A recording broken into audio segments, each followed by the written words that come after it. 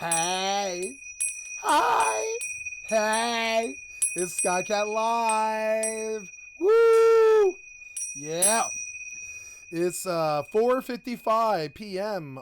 PST on a Wednesday, 3/27. That's a March 27th, 2024. It is 5 in the evening. I just walked for 2 hours and talked to an old friend and am making plans to travel soon and all this other stuff. And I am living my full life and I'm enjoying myself. And I think I'm finally starting to conquer the anger. I had a bad couple of days this week, but overall I've been doing well with the anger and I'm doing better. And so, hi guys, I'm here to smile at you, flash you a heart sign, and say, if I can do it, you can do it. um, Today we'll be playing Horizon Forbidden West, Final Fantasy XI Horizon, and EVE Online, as well as some World of Warcraft Season of Discovery. I have some work on my druid I must do. So we will deactivate Big Face and go to the small face now and get to the video, hot, sweet video game action. We're going to listen to a video here in a minute, but first we'll just kind of tune up and get all the games running where they need to be. I believe I need to make a journey out to the belt now, so I believe I will do that. We are going to undock. Undock.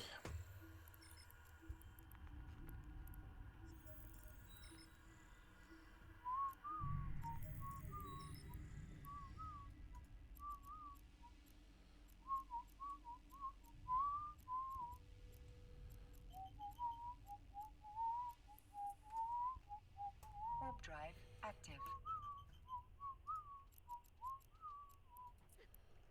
Warp drive active. Uh-oh. I aggro? Yes, I aggro. 2. Why 2 instantly? Couldn't it just be 1? Piece of shit worthless game. You and your fucking pop aggro and link after 15 minutes. 2 mobs instead of 1. 2 mobs instead of 1. We went right around town and we got some pop aggro and link. No matter where we go, we get pop aggro and link.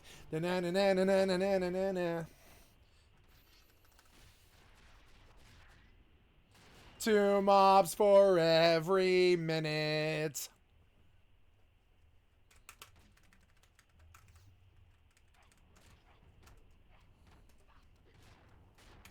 Kill the demon pun. Kill him. Kill him all. Kill him all. Yes. Okay, and here is some nice Horizon Zero Forbidden West. Ooh, yeah. Oh, he's so beautiful. Yeah. Oh, I love you. Oh, I love you. I just want to touch this sexually attractive graphical hiney. Oh, yes. You're just so beautiful. I just cannot get over it. I shall summon my ride now, and we shall ride into the sunset. On the first, I'm getting an astrological reading, and I think we're gonna do some work on my aura, and I am excited. My best friend is very good at such things, and it is time that I get an assessment and some cleansing. Oh, hello.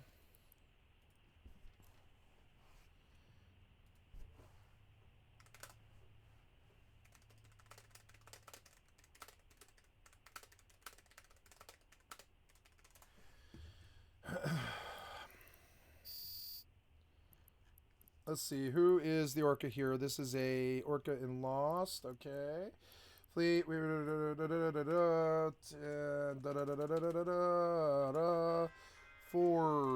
the boost. Thank you. So now I will go out to the edge of the belt, and I will fire up my drone, and I will fire it off in that direction. Then I will attach my other character.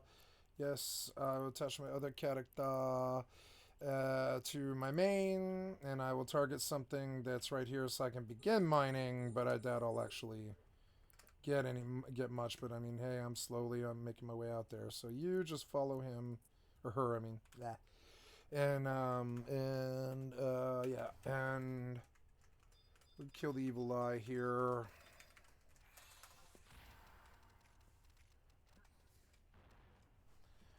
Okay, die, evil eye. Alright, let's go out to wherever we're going. What are we doing here? Bigger broom. Gather a fanghorn rib. Okay. What's a fanghorn? Is it a pig? Oh no, it is a pig, isn't it? Oh no. Pigs suck. So is this like a natural boar's roost up here, I guess? It must be. Yeah, I have no interest in you. Leave me alone. Oh. A fanghorn rib. Now, you say it's right here? Yeah, I'm in the center of it. That guy hasn't aggro, but I don't know why. Ugh, yeah, just stay out of sight here. On extreme is no joke. If that thing pushes me and actually hits me, I'm out of it. I lose this run. I am bound for a long time. Yeah. No, I don't need this, actually. That's okay. Alright, go sit down. Where is the least amount of pop aggro here where I can rest? It's like... There. There is fine, I think. Oh. I mean, demons are popping, but...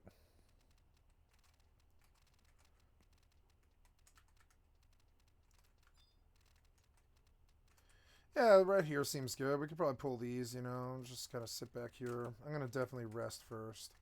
Let's see how the XP is looking. 4833, not bad. Got to make sure that the stream is doing everything it needs to do. Now, when I switch to this, do you get good sound? Yeah, you do. But you seem quiet to me, but it's there. It's seems weird. Is the volume up? Yeah, the volume's up. I don't know.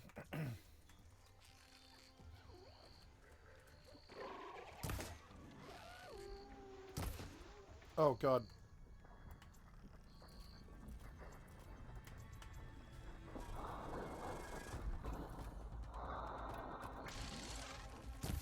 What was that? Oh, my God. I didn't even know you were next to me, man.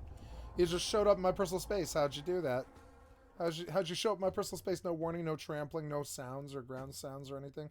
You just poof right in my personal space. The fuck was that? Try again. Is that a chest? Yeah, I think it is. Get down, damn it. Down.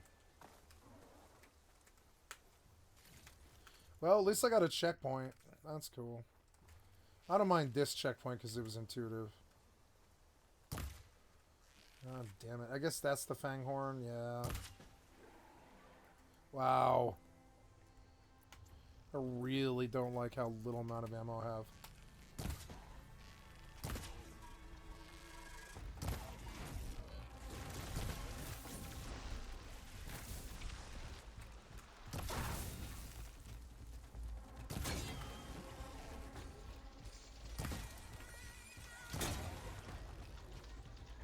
I need a fanghorn rib? How do I get a rib? Oh god, there's two of them? Yeah, there is two of them. What is the fanghorn rib? This is a... Ah! So dumb. I was trying to scan, damn it. Your stupid scanning system sucks. Why did you bother? Nah. I want you to sit down now. Simmer down now. Okay, how are we here? We're gonna begin mining. Come over here to and yeah, we're gonna drop that guy. Goodbye. And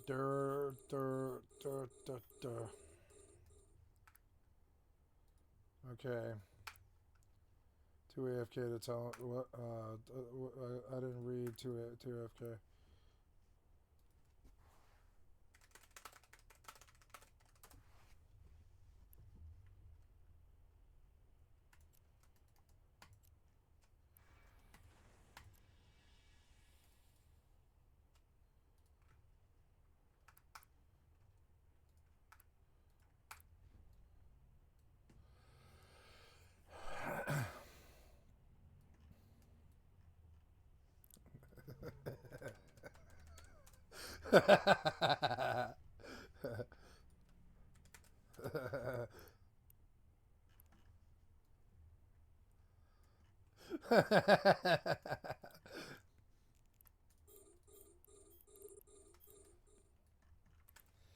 Okay, so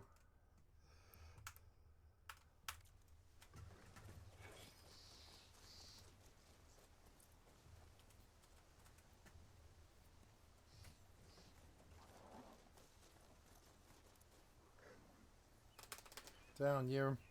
Is it a fanghorn? It is a fire fanghorn. Yeah, yeah. So, okay, well, we'll light it up here. There's the blaze canister, the resource container, which is its, I don't even know. It's antlers and it's purge water canister. Destroyed when killed, contains valuable resources. But see, I need its rib. How the fuck do you get a rib? Yeah. Can I ride that thing?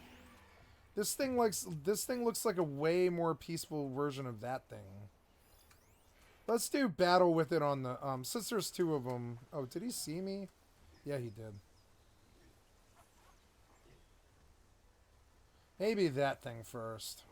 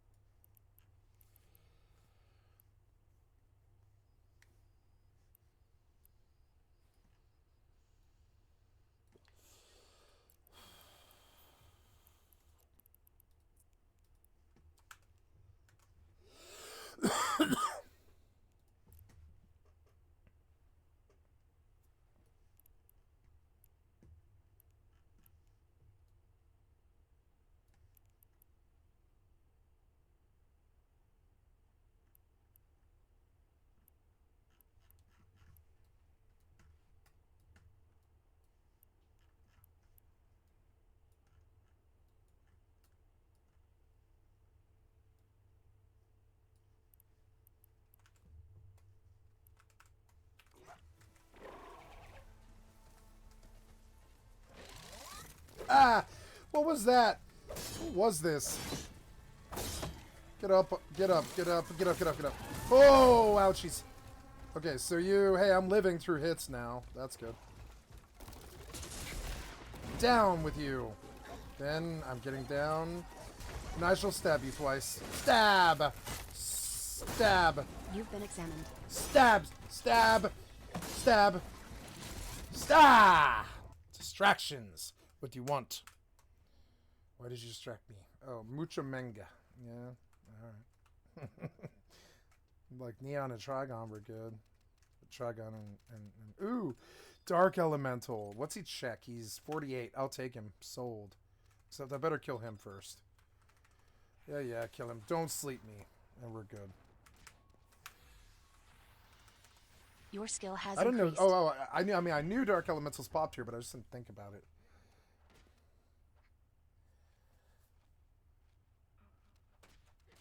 Come on, you.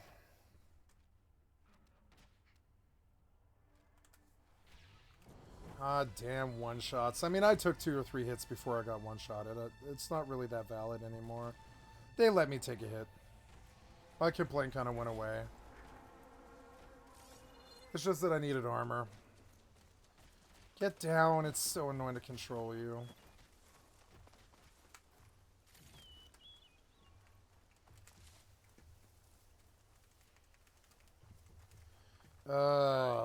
I want the smaller first. Yeah, him.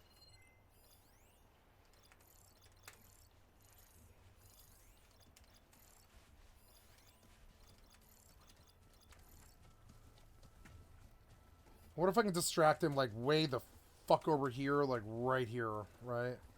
Yeah, how far do you go? What's your pathing? You go all the way right here, do you? No, he goes all the way right there. I want to drag him, like, I want to take him to me. Yeah, man, like, right there, fucking...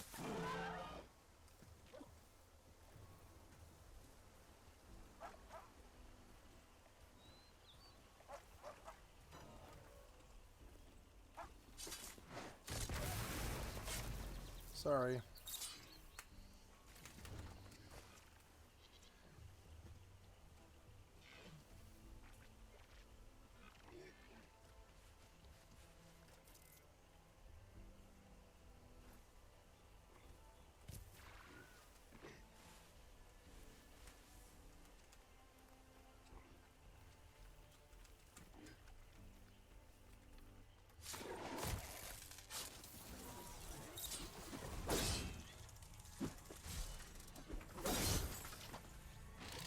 Oh!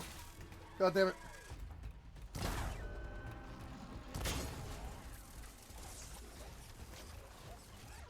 Ah! Oh! Oh! Okay. Ah, I'm out of ammo.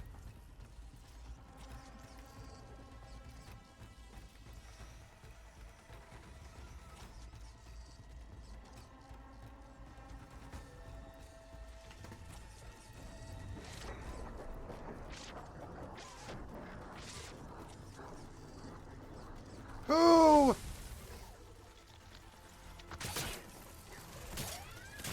Oh, come on, he ran right through it. What's the point of it? If they run right through it, what's the fucking point of it, man? Fuck this shit, man. Fuck this shit. Fuck this guy. Stab him. Yup, stab him. Fuck this. You got my kill. Oh my god, whatever. Fuck this shit. Oh my god. Ah! Dick. Ah!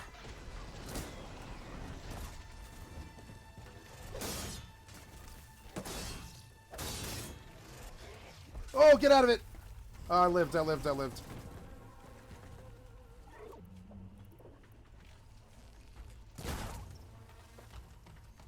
are you going? Don't run. Ah!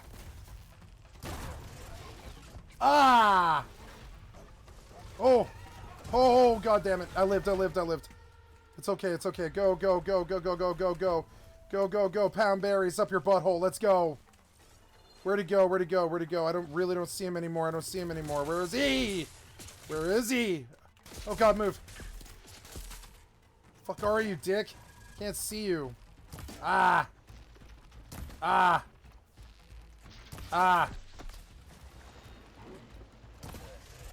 Oh my god, you're annoying. Oh, you fucker. Oh, you fucker.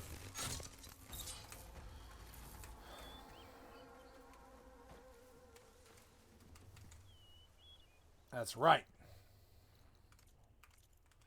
What was that? Are you killing my elemental? Of course you are. Oh, damn it, fucking dick. What's with fucking boomers, man? You know I was killing the fucking evil eye by that elemental. You gotta show up in the 5 seconds. I'm about to come pull it. You're fucking taking it from me. Whatever. I don't really want 2 of these. I think I'll just sit him down and rest him. Yeah. Just stay. That's good.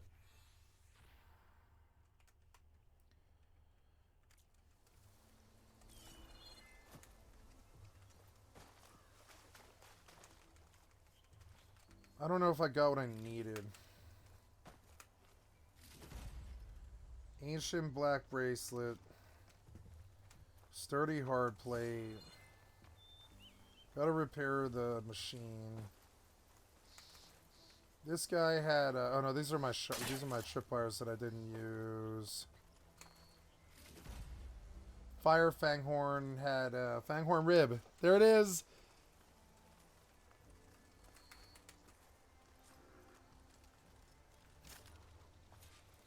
Yeah, it was good. Alright, what else is left? Did I get everything here? Yeah, I think that was all the wreckage in the aftermath and everything. I kind of cleared that thing, so let's go get that chest. I just don't want to die now. I've got so much goddamn progress. Oh, look, it's 2 chests. Nice, generous supply crate with a lot of stuff. Cool. Kind of like New World. Good, good.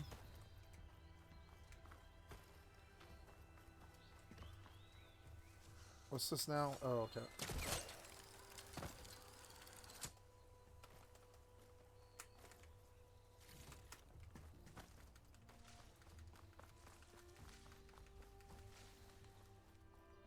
Nice, so many chests for doing this.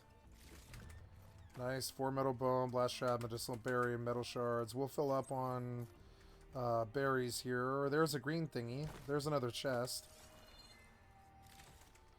Good, that's good. Oh, in the water there's a chest. That's good.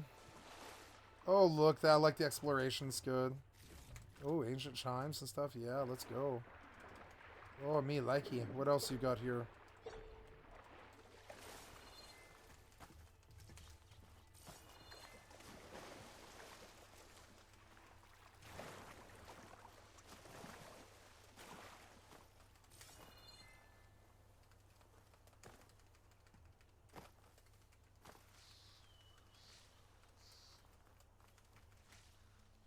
There was bitter leaf in these bushes. I love the AI and all the vegetation it's generating and everything.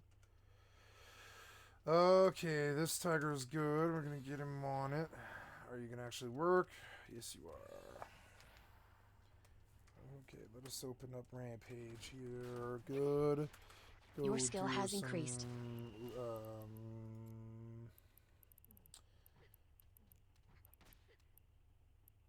Compression.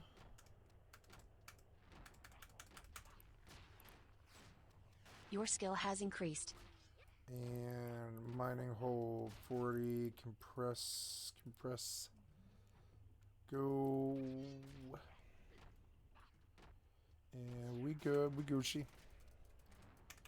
Okay, go. Bye.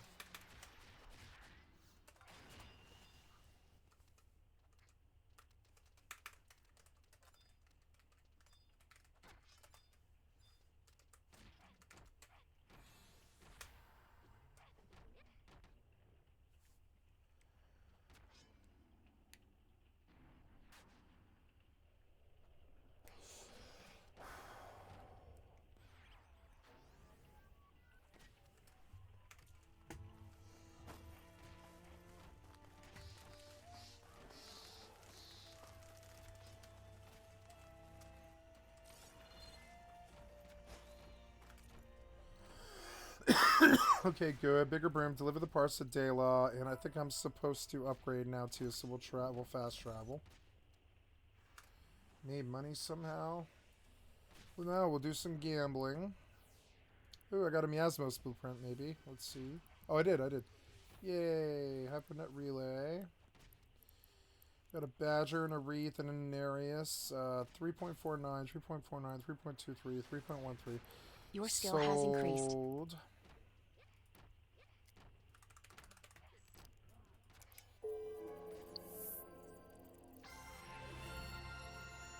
Gonna skip the ones that are definite wins.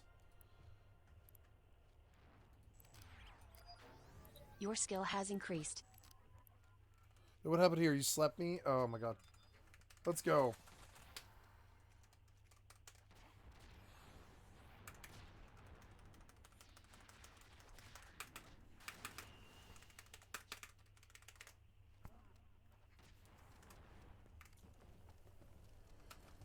Ooh, 90 in the town, 95, not bad, not bad. These are the proper settings.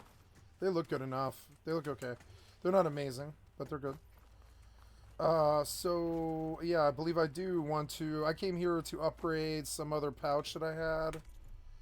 Just so I have all the tools I need to survive all this madness. Oh god, this thing's gonna kill me now. No, Slika. Please kill him now. Do not gospel me to death. Please kill him now. Hurry you. No gospel. I don't want to die here. Kill the evil eye. Kill him. He just ran a spell. Come on. No. Water got two. Don't kill me. Hey!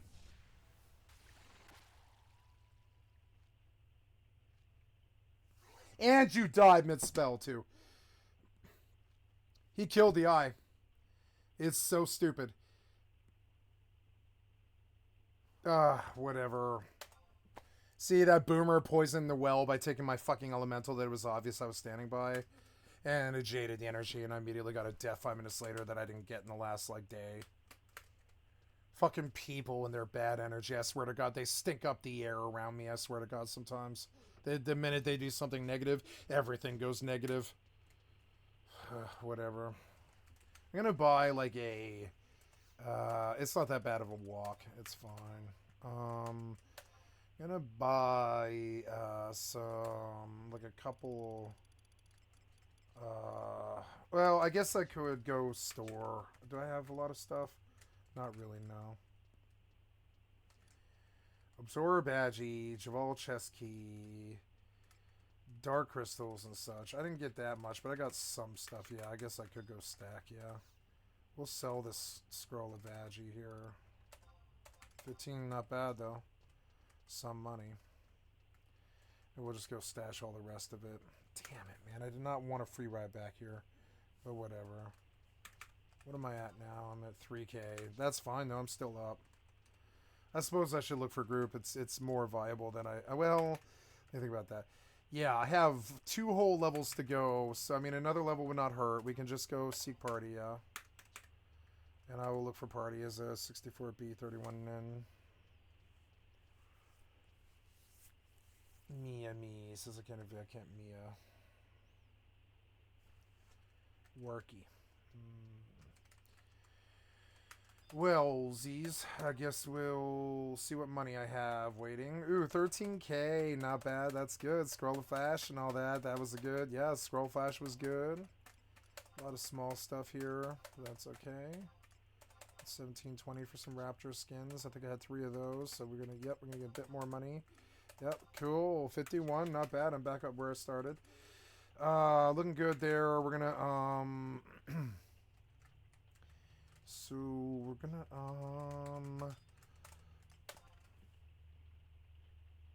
I suppose I could work on LB4 would be the next step, I guess. I should go take the quest from him while I'm in town. I will do so. Oh no, I meant to drop in town while I was there. Weapon upgrades for what? For what? Oh yeah? For what? This is the Fire Hunter bow and this is the Warrior bow. I'll take the Fire Hunter bow. Yeah, you got the 3rd upgrade, did you? Alright. What's it take? It takes Charger Horns. Yeah, I'll take it. Yeah, that Fire Hunter bow is good.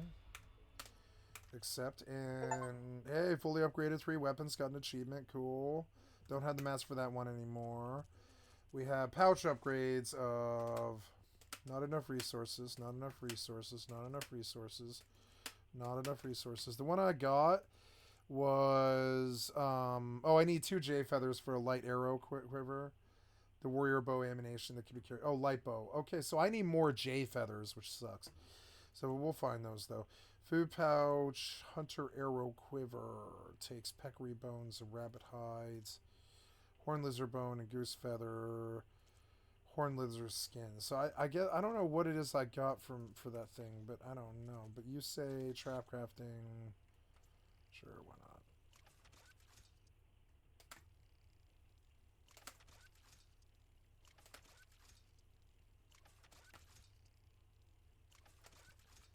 Yep. And then potion crafting. None of from your potion pouch. Weapon upgrades of the hunter bow variety requires a burrower sound shell. I don't know how to get that. I'm gonna compress now. Compress. We'll take some swings at this. This Badger blueprint for 6.8. I'll take it. Fine by me.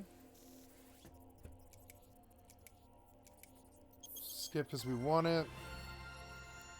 Yep. And then we come back and we'll take a stab at the wreath. We're going to take the rest of these and compete with these guys. Let's see if we win this one.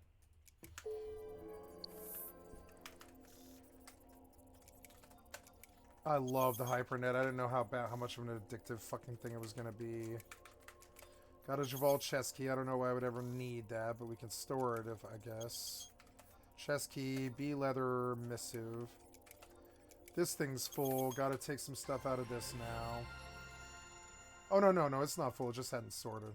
So, there we go. Fire crystals, basement seals, kindred seals, earth crystals, dark crystals, Araman lens. All of that should stack. Then, looking for stacks of stuff. Getting closer. There's a stack of dark crystals. Gonna go back and look for more stacks of stuff to make sure I didn't miss anything. No. Those Gysol greens, I don't think I'll ever use those. I'm gonna vendor that. Oh, yeah, the Gysol greens. Yeah, I don't know. I'll go see what those are worth. Yeah, there's a lot of other stuff here. There's a stack of fire crystals. There's a stack of lightning crystals. There's a stack of earth crystals. The Araman lens are starting to add up. Water crystals. A mithril salad will sell. Go back and put those up. Oh, I went out the wrong way. Oops. I want to shoot to Relude Gardens here. I have a new slot, but I don't know how. Not enough resources. Would you like to set this job as your active quest? Yes. Job is now tracked for Hunter Bow. And weapon upgrades of this one, I guess. Yeah. Oh no, Burrower Sound Shell. I don't know where to get that, but yes. Weapon upgrades. You say that there's a weapon upgrade, but there isn't. Outfit upgrades. Oh, here, I got the third piece for my Oseram Explorer set. 19 and 23 melee protection. I probably won't get one shot so much anymore. Apparently, I'm supposed to be able to attach a weave to this, but I don't know. I don't see an option to. Get that out of the way so I can see. Skill details. Yeah, but I don't know how to attach a weave to this. I don't know. Do I have to spend a point or something? I don't know. Maybe that has to be the workbench. No, I'm in the workbench, aren't I? Yeah, I'm in the workbench, I think. Why can't I attach a weave to this? Let's see. Outfit upgrades. Oh, unlocks weave slot. The third slot. Oh, yeah, the weave slot is unlocked, but I don't know how. Oh, maybe I have to do that in my menu. Oh, yeah. A weave slot has been unlocked for one of your outfits. Weaves can be equipped on outfits to improve their abilities. Each outfit comes pre-equipped with a weave that must be unlocked through upgrades. Tap R when viewing an outfit in your inventory to modify its weaves. Yes. So, okay, I get it. So we come here, we save E. You know, I like to save after all that work just because it's like work. You know, I don't want to lose it if I fuck up or do something dumb. We're just going to save right now so I don't have to do any of that ever again. You know what I'm saying? Yep, and then we come back here. Oh, probably have to... oh, cool, I won this one. Nice, that's good. I wanted to read the blueprint, I got it. I won it, I got it. And the Nereus, yeah, we'll compete with these guys on this one too and see if we can win this one. Yeah, I'll take this one too. BPOs are a good market. I like BPOs. I think they're always worth money. So, yep, buy 3 million. It's not too bad. Come on, big money, big money, big money. So now we go into the inventory, we go to the outfits, we come to this, we edit weaves. Oops, wait, did you come to the right one? Inventory, outfits, edit weaves, quiet movement slot is locked in the lock slot. Choose a weave slot to modify, but the slot is locked. How do we unlock the slot? Oh no, that's North. Oh wait, are you wearing the right outfit? Is that the problem? This one has versus 4, versus 23, versus 4. I am wearing the wrong... I'm wearing the wrong one. That's why. Equip this one, and I'll have better... Oh, look, it's a different outfit and has better melee protection. Yeah, melee protection is the thing that's really kind of screwing with me right now. So, Oseram Explorer... This one doesn't have the same bonuses that I want, but yeah, this is the one, the Oseram Explorer. Then I want to edit the weave on it.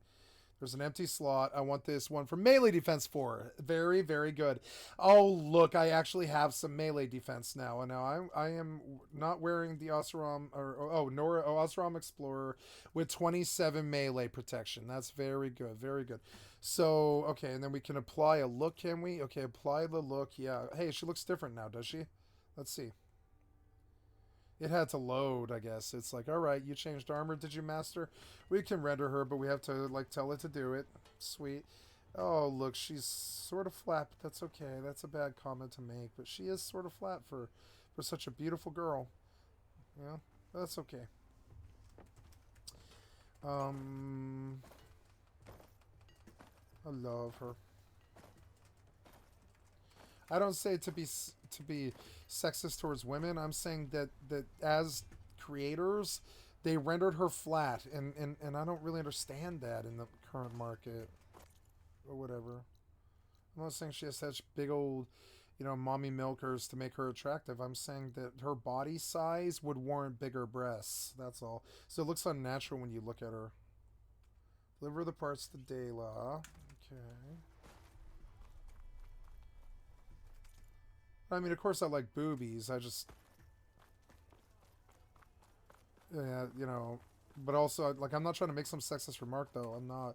I'm saying it looks disproportionate in terms of, like from an artist's sensibility. Her flat chest makes no sense with the size of her body. Do you see how it's sort of odd? It makes her look like a dude a little bit. Because the size of her body, she would be rather voluptuous, I think, actually. They must have resisted out of trying not to be sexist, I guess. But, I mean, sometimes women just have natural busts. It does occur. I think she would. With the stature of her body and such, I think she would have a bigger bust. I'm just saying. Like, naturally. But whatever, maybe it is kind of sexist what I'm saying. I didn't mean it that way.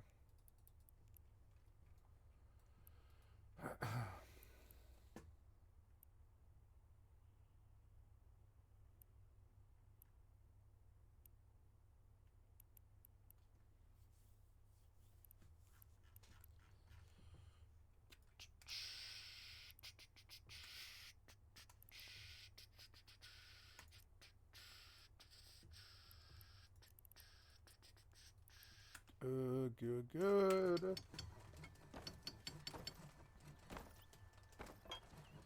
Up to Dela. Fanghorn River Move, 3 Charging Horn Move, Prototype Spike Thrower. Oh, I obtained the Prototype Spike Thrower. Spike Throwers launch powerful projectiles that can hit enemies at long range. Due to the long build-up, they have a slow rate of fire and cannot be used while jumping or crouching. Spikes must be thrown at full draw in order to penetrate armor. Okay, Spike Thrower, huh? So let's go take a look at that. We have a Spike Thrower now. We will equip it in place of... Most likely, I probably will not use this thing. So, yeah, we'll switch it out for now. And we will go switch to this, and we'll test it out. We'll go save, and then we'll test it out. I got a skill point, which is also good. 2 skill points. So we're going to go to we're going to go to skills, and we're going to spend points in Survivor, because survivalism is all I really need, honestly. Yeah, potion proficiency. Health potions provide more. Potent medicine. Potent medicine is working for me, so we'll definitely buy this one. Potion proficiency. And then we'll say, oh no, I guess I can't, huh? Okay, well that's okay. Can we do this one now? Toughened. Consume a special potion to restore health and gain resistance to status effects. Health regained every 2 seconds, 50. Melee damage resistance. I don't want to pop potions. I don't think that's something I want. I'm terribly sorry, but I don't. I don't think that's... I don't want to pop potions in battle. That's not my vibe. If I have to, I'll spend the points in them, but I would rather that I didn't.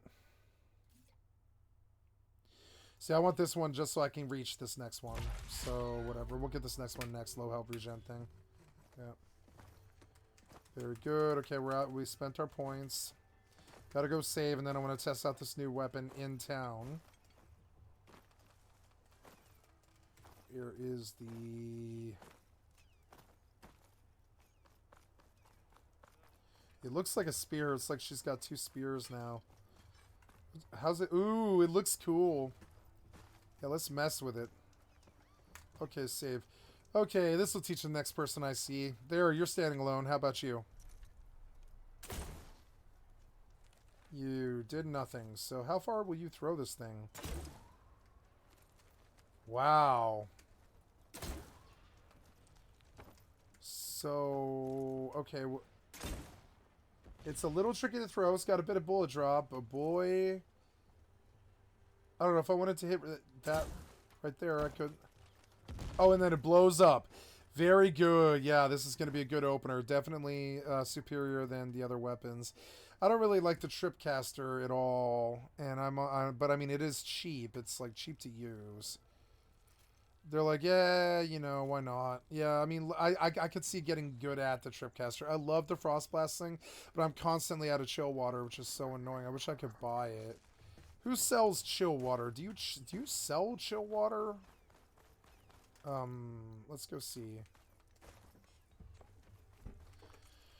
I better go compress here. Compress. And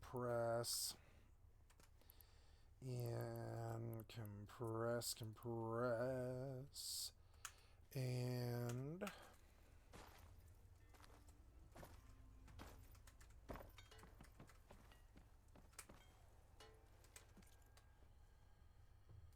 tools, yeah, can I buy that with, well, yeah, I can. I'll just cap out. Yeah, I want to buy, like, a lot of these. Not enough resources. Costs. Oh, are you, yeah, you're, yeah, what, I mean, common, fast travel, sort, rarity. Select the amount you would like to buy. You say, oh, I only have 42 metal shards? How is that right? Okay, well, sell. Resources. Yeah, we'll sell all that stuff. Yeah, sell all that stuff. Yeah. Yes, please, sell.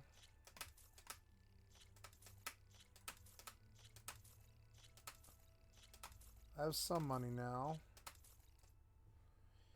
Gear upgrade resources I don't want to use. Strike pieces. What is that? It's a wooden carving that resembles a using a game of machine strike. Oh, it's strike pieces. I see. Okay. Cool. They want me to go to the new town now, I suppose. And that might be cool if there's like a real strike player there. Because I like strike, actually.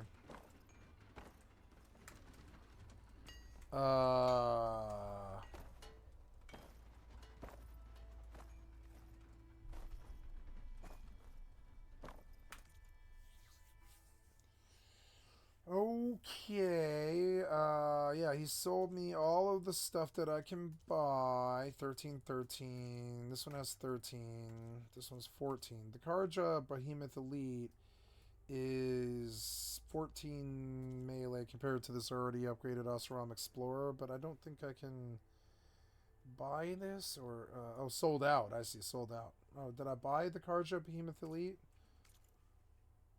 No, they're sold out of it. Okay, well, I have some melee resistance now, and I'm moving up in this game. What else do they want me to do now? I have to go get a Burrower Sound Shell, which is something that I do want to do, and a braided wire from a charger mount. So let's go. Let's go to that one, yeah, and I'll confirm, yeah. How's this going? We must compress.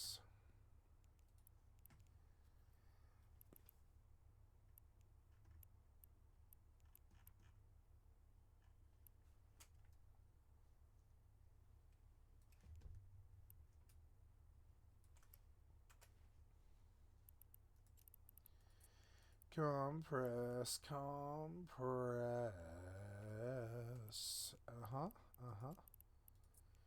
Compress.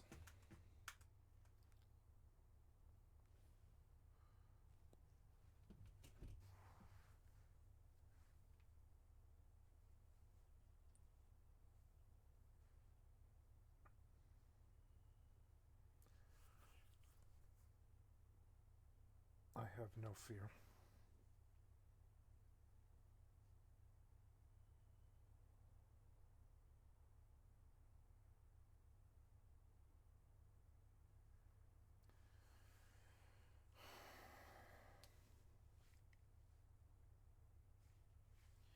I don't know if I should leave town. I'm like debating.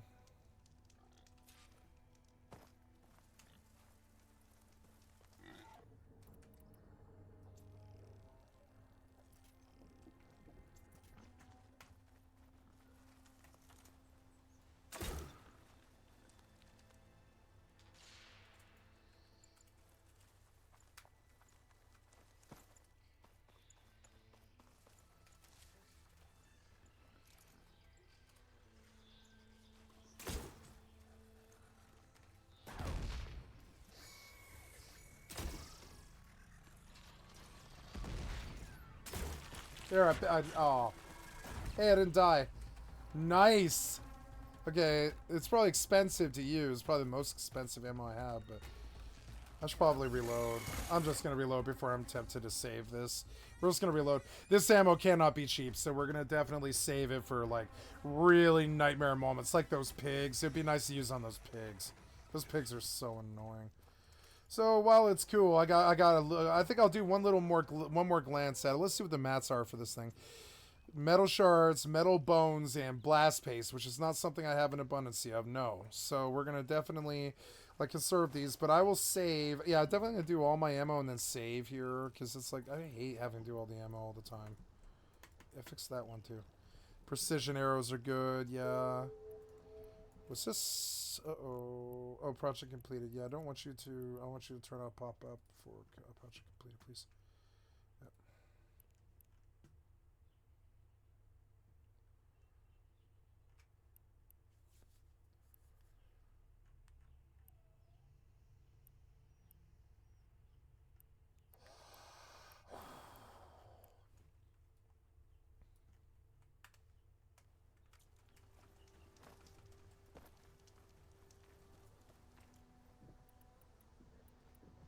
But let's learn to use this thing.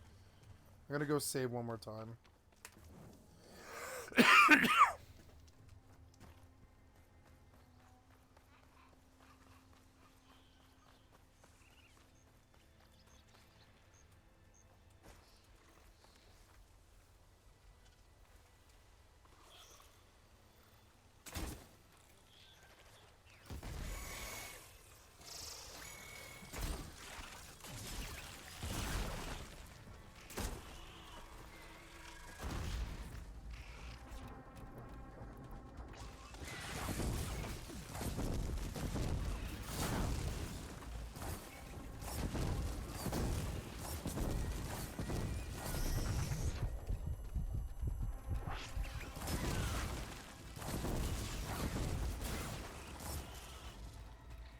Ah!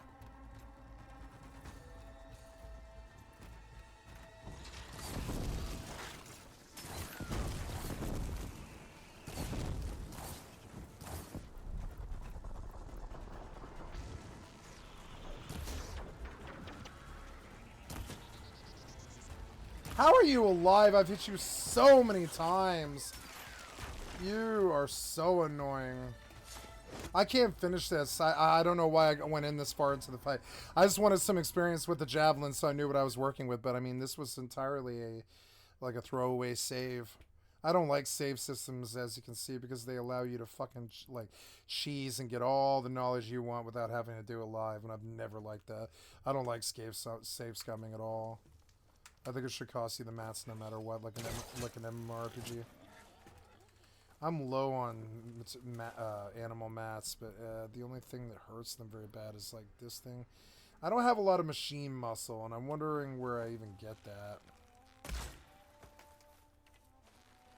God damn, you are strong. You have so much health for like no reason.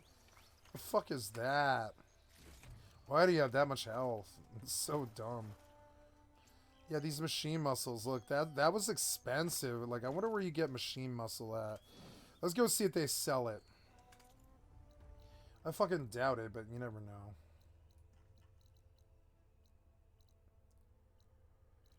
Okay, campfire. Yeah, I'll go. Compress.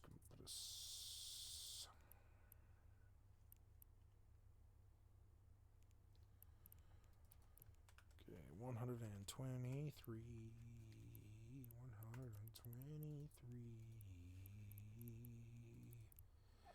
There we are. Okay, so do you sell materials? I think you only sell clothes, right? Yeah, I think I want you, right? Yeah, I need resources of the... First of all, chill water would be good, but I don't know if I can afford that much. I can't. But yeah, I need machine muscle. Yeah. For how much? Oh man, is that one each? Yes, it is. 4 of them. I'll take it, yeah. And then create a job for machine muscle. Yeah, where do you find machine muscle at? Metal shards from charger mount site, but I want machine muscle. How to get machine muscle? Let's go see. Best way to get machine muscle. Let us see. Oh yeah, I got notifications, do I?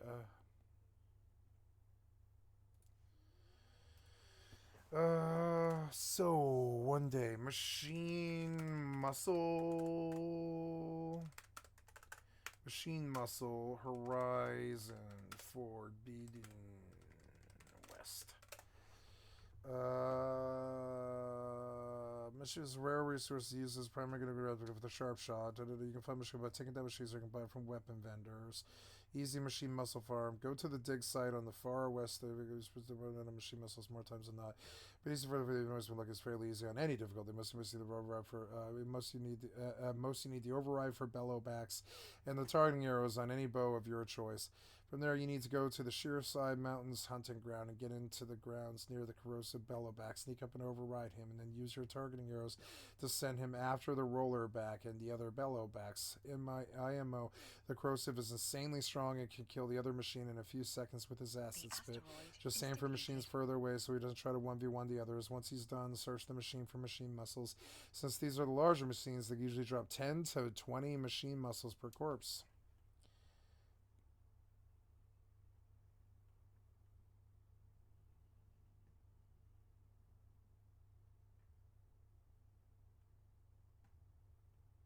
Oh, cool. You can get target arrows.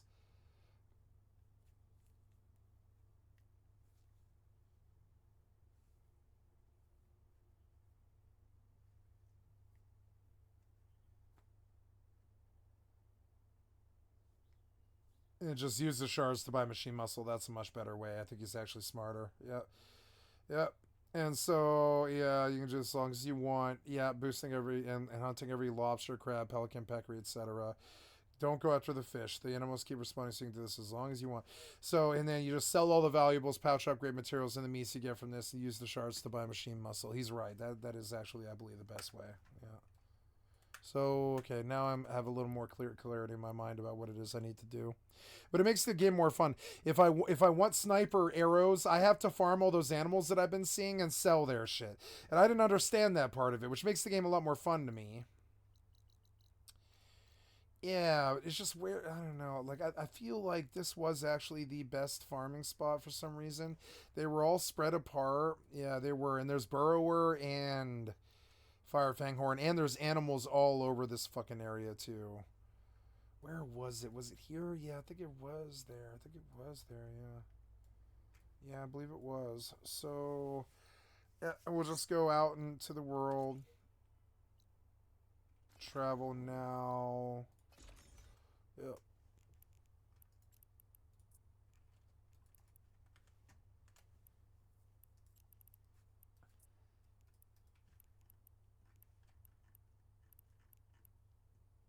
Okay, so doing good. Now, there's one more thing I wanted to do that I didn't. There is something else that I didn't do. There we go, and come to you and show me my channel. How is my YouTube channel? It is doing well. Very good. And then, and we will go to live and mini player. Very good. And we come to the Twitch. And we are done. We are done, done, done. Done, done, done. Yep. Okay. And across the board, we are good. We are mining on the eaves, and we're playing some Final Fantasy 11s. And what am I doing here? I'm going to Relu Gardens.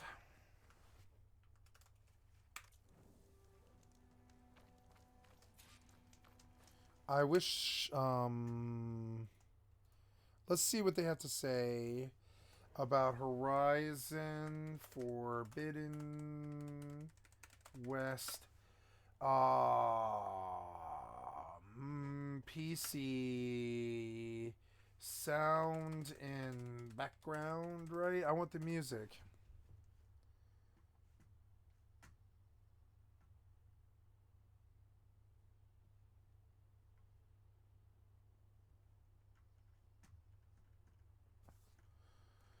Screens can't hear sound when gaming. All background sound good, but West Complete Edition. I don't think I can. Is there a way to oh, yeah, maybe I can get a mod for this. Let's go look at Horizon Forbidden West on Nexus mods, right? And just see what they have. Maybe I can get a mod that'll let me play it in the background, because that's what I want. Let's look at the popular of all time. DLSS and FrameGen, HDR Max Luminance, save files for New Game Plus or Burning Shores, Forbidden West cheat table, visuals enhanced, save file, Horizon Zero Day Launcher, Clear Vision Reshade. Ooh. Save game. Natural color visuals makes the game colors look more natural, closer to real life, and adds a tiny bit more sharpness to the game, making it look a bit clearer. West simple color fix. West table. No more yellow tint. Yeah, that yellow tint is actually really natural. Or unnatural, I mean. Yeah, they are right about that. Filmic reshade, but I don't think I'm going to find what I'm looking for. It's all... See, oh yeah, real darkness. Minimum shading, no performance state, added local contrast. Yeah, why not have a real darkness, right? HDR, sharp, realistic, save ultra hard, level 22, North Thunder Warrior, and Tears of the Land God. Clarity, color, and contrast. Yep, nothing here about sound and background. You crippled your game with this, which is kind of annoying. That's okay. You know, we can't expect everything from these people. They delivered enough. I'm satisfied with what they did deliver. I'm not an unsatisfied customer. They aren't perfect. How to No, I don't think I can. And in some ways, I probably don't want it. I probably do want it pausing, really. So what's the cheapest way to do this? I guess we open up these, because these arrows are like endless, yeah. We just like slowly pump like a lot of arrows into them with the drain. That is ridiculous. It is ridiculous. That is fucking ridiculous.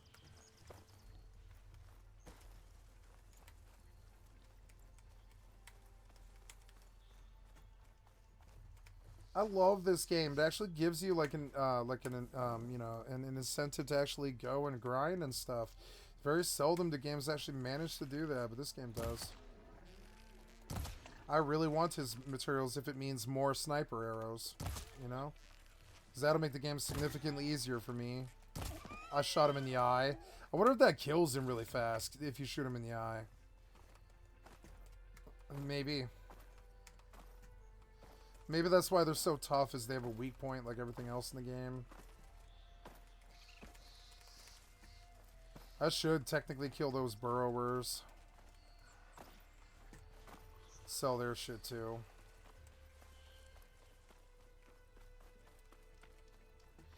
I'm terribly sorry, guys. I must pause to go to the restroom.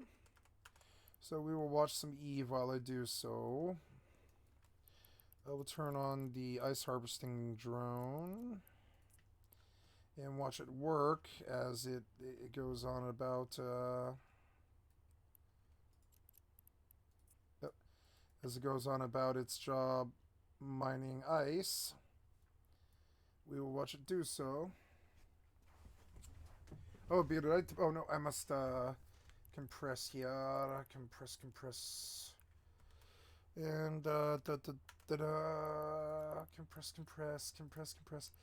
Okay, and there we are. We have good setups here. Everything is good. Everything is awesome. Okay, I will be right back. Let's go to the restroom. Everything is awesome.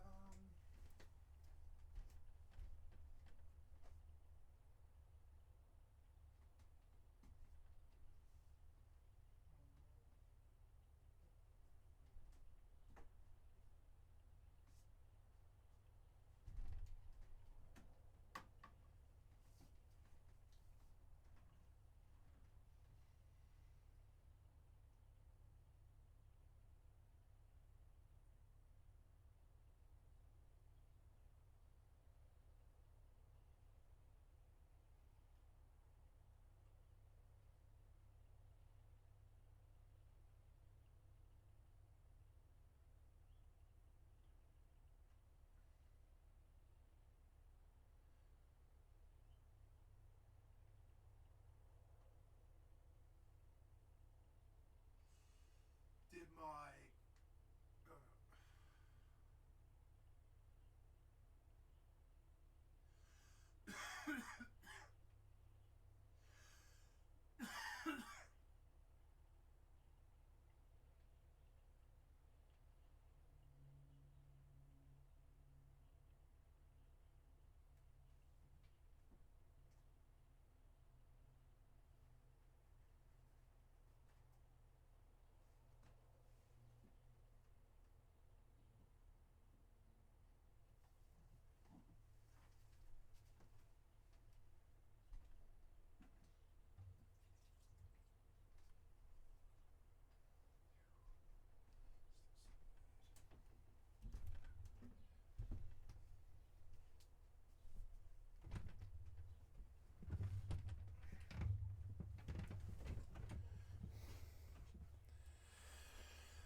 Okay, back. Sorry about that.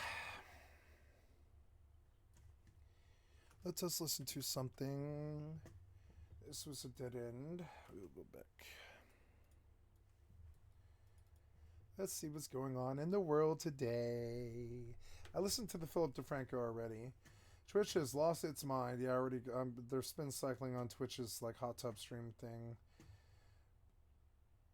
Turkey Tom did something new.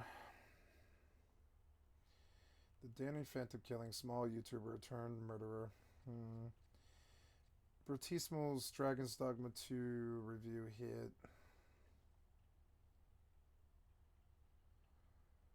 I like this guy. He's funny.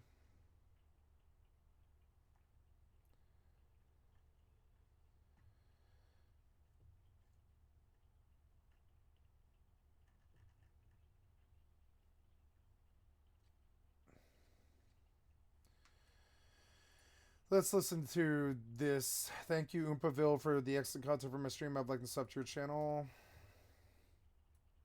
What happened here? Why do I not have sound? You muted me. The combined weight of 1,000 pounds in the water. What would you do if you saw two sisters with the combined weight of 1,000 pounds in the wild? I'm not making your son do a damn thing, Amy. Get the out of my face! And what would you then do Get the fuck out of my face. if these two sisters were snarky? I want to see it again. Wild. I'm not making your son do a damn thing, Amy. Get the out of my face!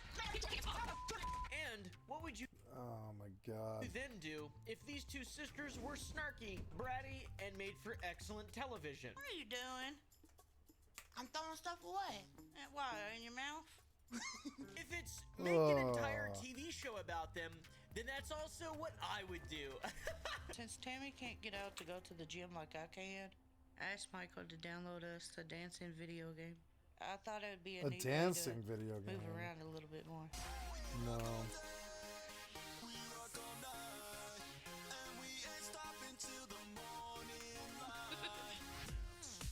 I can't do this. It's been a while couldn't since we do checked up 5 on the seconds? Slayton sisters on this main channel. TLC is getting out of hand. Tammy calls the cops on her ex-lover Philip. My ex-boyfriend has been harassing me. I've been keeping up with them for years. I cannot let them go. At this point, it is a staple of my channel, and I am required by law to every now and then verify their progress, see what they're doing, see how they're doing, make sure, quite honestly, that they're still alive. I would consider myself a Tammy and Amy expert, and I have never heard of this for 1 second. I didn't even know that this was one moment. This was one moment of this happened. I didn't realize they were scammers. I thought they were just dumb. Shit! Last we heard, Tammy lost a bunch of weight and is doing pretty damn well. Hello, my name is Caleb, and apparently Tammy. There's a big goal or something. TLC, guys. Amy and Tammy. Down, sisters. We lost a bunch of weight. All right, we're gonna see what happened in this episode, guys. Showing up on stage, walking around, and that's right, walking around without the constant need of a walker or wheelchair. Incredibly impressive. She even got a damn husband named Caleb, and they met each other at a weight loss camp. Never been arrested, not once. I'm willing to do whatever it takes. I'm not quitting, I'm not giving up, I'm not stopping. Only 3 weeks into their dating, Caleb asked her to marry him, and she said yes. They got engaged. There was a wedding ceremony. So a lot has gone on. A lot has changed. The antics, they're always the same with the 1,000-pound sisters. Is this healthy? No, but the show is good. So today we're going to do a little bit of a deep dive. All right, guys, we're going to find out exactly what's been going on with Tammy. A whole bunch of shit. And also Amy, there's sisters. There's 2 of them. It's not just one. It's 2. Like me, the events I am that out of TLC covers shards. is always quite a bit Son of a behind bitch. what's going on in real life. Chronologically, they're a little delayed. Just like me, developmentally. Excuse me, sir. I heard you were hiring. The new king of Swindon would like a job. In the recent episodes of 1,000-Pound Sisters, they're talking about Amy wanting a divorce from her husband, Michael. That's right. This is Amy. This is Michael. We all love Michael, or do we? I don't remember. It's been a while. I haven't kept up with the lore. Is he a troglodyte now, or are we making fun of him? What are we Okay. doing? What are we doing? Even though Michael is definitely not the sharpest tool in the shed, he is not the brightest crayon in the box. I'm hoping he at least knows how to Not the press smartest damn peanut in record the button. turd. In short, Amy's basically exhausted of having to take care of their kids by herself. You gotta do something, because I need some help. I cannot keep going like this. I want to say this real quick. You have got to start doing better about supporting her. When she's upset like this, you're going to have to take the kids away and give her a minute. Do you know what I see when I walk around and I walk in here? I see a messy house, yes. But do you know what I see? I see that my sister's so depressed that she has no energy to get up and clean and do dishes. It's stressful for her. She's a mother. It's a stressful thing. They say, I'm not sure, and her husband think doesn't it's the seem fat like he doing does that. shit at all. He's a very lazy guy. I know you are. But hey, I went to the store and I picked up these face masks. Look at this. because you've been crying. So I got these. Crying, look at these damn beautiful flowers and all them. This is a nice Oh, way wow, to his eye decorate is a weak refrigerator. spot. I'm gonna be honest, I like that. I also like these cool Hobbit doors. I love that. Perfectly shaped for a trapezoid person. Amy's always crying. She's always whining. Her sister Amanda came over to give her some company and make her laugh by being snarky and redneck like they always are, and also just to try and take her stress away. Hello? We're in the kitchen. I'm out of metal shards. The other day, when me and Tammy took Amy and the boys with us, Amy was really struggling. So today I'm here to put eyes on the kids and her and just make sure that they're okay. It seemed like, guys, it's been helping. I like Amanda. They've got support at least. Oh man, they're always up to these awesome redneck hijinks. Don't put that on the baby. What the fuck? I love the laugh too, the phlegm laugh, the airy phlegm laugh. The perforated lung laugh, I like that. The TB chortle. That's it. I think chortle's a word for laughing, I'm not sure. A titter and a chortle. Jamie seems to be tired of her husband and she's not giving him any more chances. She's willing to walk away from it all and burn what they've built down to the ground. I'm ready to walk away, to be honest with you. I told him over and over and over again, if you don't change, I'm gonna leave. I used to be the glue that held our family together, but now I'm just the used piece of gum. Someone done stuck me on the bottom of the dirty ass shoe. I think that's perfectly reasonable. If you're in an unhappy marriage, and even if you have kids, whatever, they can't be a reason to stick together. I mean, you can try to raise the kids, whatever, but if you're already old, like Amy, I feel like is probably pretty old for the average family age, woman family age. Amy Slayton age, like mid-30s, 36. So she's not super old. Oh damn, she got a new boyfriend. Tony Rogers, my favorite TikToker. I've never heard of Tony Rogers, but he seems like a nice guy. Is that Tammy or is that Amy? What's with the fucking filter, dude? Way hotter than Michael, that guy is. Things got pretty heated in that episode. We cut to Michael arguing and yelling, and Amanda is just all up in the business, ready to throw fucking fists, I guess, because allegedly Michael whooped up on her and DV'd her, which is terrible. That just happens too often. It's a travesty. I cannot imagine resorting to violence. She did put forward charges against him for domestic violence, but she did eventually drop them. So that's good at least. She don't gotta come back home until you I'm gonna fist fight a woman. And she's about to have a heart attack back there. Look at this. This is exciting, dude. If this was my family, look at her. She got the 1,000-yard stare.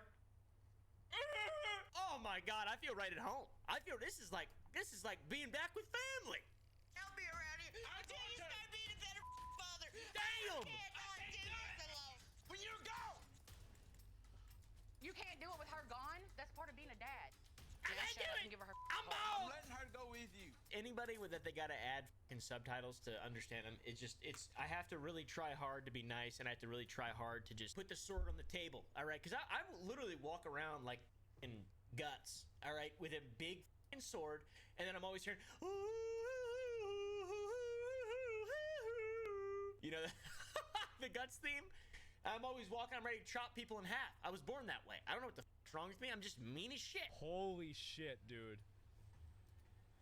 Holy fucking shit. Wow. Big ass sword.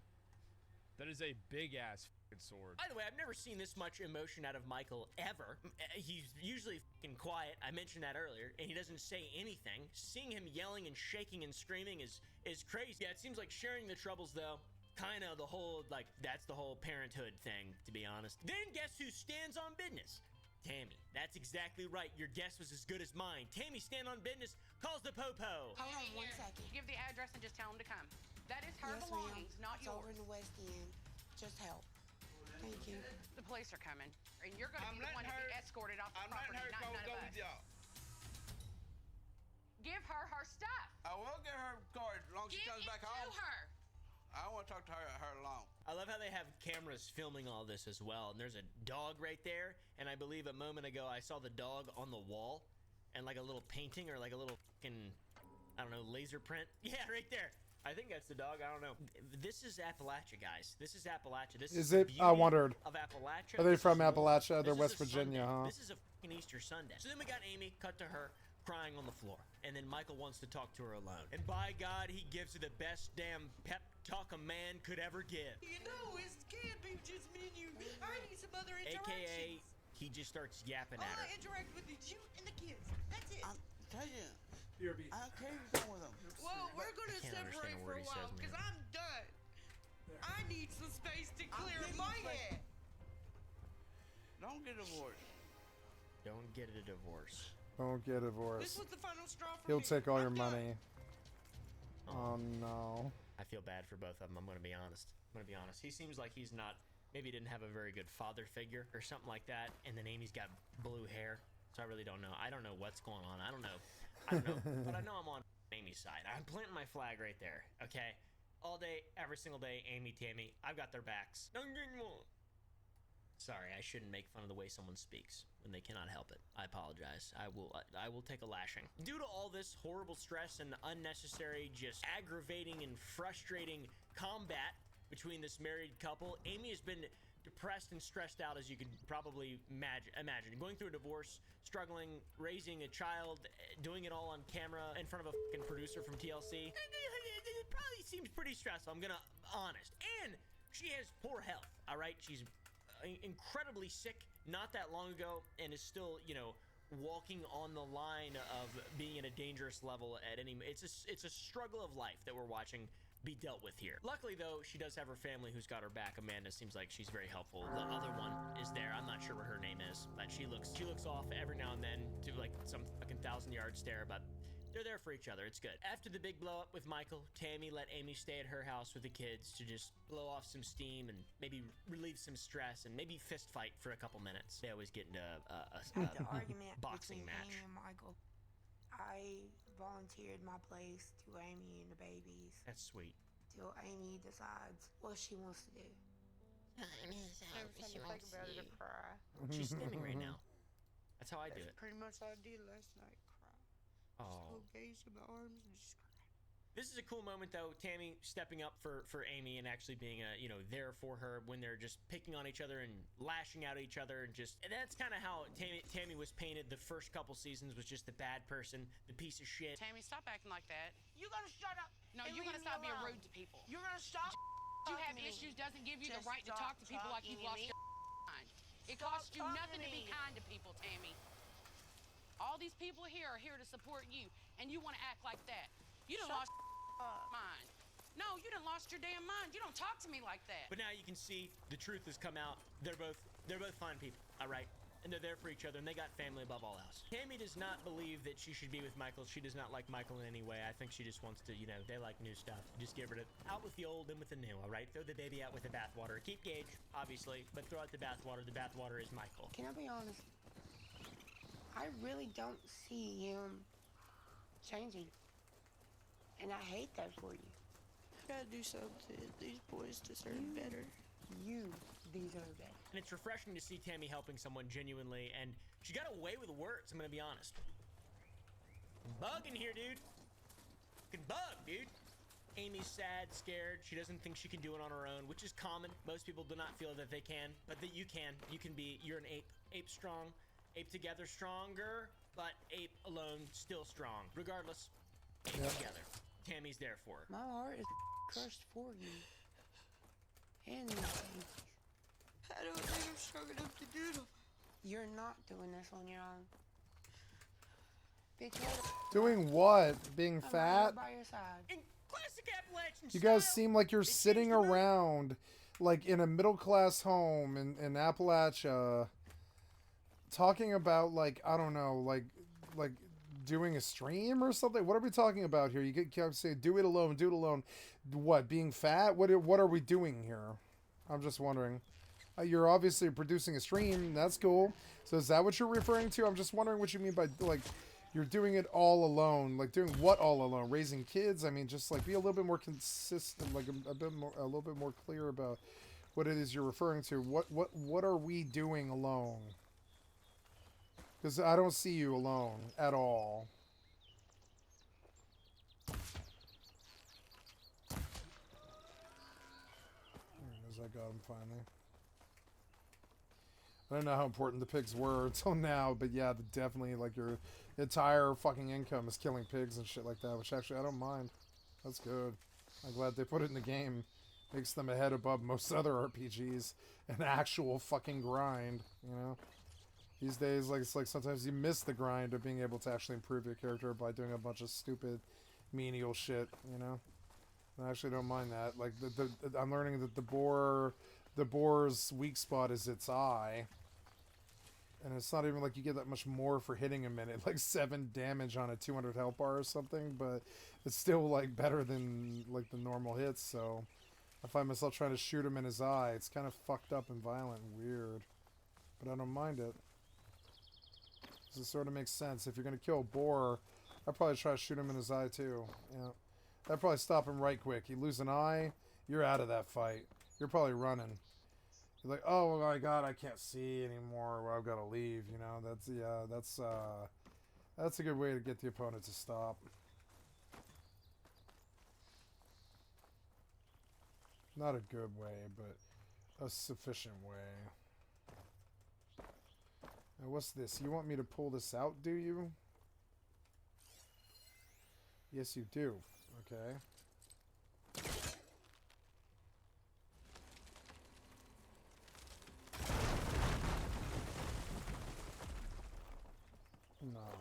Nice. Haven't been here before. Cool. Oh, it's another tower, huh? Okay. Yeah, seems fairly easy. Okay.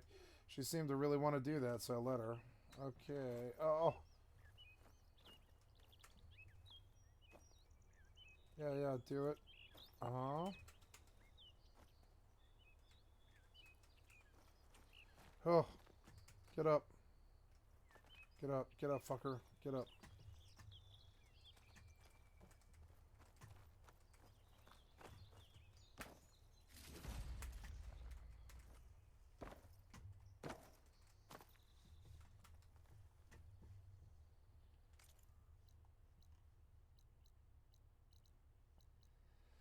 New quest, Barren Light. Go to Barren Light. So this is good. I got this. I want to scan this whole dealie here. Wait, what's that?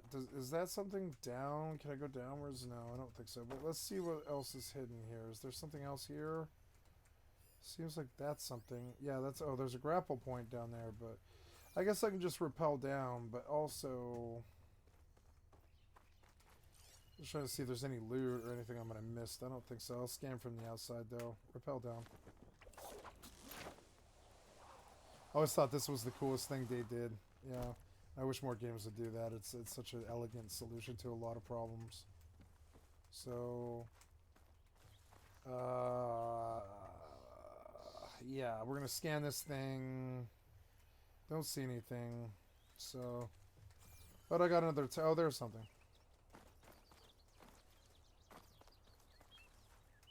Nice.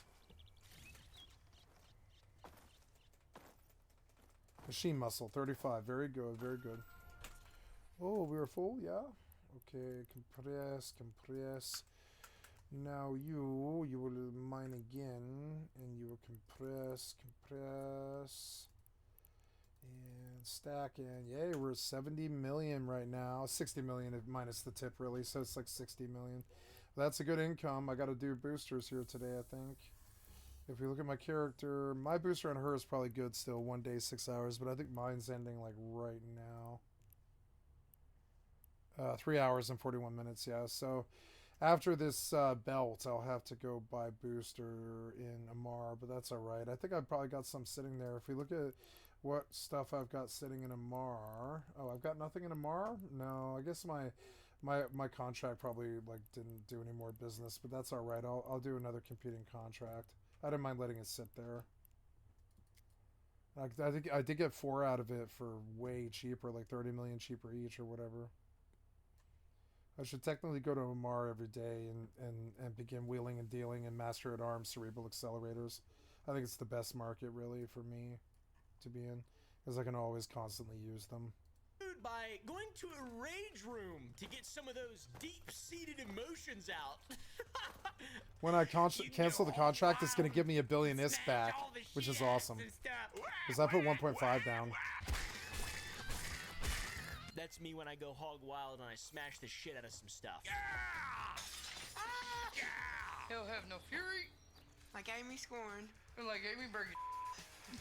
Can I get a hell yeah? Damn, that seems dangerous. You, Michael.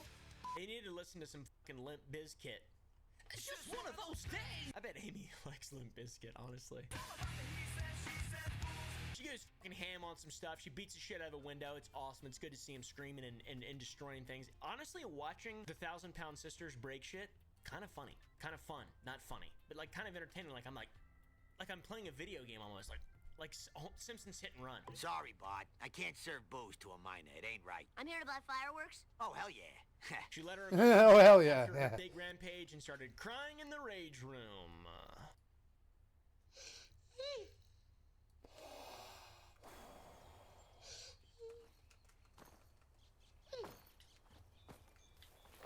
I never understood this. Like the whole like getting your emotions out. I never got that. Like being able to beat something like in the moment maybe, but if it's gone and past, I've never really understood being able to just conjure up some sleeping feelings and just go and then start crying. I've never been able to do that. I was hoping Because you are a sociopath. Because you are a sociopath, and I mean that. You don't feel emotions. for a long time. I think you didn't feel think anger. Anything that was possible. I didn't think I was going to get married. I didn't think I was going to have kids. But that's something I'm the one that went through like surgery to have my babies. I'm the one that made my family a family. I'm the one that fought tooth and nail for my babies. And now everything's falling apart. And I don't know where it all went wrong. That's awful. I feel bad for her. She's obviously in a very bad spot. For a second, It's the self-indulgence. Trust me, I know.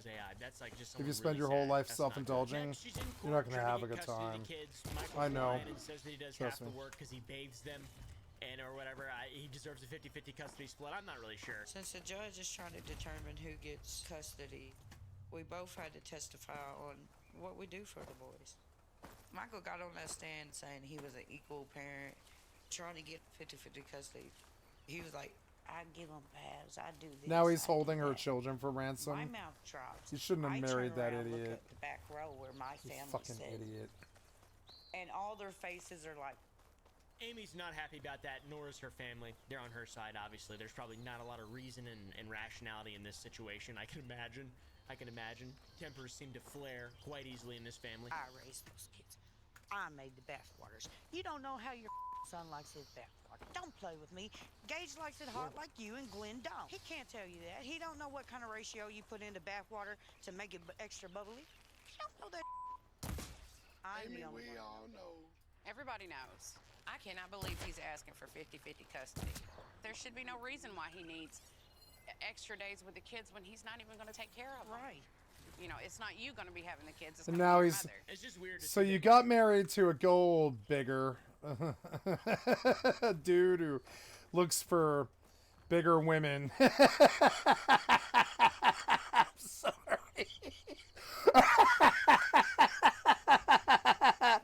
You fell in love with a gold digger. God damn it. And he's holding your kids for ransom now for 50% of your money, essentially. And the role reversal here is actually so good. And I mean, it's not good. It's not a good thing that is happening. I'm not reveling in someone's sorrow or whatever. It's delicious to see the role reversal here a little bit. It's just delicious. That's all. Like he doesn't really want to deal with him on his own. Like he quite literally said that in the clip before. I cannot do this alone. Why are you You yelling? can't do it with her gone. That's part of being a dad. But he still wants a 50-50 split. I don't know. I mean, shit. He seems like he's getting a get out of jail free card. Seems like it's but he'll about probably have to money, pay all child of it. support. Seems like a waste of fucking time though. You know, I don't really understand what's going on. Why do here. these Also, people have money? hilarious, he apparently spends more time playing video games than raising his children. Same. Sure. I was the chef. I was the cook. I was the nanny. I was everything in that house.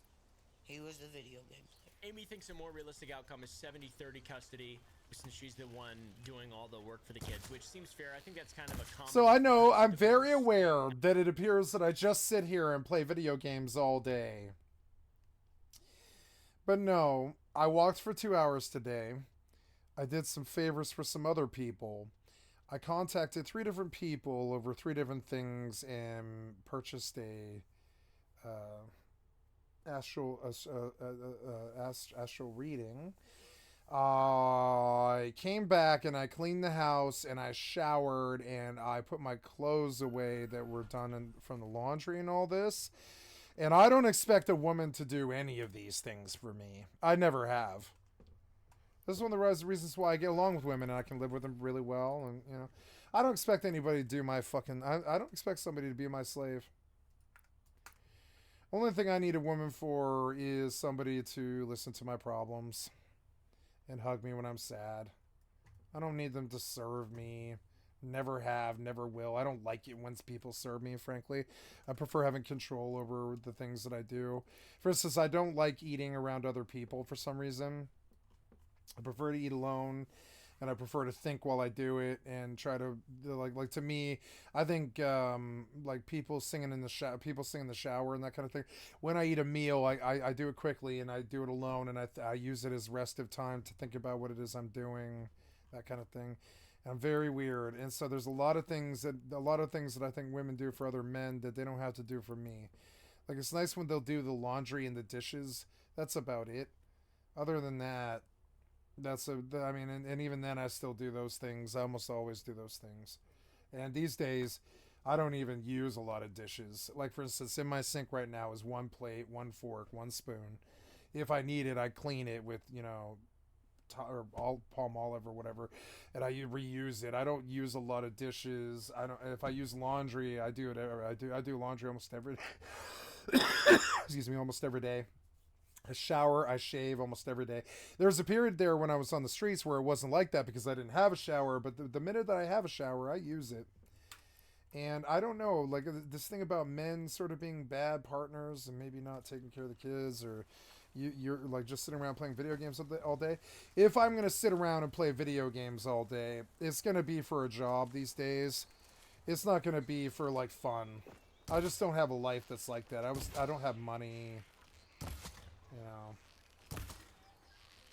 I'm trying to build like a history because I am on disability and I have you know, support from the government, and so in return I try to not only become financially, you know, not on their list, you know, and then try to build a history so I can prove to the world that I was actually here, and it has enriched me immensely.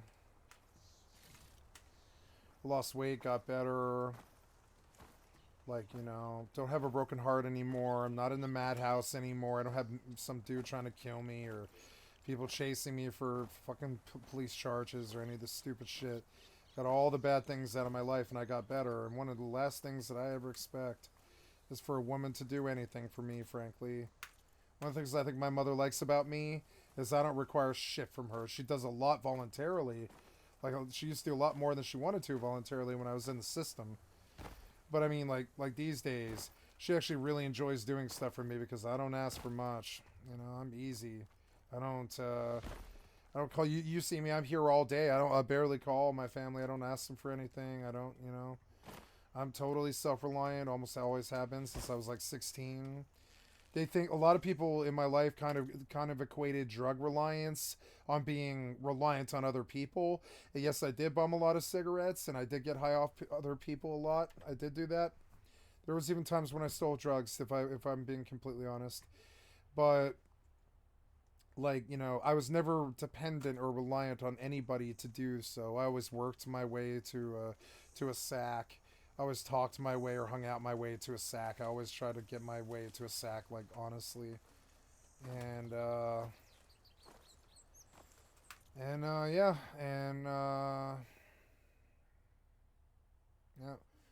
And so I look at this thing like, you're expected to, like, do a bunch of stuff. And it's like, you know, you don't need to tell me. I expect to do my dishes. I expect to, like, if I'm not cleaning my house, I'm going to pay someone to do it. You know, if I have a problem, I solve it. If I have an issue, I go take care of it. Like, if I need water, I go buy it, or I get it from the sink, kind of thing. It's like, I mean, if there's some issue, I take care of it. And I think this element to my personality and taking personal responsibility and getting better and being more responsible with my life and my money and my budget and my family and my people and the woman that I love and my friends and all this. With personal growth came getting better, and this reliance on other people, it was the first thing that went. I don't need anybody for anything. This was something I needed to know about myself. When I became homeless, it was because I needed to know who I was. And,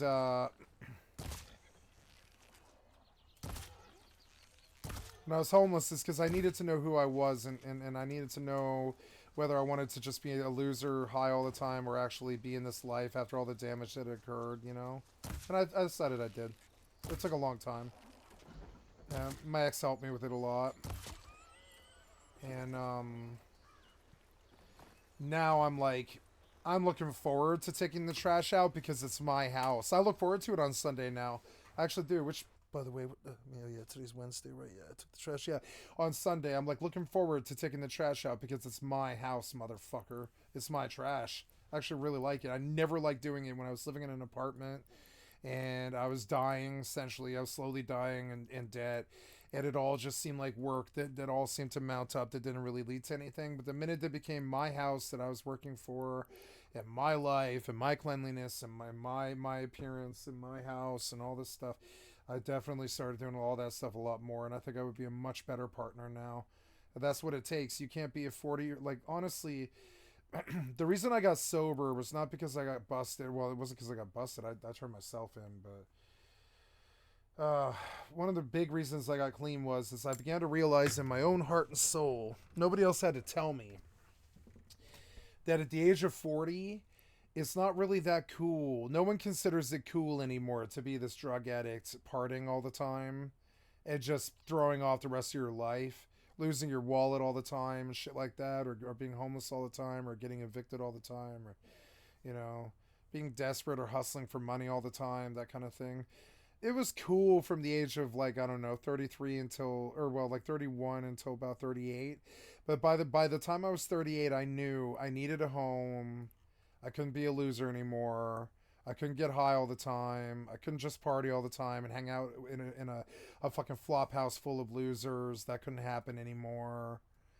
I had to, like, you know, take a look at my relationships and make sure that they were 50-50, or I just didn't want them anymore, you know? Instead of just like, and it wasn't just like sometimes I was doing for others and not getting anything returned. Sometimes it was like I was only taking from others. So I just stopped doing that from them even. I stopped taking from my best friend and my aunt. I just stopped asking them for anything, period. And that was like 5 years ago.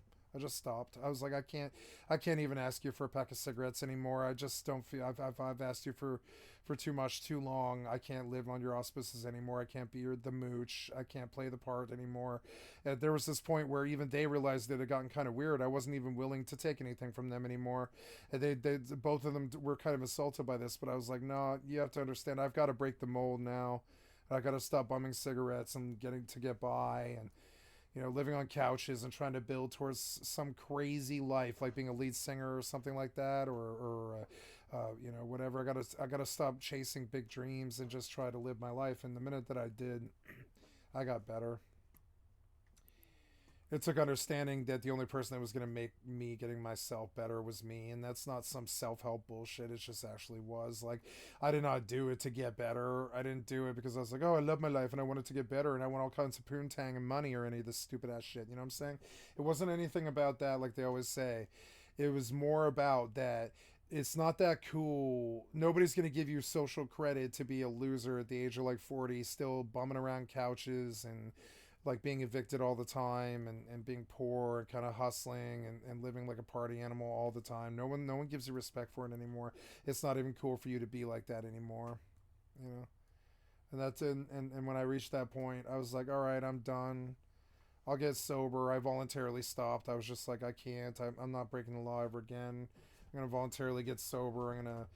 I'm gonna accept that there's a lot of things about this life that I don't like, and I'm a Hunter S. Thompson without my drugs, you know? It really feels like that. I feel like I'm Hunter S. Thompson, but I wasn't allowed to do drugs because I wasn't successful like him. That was another whole side of the vibe, is until you have success, nobody really respects what you do. Nobody cares what you do. Nobody respects you when you get high or any of that stuff if you don't have money, and it's so stupid. And so I was like, all right, well, I'm just done breaking the law. I'm done doing things that lead me to bad places. I'm done dating people that can't reciprocate or just aren't in love, that kind of thing. I'm not doing relationships that are based around sex anymore. I'm not doing the Seinfeld life of girl after girl after girl after girl. I did that for a while. Girl after girl after girl after girl.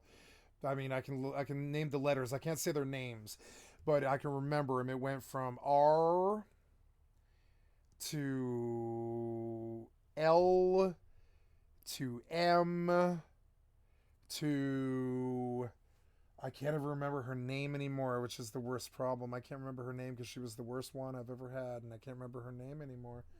Something. Fucking can't remember her name anymore. I can't remember her name anymore. I got brain damage. That she was not the one, you know. So, yep, and then I'm gonna say I for I don't know, and then after her it was J, and then after her it was no one, because at that point I was like, I have been dating for sex for so long, and I need to recognize about myself that I want love and affection. I don't want some player's life of, you know, a bunch of women all the time. It's not fulfilling, and it's not like, you know, and the worse off I got, the more drug addict and poor and on the streets I got, the more sex I had, which was kind of weird. Like, the less control I had over my life, the more sex I had. It was sort of weird. It was like the crazier I got, it seemed to appeal to women. Like I think women were kind of down with it a bit. They could see I didn't really have any compunctions about anything. I just was like down to live my life and fuck, I don't care, you know. And some women actually look for that. It's kind of funny. People who are just reckless, you know. But I was like so reckless. I had a lot of sex, and I was safe sex, but it was a lot of sex, and it was just stupid. It was reckless. Could have really burned myself doing that. Could have really burned myself with the drugs and the system. Could have really burned myself with the women, you know. Could have really had a broken heart, but I think I got through it okay. I mean, I had a bad broken heart for several years, but, well, for a while, for like, I don't know, for 5 years I had two different not bad relationships, but just unfulfilling relationships that broke my heart really bad. The second one really wrecked me and still does. The first one was kind of like losing my wife, but more to like death than something else. More she was just a drug addict who was going to kill herself, more than like it was some sort of like my issue or my problem. The second time around, I just wasn't good enough. I acted like the piece of shit that on the streets that I was, and I needed to act with my last one better than I did. I can't talk about it because it's too personal, but you look at weird relationships like this, like these girls have with like these pseudo relationships with these like fans that are trying to essentially steal their children and shit like that. And I think my lucky stars every day that my life's not like that. That I don't have like that I'm not desperate. You know, I'm not desperate. I've had a good life. I've had a lot of sex. I've had a lot of good women in my life. I've had a lot of good relationships. I've been happy. Had a good life, you know, even with the drug addictions and the homelessness, it was still a life worth living. It was, I do not regret anything. And like, and so those things make it a lot easier for me to not be as desperate as these people obviously are. And that's all I have to say about that. That's the core bottom line about, like, it's not even cool for you to look like this at the age of 40 anymore. That party animal still crashing on couches and hanging out with your friends like you're in a gang or something like that. Like you're fucking still a kid basically. That shit isn't even cool anymore. You know, it's not even cool anymore. And neither is living like it. Neither is living like it or looking like it. My mom, she used to tell me a lot all the time how it wasn't really cool for me to look like this anymore, you know? And it took me a long time to really understand what she meant. So now you're full? Yeah, you're full because you took on the cargo container? No, because you didn't compress. So there we go. Then we're going to open this cargo container. We're going to send you home with 70 million ISK.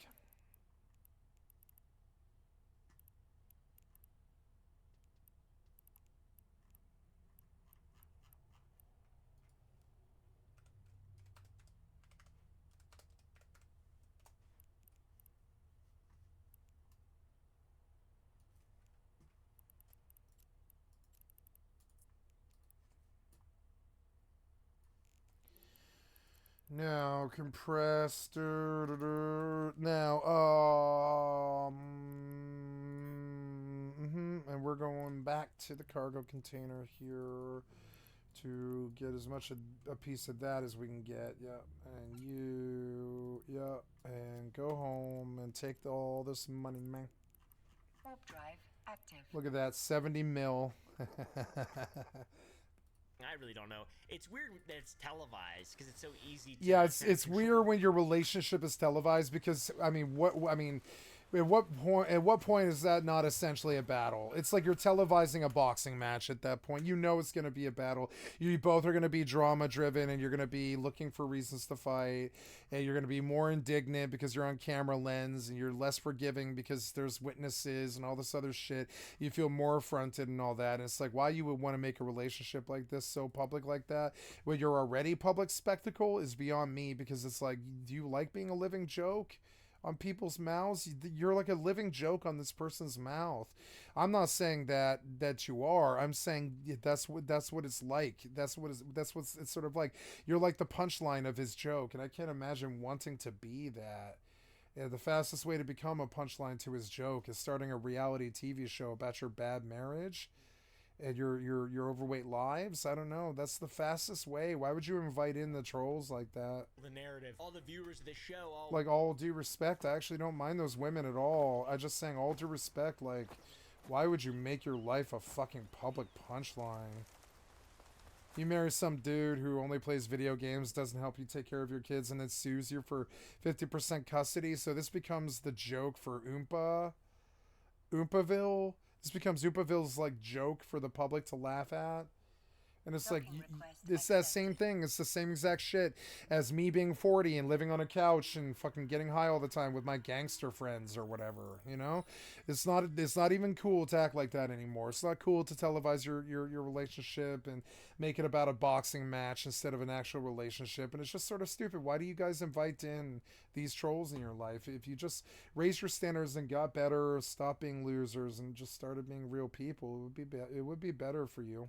Want Tammy and Amy to win, and everybody loves them. So, and you're not making Appalachia look good, you know. And I'm a Fallout 76 fan. Appalachia is on my mind all the time. West Virginia all the time, because to me that's like the heartland of America. And if it's dying like that marvelous, wonderful world of the whites seem to kind of like portray that whole area of the world is kind of dying, like 76 was trying to portray, kind of.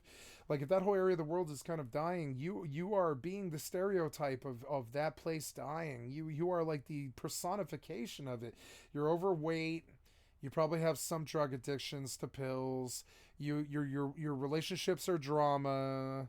Your lives are drama. You're trying to be like the ghetto low rent Duck Dynasty, which is in and of itself a bunch of drama that you shouldn't invite into your life, because you're just going to be targeted by these shitty right wing bigots. And I'm sorry, but really, like, they're looking for fat women to shame. That's what they're looking to do. So you open up that fucking crosshairs for them. And it's hard. It's hard to respect you. We still like you, but it's hard. You make yourself a target like this on purpose, and it's hard. It's hard to stomach, you know? It's hard. It's hard to do. It's hard to accept you. It's hard to accept that you made your life like this. I never really understood it about the Osbournes. The Osbournes kind of did this too. His life became a joke at the end of it. They were making fun of him for being this old fuddy-duddy, Sleepy Joe type fucking alcoholic who was like you know, zonked out from years of heroin in the 70s and shit, and he was just like stumbling around the house with his beer can, just like dribbling on about nothing at all. And they were like kind of making his life a meme. And I never really understood why Sharon fucking rolled him out. I mean, their family needed money, I guess, you know. I don't know. Maybe they had enough money to get by their whole lives. I don't know, but they seem to need that money. They seem to need to remain rich. So like Sharon Osbourne just fucking rolled poor Jack and Sharon, or what was her kid's names? I can't remember. It's like Jack and somebody else. I can't remember the daughter's name. Poor Jack and whatever her name was. I forget. I should remember, but was it Teresa? Something like that. I forget the name of it, but those poor kids were just rolled out in front of the entire MTV audience the entire time. And that's what you did to your life voluntarily. You turned your life into the Osbournes. Trust me, I did that myself too. And I wouldn't mind doing it too. But the difference is, if I'm going to make my life the fucking Osbournes, it's going to look like Ace Family the first year. It's not going to look like Ace Family year 5. And it's going to stay like Ace Family year 1, where just like nothing but wholesome shit is going on. And the you know, and you know, everyone's got their space, so no one drives each other crazy and shit. And I keep my work and my job my job and my life separate and all this stuff. And it's just sort of weird. And like, I don't think you guys do it correctly. Why do I keep hearing somebody healing over and over again? It's really annoying. Why are you cure 1 over and over and over again? It doesn't really make sense. That doesn't make sense.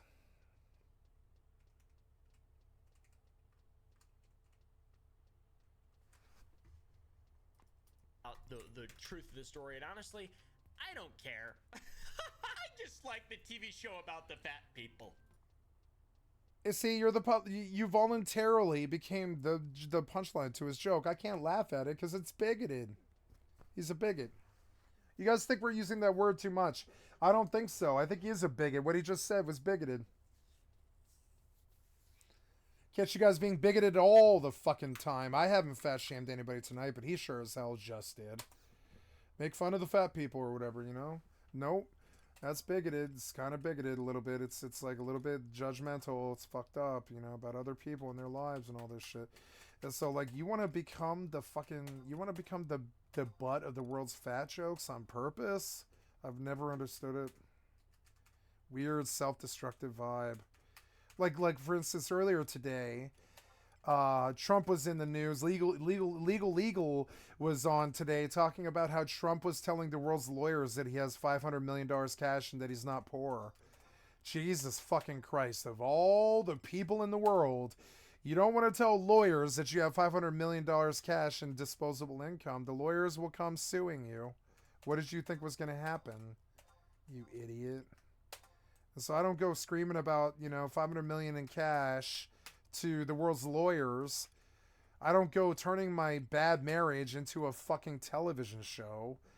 I don't go exploiting people or whatever, like Ozzy Osbourne to exploiting his fame to make your family famous and stuff. And I don't try to turn my greatest weakness into the world's like living joke. Alright, Amy takes a... Like where my life becomes the butt of the world's joke. One of the things I did very purposefully in the first couple of years of my stream was letting them know that they shouldn't watch me, that I'm a subversive element, that I've been a methamphetamine addict for like 13 years of my life, and 7 of those was functional. That I've been a drug dealer, that I've been in and out of the system my whole life, that I've been in high-speed car chases and stuff with the police, that I've hunted police. I was very open about my past the whole first couple of years of my stream, and I'm still open about it because I cannot hide the fact that I've been a jackass to the world. That they've known for a long fucking time. I can't hide those things, so I've been very open. I think my mother, sometimes she's like, you sound like you're bragging about these things, and I'm like, I'm not bragging about them. I'm trying to get them out in the fucking open so that everybody fucking knows who the fuck that they're actually listening to. I believe in complete and utter transparency, kind of. I've never been one to hide from people, and so I tell them who I am. And when I kept the fans, when I kept the community, I kept the community. Even when I cut them out of the chat, they were still subbing and following me and shit. They still like me, I think, because they know there's no lies there. There's no bullshit. I'm not trying to capitalize off anything. I'm not trying to fucking exploit my life or my disabilities or who I am or any of this other shit. I'm not trying to brag or any of this other stupid clout chasing behavior bullshit. That's just not who I am, and I did not hide who I was from anybody, and I will very blatantly speak about my previous heroin use and all this other stuff. You know, I don't care what you think. I've never thought what you think, but I don't care to hide it from you either. The difference is you guys show shame all the time about your weight, about who you are, about the way that people use you because you're fairly simple and you're easy to be easily manipulated and all this other stuff. Okay, that shit sucks, but I mean, you kind of wallow in it all the time, so they just target you. It's victimhood. You wallow in that fat shame stuff. It's not that everybody else is fat shaming is you. It's that you ladies are feeling shame about it. You must evolve past that. You cannot feel shame about things that you cannot technically control. I would not say your life spun out of shape like that, if you could even call it that. I wouldn't really say that. You're famous and rich, I'd say. So I don't even know if it got out of control, really. So it is what it is.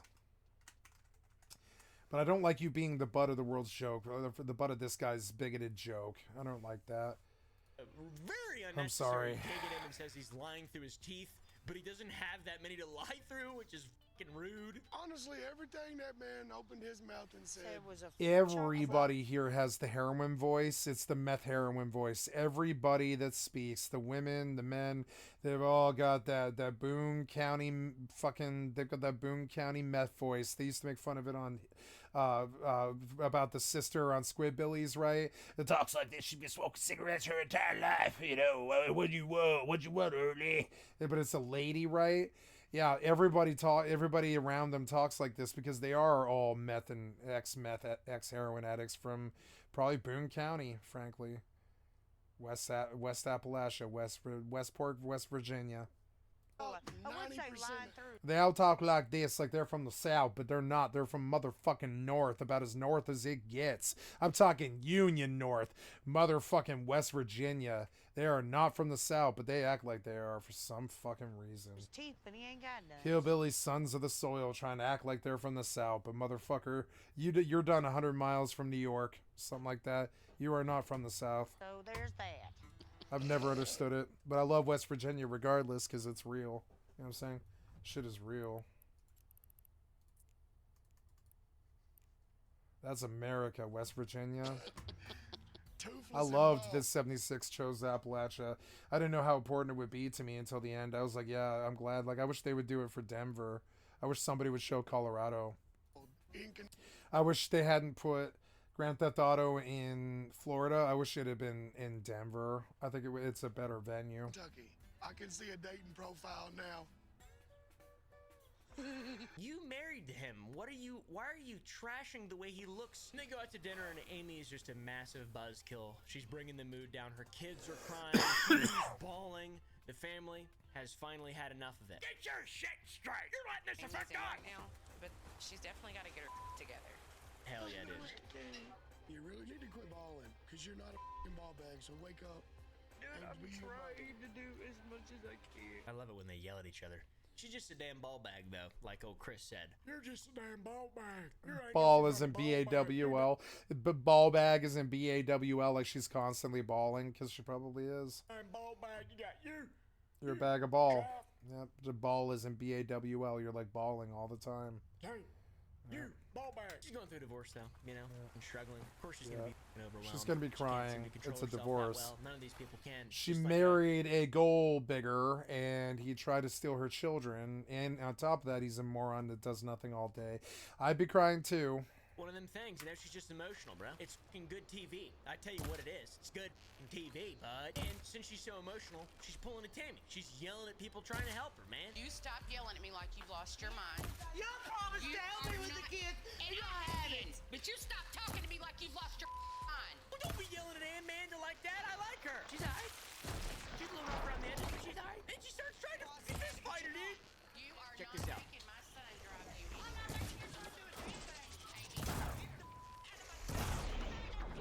Oh my god. Oh my god. Fist fight. This is a nice house.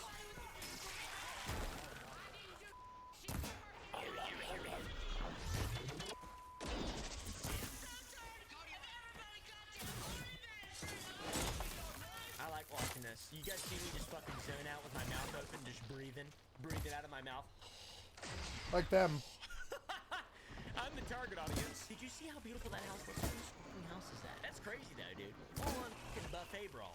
What? She has such a bad tantrum, she swings on her own family and she's almost 40? Maybe she's the one being violent in the relationship. The only person who's seen who's violent is Amy. Inside my out again? What the Later on, Tammy consoles her and tells her something very mature. Because that's what Tammy does now. How do you know what happened? Piece it all back together. And you don't have to do it. Oh! Mom wasn't doing it a day, and then it's not gonna get fixed in a day. It's crazy how much Tammy has matured. I mean, she can walk around now, and she's busting wisdom down oracle style. Her sapience is stimulating every... Thank God for the armor. I like it. It's a good character arc. And then things kind of smooth out. Everybody meets up, and it goes really well. We're here for Tammy. I know, and you're doing fine. You don't have to apologize. You're a good mom, and you can do this. But you have to learn to deal with your emotions. When you get...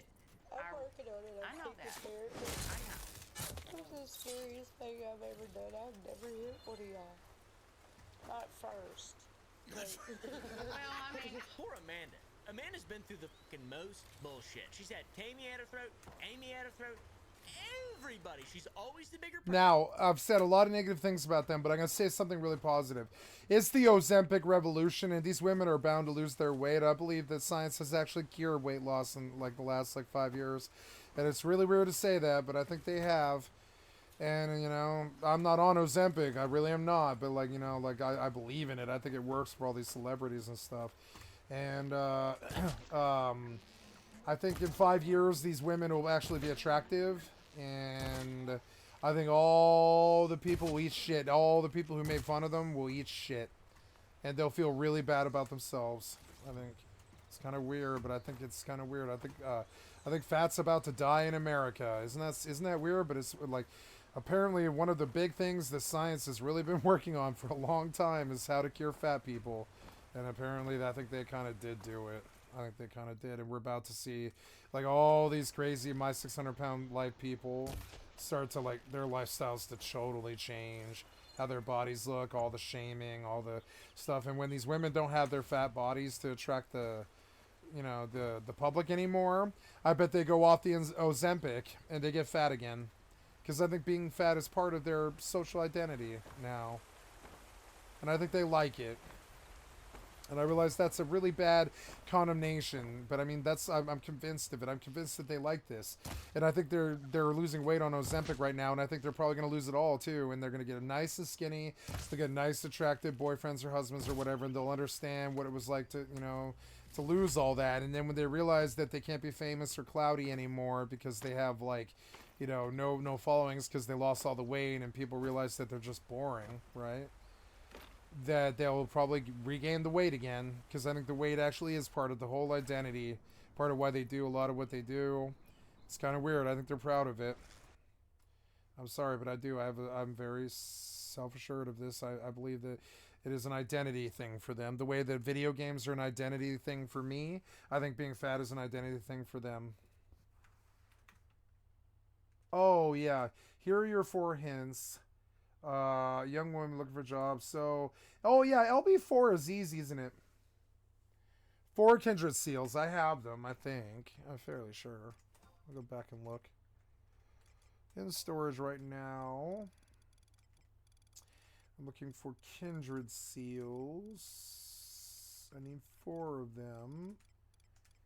Kindred's seals. I'm going to take my LFG off now while I go do LB4. So, okay, a young man. I'm going to take a screenshot of this, but I mean, it won't really matter. A young woman looking for a job where they're too rough, where they're not too rough with them. Okay, FFXI LB4. Lemon Break NK4 is Riding on the Clouds, and there's going to be a whole bunch of people that I've got to go visit, and I'm going to do them. Young man looking for a job where they're not too rough with him, and I'm going to take a little note of this in a notepad or something, or no, on an extra thing. We're going to keep notes of where they want me to go, right? So, a young man looking for a job where they're not too rough with him. Oh, why can't you type? Come on now. I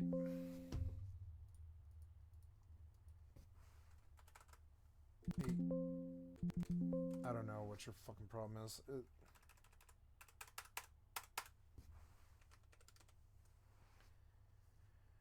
Which is Port Sandoria, H10, Sheridan.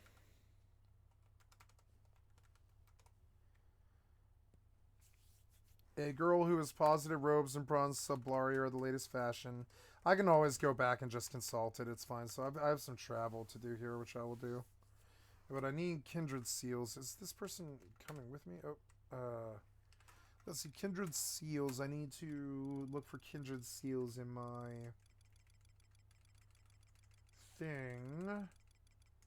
Kindred seals. Kindred seals. Yes, I have 20 of them. I can do this. Person, she's always the big sis, and she, you know what? Now, I have liked the family shows over the years. I actually really loved Duck Dynasty. I thought it was very wholesome and very fun and a great show, despite it being like sort of on the opposite side of the political spectrum. I thought it was really good. And I felt the same about the Osbournes and stuff. And we admit that we do like these families being televised, but I don't think it ever has good effects on the family. She didn't throw a hand back. Amy was trying to go for the kill. I'm just glad to see shit go well for him every now and then. Amy also destroyed her wedding dress, which is really funny. That's just like such a hateful. I can't aim for such a hateful thing to do. It's pretty funny. When you shoot this gun, it comes crooked. So if I be aiming it at you, but it will go this way, and I'm like, how the why they give me the crooked gun? Oh, I thought that was paint. These ones got like an extra small rodent's worth of synapses each compared to the other siblings. I think these people are all related. I really don't know. It's so hard. If I didn't have their names written down, I would never remember them, except for Tammy and Amy. But I literally say Amy and Tammy. I say that. I mess it up. Anyways, outside of the nonsense involving what's been up with the show recently, like the most pertinent things, which seems like the whole Amy divorce. Both Amy and Tammy, they have had incredible weight loss journeys that we've all been able to see, and both have been very successful in that. Tammy literally could not walk. Oh, no, I need to change jobs from here. The very beginning, but then behind the scenes, it's crazy. She looks great now.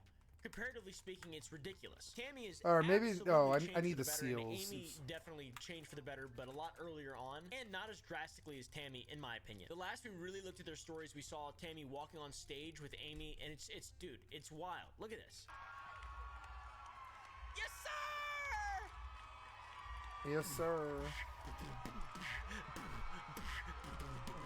Slay, Tammy, slay! Yeah, man, walking, moving around, that's a massive full upgrade from a walker in a wheelchair. And it gets better and better and better. She's walking on her own without her oxygen as well. It's genuinely impressive. You can see. Yep, see, it's the Ozempic revolution, and I think it's weird because all those bigots that were looking for fat people to shame and make fun of in the background and shit, when all that's gone, who are you gonna kick around anymore? It's like Nixon. Who's gonna be your Trump or your Nixon when there's nobody to kick around anymore, and the fat people like won't be fat anymore? She's feeling much better. Her posting is. Yeah, see, it's the Ozempic revolution. You can see this woman is experiencing hope for the first time in like 10 years or something like that. In 5 years, she's gonna look like supermodel skinny. And this is a reality about Hollywood. It's a reality about anybody who can afford the Ozempic. Essentially, they found a drug solution to fat. Is as awesome. And it's weird. It's odd. You can see it. This woman was double this size just like last year. As you could ever imagine, it's great. Tammy's even fitting in a fucking pair of jeans, dude. Showing them off. She got that M81 Woodland. What the It's not Woodland, but she's rocking the cries, the denim cries. It is a crazy transformation. I'm sure she's insanely proud of it. I, just being a random shit talker online, am happy when I see it. Like, it genuinely makes me happy when I see how much these people have changed. Good job, guys. What seems like the better, when they're not fist fighting each other. Oh, that McDonald's, man, it went straight to your anger center of your brain, and now it's living in there, and it's coated in grease and stuff, and it's living in there like in your pituitary gland, and it's making you angry. You got to get that McDonald's out of your life. Yep. I like to just hope and pray that that's just for the cameras. All right. Amy looks great too. She's been showing off some awesome fashion choices. She looks great, dude. She's got the red boots, and she looks fucking happy as fuck. Then I saw this, which makes it look like Tammy has lost even more weight than Amy, which is not a dig or a competition, but this. No, they found the cure for fat, you know, and we shouldn't like, it is not necessarily them. It's that pill that they're not the pill, but the shot that they're on. It's a shot. That shot that they're on makes them lose weight. It actually works. I mean, the science isn't totally worthless. You know, it actually works. It's like not like some fat loss stuff actually does work. They're on Ozempic. You can clearly see it. Now I'm going. Oops, I messed up. I'm going to run for. Oh, I wanted to change jobs before I did this. Yeah, but I mean, I don't think I can. But well, what I can do is I can change from ninja to black mage for all this, and I can warp home, I think. And I think I probably will. So I'll go change jobs real quick. I don't want to do this just yet. This is insane. It's so impressive. And Amy did actually get her 70-30 custody of her sons over her horrible, disgusting husband, Michael. So she lost her kids to her like fat husband, who we all hate, which is just immensely, crazy. And we just, you know, he's a putrid, rotten. By fat husband, I mean he was marrying her fat and hoping that it might go badly. Like seriously, that's how I view it. He was like a, you know, he's literally a. I can't believe I'm saying this word. It makes me crack up every time I say it. A gold digger. Man. Or whatever, I think. I'm not sure exactly. I think my father was a gold digger. I think he liked fat women who were rich. And I think he looked for them to take care of him. And I believe it is a personality out there. Believe it or not, just like you'll find gold diggers, you'll find gold biggers, right? Because when it's a gold digger, it's usually a really beautiful woman going after a normally attractive or semi-attractive / average looking man who has money. And so there's the opposite gender fucking ratio thing there, not ratio, but gender fucking politics thing there is the gold bigger. If there's a man who's looking for somebody who will support him, it's usually a skinny to middling fat man. It's not usually a big fat man. It's usually like a skinny to middling big, you know, like hot, like stocky man, not like obese, but stocky.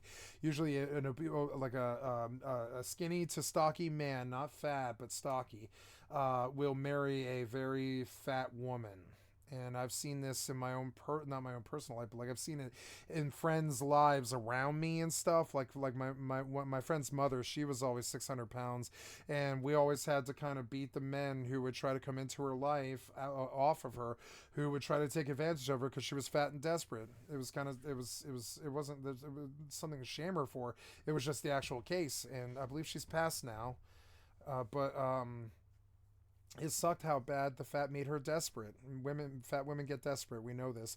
And so any man can come along and just pretty much get them to take care of them, let them beat the shit out of them, or abuse their kids, or neglect their kids, all that other shit. That there's a whole opposite side of gold digger, and it's gold bigger. It's men who look for fat women who are rich. I have some sympathy. And she picked up a gold bigger, and you'd be surprised. Like, the only reason I know about all of this is I secretly suspected all my life that my father was a gold bigger. My mother wasn't fat her whole life, but she definitely did get fat after the pregnancy for about 10 years. And so that he just by default became that. But I mean, you know, but she wasn't always fat like that. Empathy, obviously. Her ass is like 110 pounds now, you know? I'm not kidding. He seems like he's a bit of a fucking loser. So, like, you know, she's not fat anymore. She hasn't been for years and years and stuff. I'm losing the weight, but I was fat for a long time. I was fat for like 9 years, something like that. 9 years. I would say last time I was decently skinny. Longer than that, probably about like 11 years. I was like 28 was the last time I was decently skinny. Enough where I could probably get laid without, like, you know, like begging essentially, and or just asking a lot of women. It's actually more not begging. I view it as begging, but it's actually just asking a lot of women if they'll sleep with you. I'd be like, yo, I'm into bigger women because I'm bigger myself, and that's essentially begging in a way. It's like trading in your sexless life for a sex life if you just like appeal to the people from the same class of life as you. And I lived like that for like 9 years. Being fat was okay for me because my sex life actually got better, believe it or not. I had a lot more sex when I was fat than when I am skinny. And I will see this, I think. It's kind of interesting. I don't really know, dude. It's so hard to sift through the weeds when it's through the lens of TLC and the internet. But the divorce is over. I can't believe TLC fucking exploited these streamers like this. TLC used to be the learning channel. What the fuck does TLC have to do? What the fuck does learning have to do with these women? I mean, I'm sorry, but they're about as sensationalist and non-scientific as we get. The TLC used to have the Discovery Channel fucking reputation, but they cashed that in for reality television. What the fuck's wrong with you? So I'm sure Amy. What the fuck's wrong with you? You had a good reputation like the Discovery Channel for being the learning channel where you can learn about things, and then it became about home design, and then it eventually became this. Will be a lot less stressed out now. Like white people behaving badly, essentially. He can get back to defending Super Earth. All right. Overkill. Oh, my I didn't gosh, change they the attached job. your drone. Oops. Oh my gosh! On top of the weight changes, I would like to just point out the character flip, because these people have changed in so many different ways, and it's pretty cool. It's pretty cool to see. Yeah, once you lose the desperation, and you're not sad from a broken heart anymore, and you're not wrecked, and you're able to go out onto the road and start running like Kevin Spacey and you know, a beautiful, or I'm sorry, what's it called, American Beauty. Like, you know, and you can, and you kind of get control of your life again. You lose some of the weight, you get like better self-esteem, and you're like healthy again and stuff. You start feeling like the stupid was self-induced, because it was. It almost always is. Stupid is kind of self-induced. If they're living stupid lives, it's because they've lost control. Once they get control of it again, wow, that's a really old dear friend of mine, actually. Nunya. Good lady. Sort of a more level-headed, high-spirited, jovial person, and initially she was kind of like the good guy, and now recently we see her, you know, going through tough times, through the divorce, trying to take care of the kids and everything, and quite literally fist fighting her own family, just like Tammy did back in the day, and now it's been a true character flip. It's character growth. I keep asking to leave the house and go out, and nobody takes me anywhere. One to blame, Kenny. I always just gotta go out somewhere. You know, I always walk around the house. Amy don't even walk around outside by herself. You cannot blame that shit on me. Some of it, yes, I can. Some of it's not on me. I'm willing to give Amy the benefit of the doubt, I think, just because, you know, that kind of shit I assume is stressful. I really don't know. Nor do I care that much. It's not that good of an excuse, but it's like, that makes sense. You know what I'm saying? It's like, oh, I could have predicted that. Tammy, on the other hand, 180-degree turn, completely level-headed. She's doing great. She had a husband who died. We'll get to that, and she's doing fine, it seems. Tammy's not the one starting fights anymore. She's the one putting them to rest. She's the one putting them to bed. She was the grumpy old bat who wouldn't do shit outside of her fucking comfort zone. She was lazy. Why do you say, can you give me a soda in my phone? And one time, instead of having me get back up. Why you got an attitude with me? How am I supposed to get through that with you standing there? Amy, I'm just saying. Lose the attitude. She used to drink 8 to 12 sodies a day. That was like the start. The very first thing I ever saw about them was 8 to 12 sodies a day, and I was like, what's a sody? Do you drink water during the day? No water at all? Okay. All right. And then what are you drinking during the day? Sodies. Sodies. She's like, no. Sodies. Sody pops. Okay.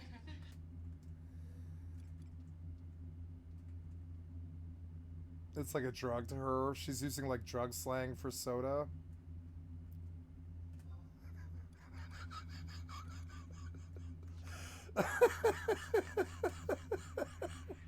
Sodies. And how much do you think you drink a day? 12. 8 to 12 a day. 8 to 12 cans? Do you, I mean, so every week you send someone to the store for like 140 fucking sodas, cans of soda? I mean, yeah, you probably do. Probably go down to Costco, buy fucking a pallet of soda. I mean, yeah, that was. Because that's what it would take. That was a time, though. I love her haircut. She looked honestly pretty good with that little fucking emo flip. She was tight, dude. She was tight. Back in those days, Tammy was always mean to Amy, always throwing it a tantrum and shit, yelling at Amanda. I'm sure she could fist fight him, but she was wheelchair bound, so. Will you shut up? Tammy, you're not gonna keep hollering at me like that. Everybody's bent over backwards. It's rude.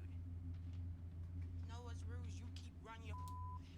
Bitch, don't try me like that. Shut the from once. Come on. Every time You I got get the to right say, one. you kept. The McDonald's has made her angry, and it's all that hormones in the meat. I wish I wasn't kidding either. Like literally, you can literally see it. She is unable to have a happy moment because all the chemicals in her bloodstream are essentially cooking like meat hormones into her bloodstream. It's not that meat's bad. It's that all that McDonald's meat. You can see it on her. You can see all that McDonald's meat. It has cooked her brain in like a malaise of nasty hormones from the meat that makes her want to fight. This is why people at the McDonald's drive-thru are so angry. She's the one that's acting like a dummy. That's why they'll throw they'll like get busted for throwing a gator through the window and shit like that. It's because the meat makes them so angry. Why don't you get out that? And also it's like all that oil, the oil. If you mainline oil like that, like the way the fries are and all the grease and everything, if you mainline grease and you mainline really bad meat like that, you're gonna get angry. It just happens. If you live off fast food, you're gonna get angry. It's part of the whole thing. Sharon, Matt, wheel, get the in. You won't shut up. Damn! Snark! Tammy also ruined vacations, bunch of passive-aggressive behavior. There's got to be something going on with Tammy right now. So we're going to go and see if we can figure out what the hell's going on. What's up, bitch? Yeah, what's up, bitch? She didn't want help, didn't want to have rules either. This is kind of frustrating. When I first day home, I don't want to hear them set rules. I lost some weight. Why can't they give me a break? Was fatigue, woken up on me or whatever. She even yelled at them. She can't Was breathe. confronted, which is classic. Oh god. Awesome Appalachian people behavior, I guess. I don't know, it's just funny. They try to stop her from eating a meatloaf the size of a fucking table. We've been doing this diet together for months. And your weight has went up instead of down.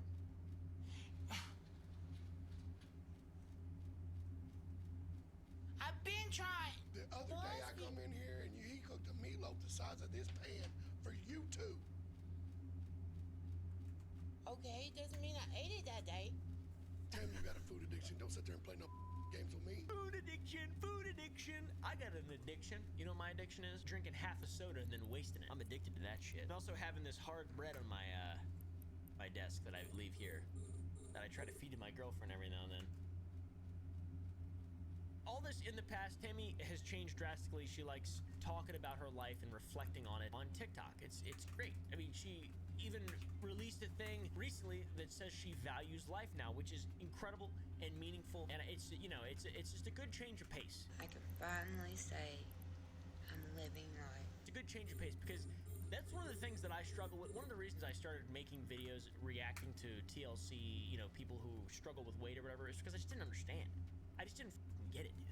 I'm just like, I mean, I was chubby kind of when I was a child, but in no way is it the same thing. I never didn't have value to my life because of something that I'm putting in my body or because I'm physically incapable of moving or doing something. Like, I just didn't understand. And on top of that, it's also very entertaining. You know, realistically speaking, it's an entertaining thing to watch. There's a reason it's such a successful show. And then you get people treating each other like shit. It's even more entertaining. It's a big amalgam of interesting shit that I have trouble wrapping my head around. But it is great to see that she was depressed and even suicidal before losing the weight and feels great now. Values her life. It's incredible. She has a new lease on life, dropping from 725 pounds at her peak to 285, which is incredible. She's got a good attitude, treats people good. She's always using filters on Snapchat and TikTok or whatever. It gets old, I'm gonna be honest. I can't imagine being wheelchair bound for so long and then finally being able to experience life in a fresh and new way. You know, someone who's been restricted by themselves, albeit, you know, it's a man-made prison for sure. But now doors are opening. It's cool. It's cool. And I bet it inspires some people. That's what's even more important. And at the end of June in 2022, she made a TikTok responding to a comment of someone saying that they saw her at Disneyland. She said she'd never been to Disney. No, baby. Your friend didn't see me at Disney, hunty. I've never been to Disney. It's on my list. You know, a list like a bucket list, which means it's on the things I want to do one day. Finally, she became a Disney adult. I don't know if I like her more or less, but a couple days ago, she duetted that same TikTok, and she made it to Disney, bro. She looks amazing. No, baby. Your friend didn't see me Ozempic, you see it? It gives them waddles. I've never been to Disney. Look at the waddles. Oh. But I mean, it's better. It's still better. It's like they're losing the weight and...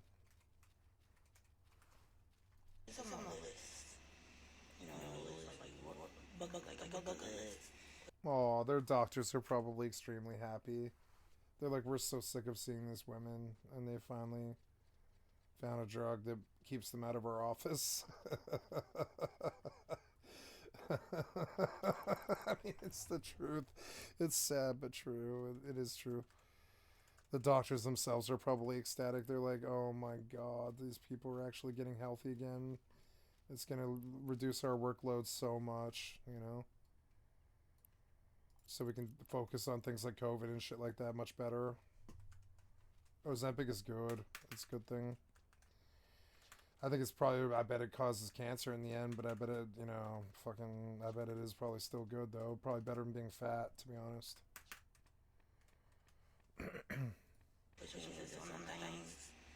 What's with the double audio? It's bothering me.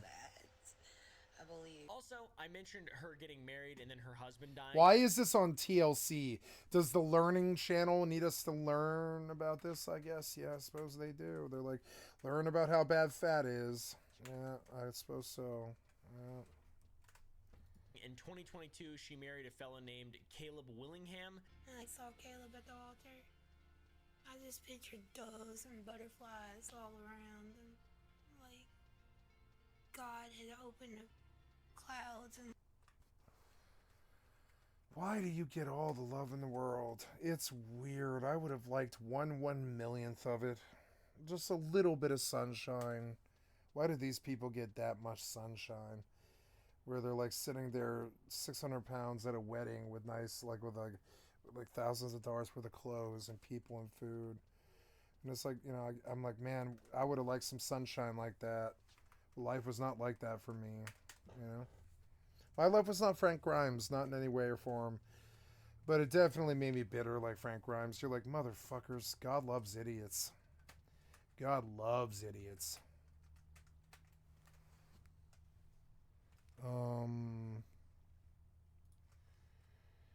Now, I had to look again where this is. It's like Port Sandoria, Sheridan, H10. Okay, where in H10?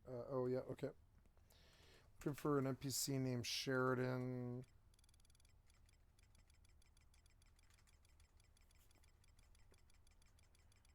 I'm just living on Sheridan. That was a good street.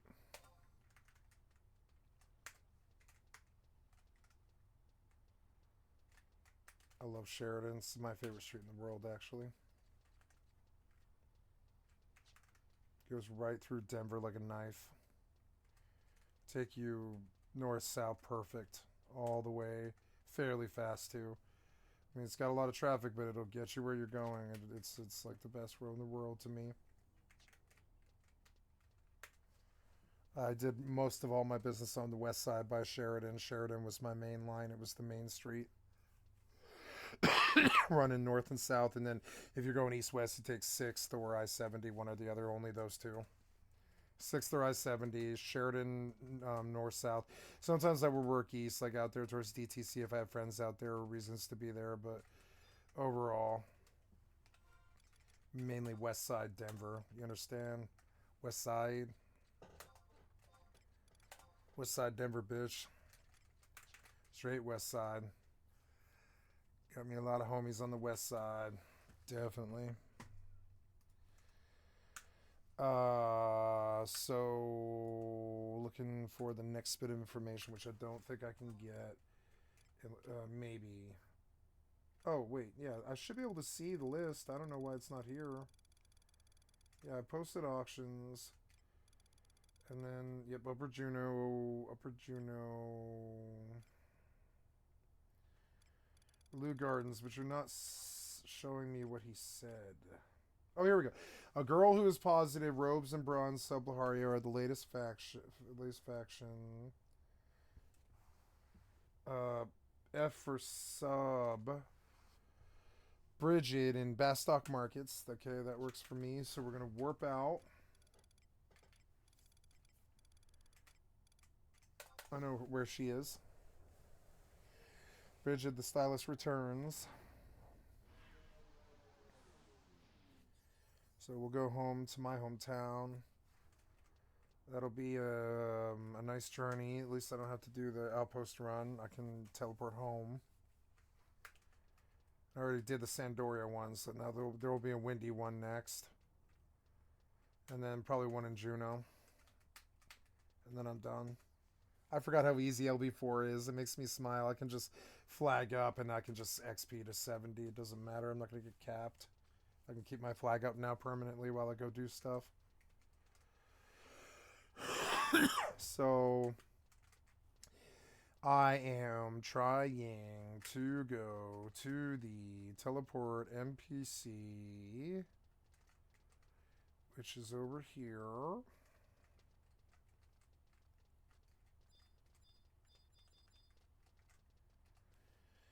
We will teleport to Gustaberg. Gustaberg. This was a good video. I like seeing them make progress in their lives, and Ozempic was good for everybody, yeah. Let the sunlight in. I'd like to thank them for their own work, but I don't think they did it. I did it. I went and exercised a lot. I have walked something like 200 miles or something like that. These people did not do that. I think they sat there the entire time. They did not walk 200 miles like me. They did not. No. I mean, it's been something like that. Yes, but it's been about 200 miles since I started this weight loss journey, and like, I'll talk about it a lot, but I am on a weight loss journey. I barely eat, and I definitely have been losing. Like, I've lost like 110 pounds. Like them, I've definitely been doing good. And I think they sit there for most of it. And I got out there not every day, but every 2 or 3 days when my body wasn't sore anymore. I go back out and walk until I couldn't anymore. I don't think that's something these people do. In time, I'll be back in the gym, you know. I don't think this is something, I don't think that's in their agenda, maybe. I don't know. Explode. They met at a weight loss rehab facility, and Caleb tragically passed away from complications stemming from his obesity 7 months after they were married. But she still posts on TikTok. Oh, yeah? Commemorating him. It's very sweet. It's been a year, Daddy. I really, really miss you. What the fuck? This is so demented. Oh, this is a very interesting use of this. Why do you sound like Ween? You sound like Dean Ween from the band Ween. It sounds really weird. It's like, you know, spinal meningitis, spinal meningitis got me down. So when you're talking to this dude in the afterlife by putting your fucking shit on TikTok and talking to him like you're Dean Ween from the band Ween, does he talk back? I love you. Once in a while you see Nightmare Fuel and you're just like, why do you do these things? And I don't know. It just kind of made my sanity go for a lapse there for a few seconds. Look at this face. He's just kind of he's contemplating what he just saw, and if it was just like gobsmackingly crazy or not. And, you know, it's just sort of shocking. And I don't think I could say anything. I would just be like,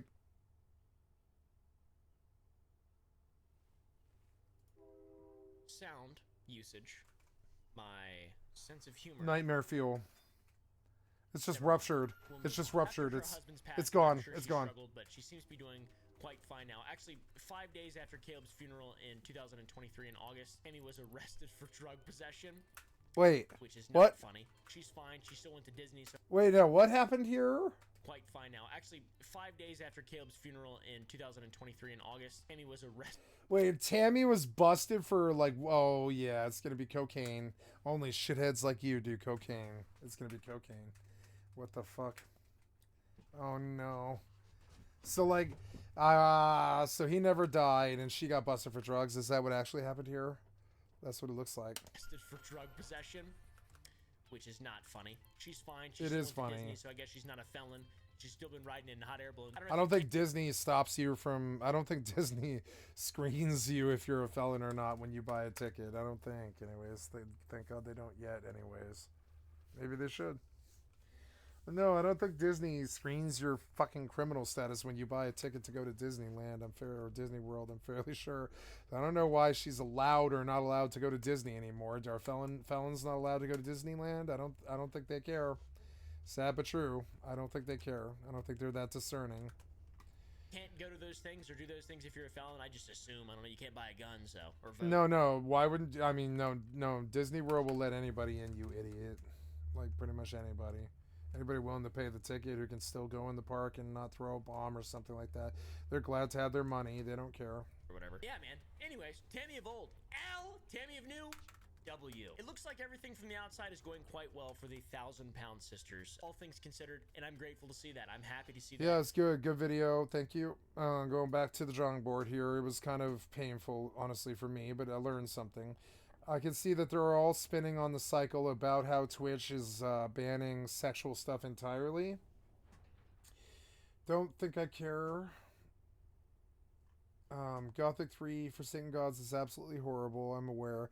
Dragon's Dogma 2 MTX drama from /user with 2 views from 25 minutes ago. Let's give him a whirl and listen to a smaller streamer, bigger than me, talk about something. Let's see what he says.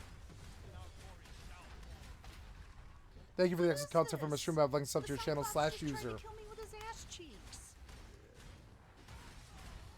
This game is slogging along. There's no way I would voluntarily play this game. Like, look at this game, right? Immediately, 94 frames to 113. See it? 96. When that thing moves, it looks fluid. Now, in comparison, look at this piece of shit. They try to fucking... excuse me. They try to sell us... excuse me. I have like a bit of air trapped in my stomach. Look at this... look at this. Look at that frame rate slog at 22 frames per second or something like that. You can pay me to play it, but this is not skill inducing. This does not help you build skill. This helps you become a worse player. Oh, look at man, yeah, look at those frames lurch from 18 to 26. Oh no. And it's like, oh no. So I mean, really, look, I have all 3 clients open right now. Final Fantasy 11, 2 EvE clients. Both of them are mining out at the belt in like medium settings. And like, and I have Horizon running at 110. And I'm sorry, but clear choice here. Do you want a game that won't play, or do you want a game that will play? You know, simple choice here. Not too hard. Oh, I am not mining for some reason. Why? I am not mining. There we go. Okay, we are mining now.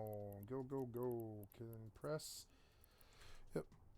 What's that sound? Oh, it's this thing? Yeah, it is this thing. So... Oh, no, it's the elevator. I'm standing by the elevator, and it's going up and down and up and down and up and down. I'm just going to leave. I'm halfway through LB4, guys. I'll be able to go all the way to 70. I just need a Beastmaster thing, so I'll level in parties for the rest of it. But... Or not in parties, but I'll be soloing and leveling in parties. I'm going to be fun as hell. Garlish, Citadel, Gate Breach, at 2, F4, Telbatsu. I kind of need that for my helmet. I need Gate 2. Will you do Gate 2? I'll come if you do Gate 2. Damn it. I don't know. I think I better do this stuff first. All in good time. I'll see other Gate Breaches.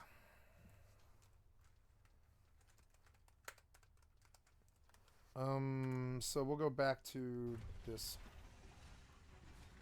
That's not. Well, I really do. It's a lady. Okay.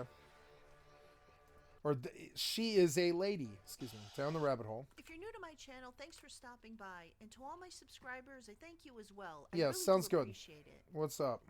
There's a bit of controversy surrounding Capcom's Dragon's Dogma 2. There were a couple that I heard about, but let's go over the main one.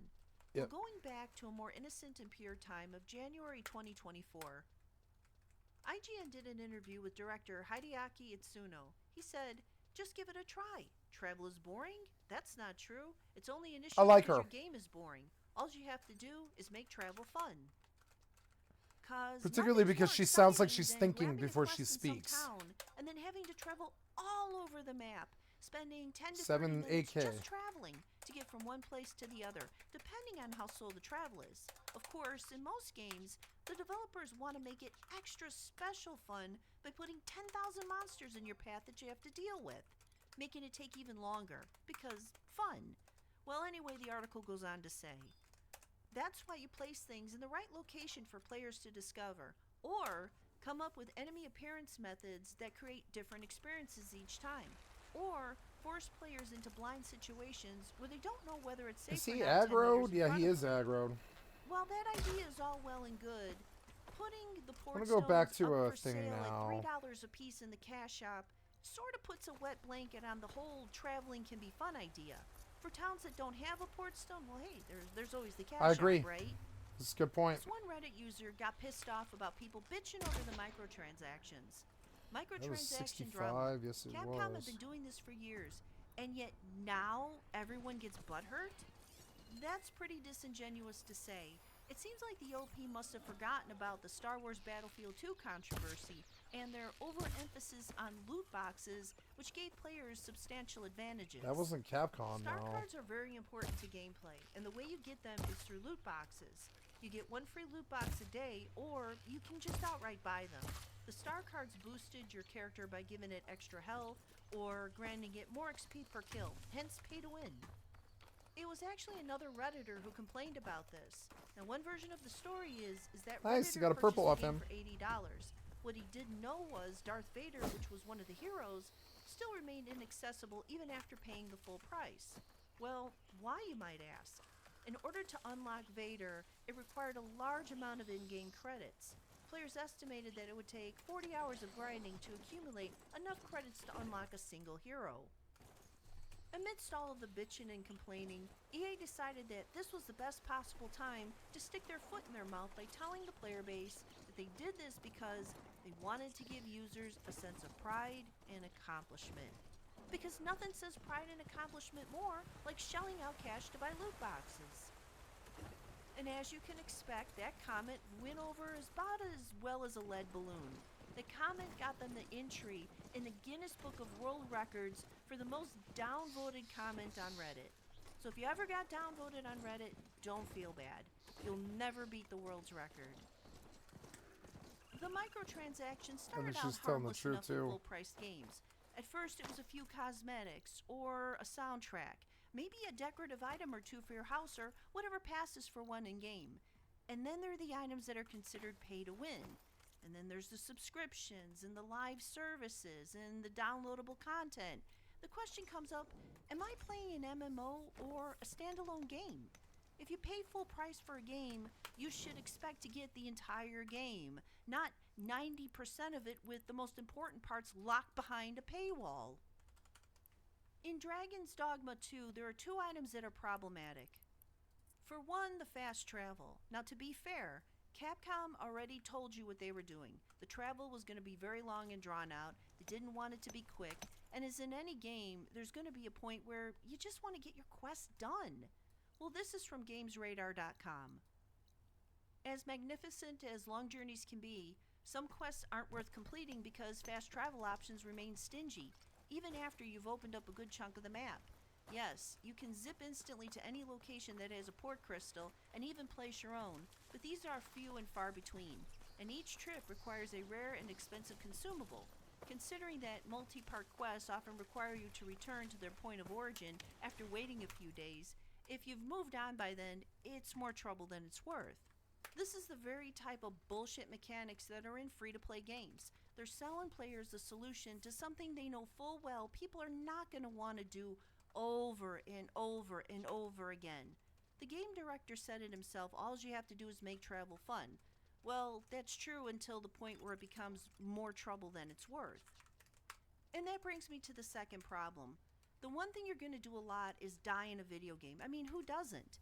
But when you die in this game, you lose your HP until you can camp or go rest at an inn. But if that happens, well, there's wake stones for that. This Steam review of the wake stones gives a little bit more context.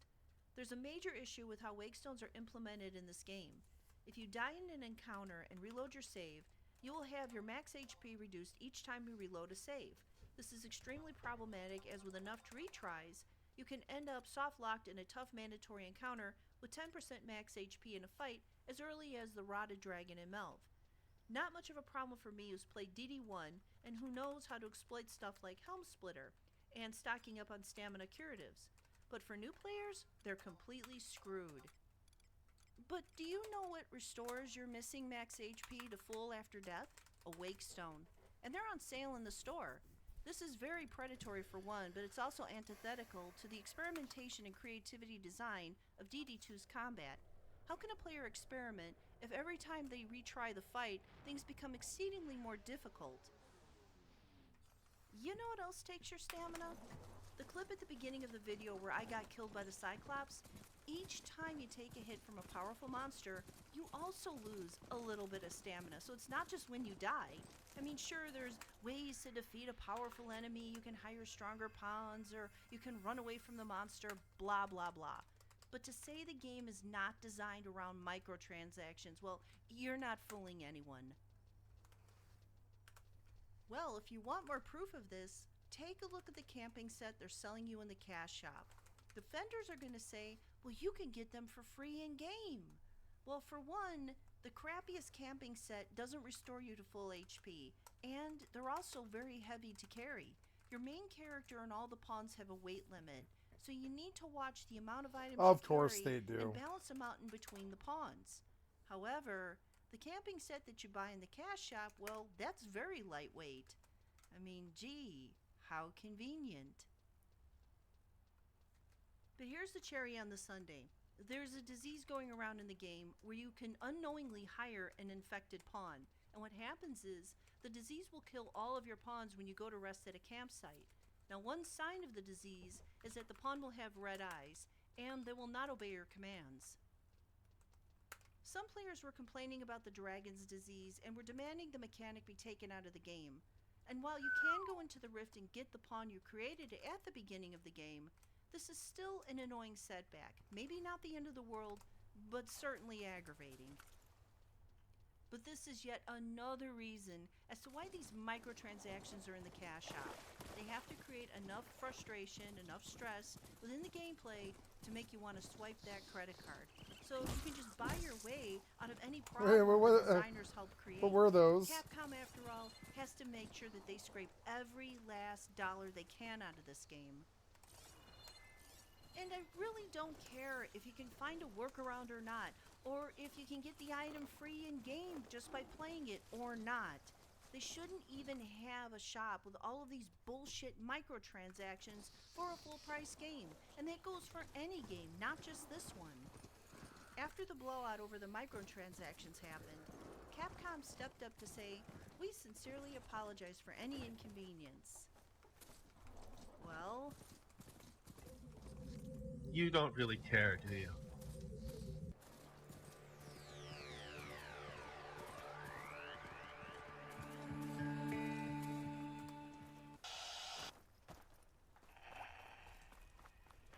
As a personal request, I would like to ask everyone who really cares about what's going on to stop harassing other people. I know how you guys feel. And yes, I am aware of the articles, but bear in mind that this is not the way to solve anything. Ask them questions, support me in the cause, spread the word, but by any means, do not harass anyone, as responsible as they can be. We do not fight harassment with more harassment, but with the truth. We are the good guys. Let's make sure everybody understands that, okay?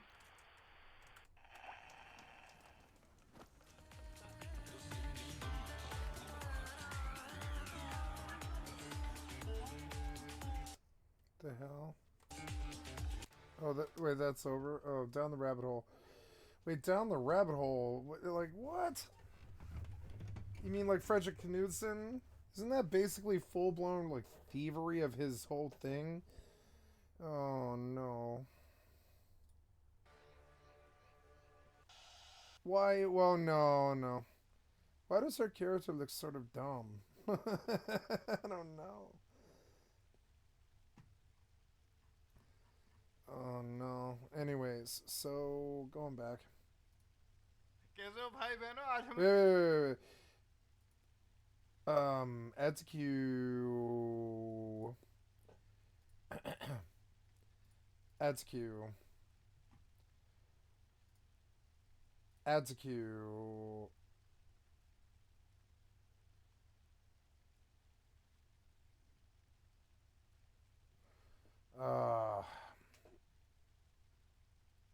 Add to queue.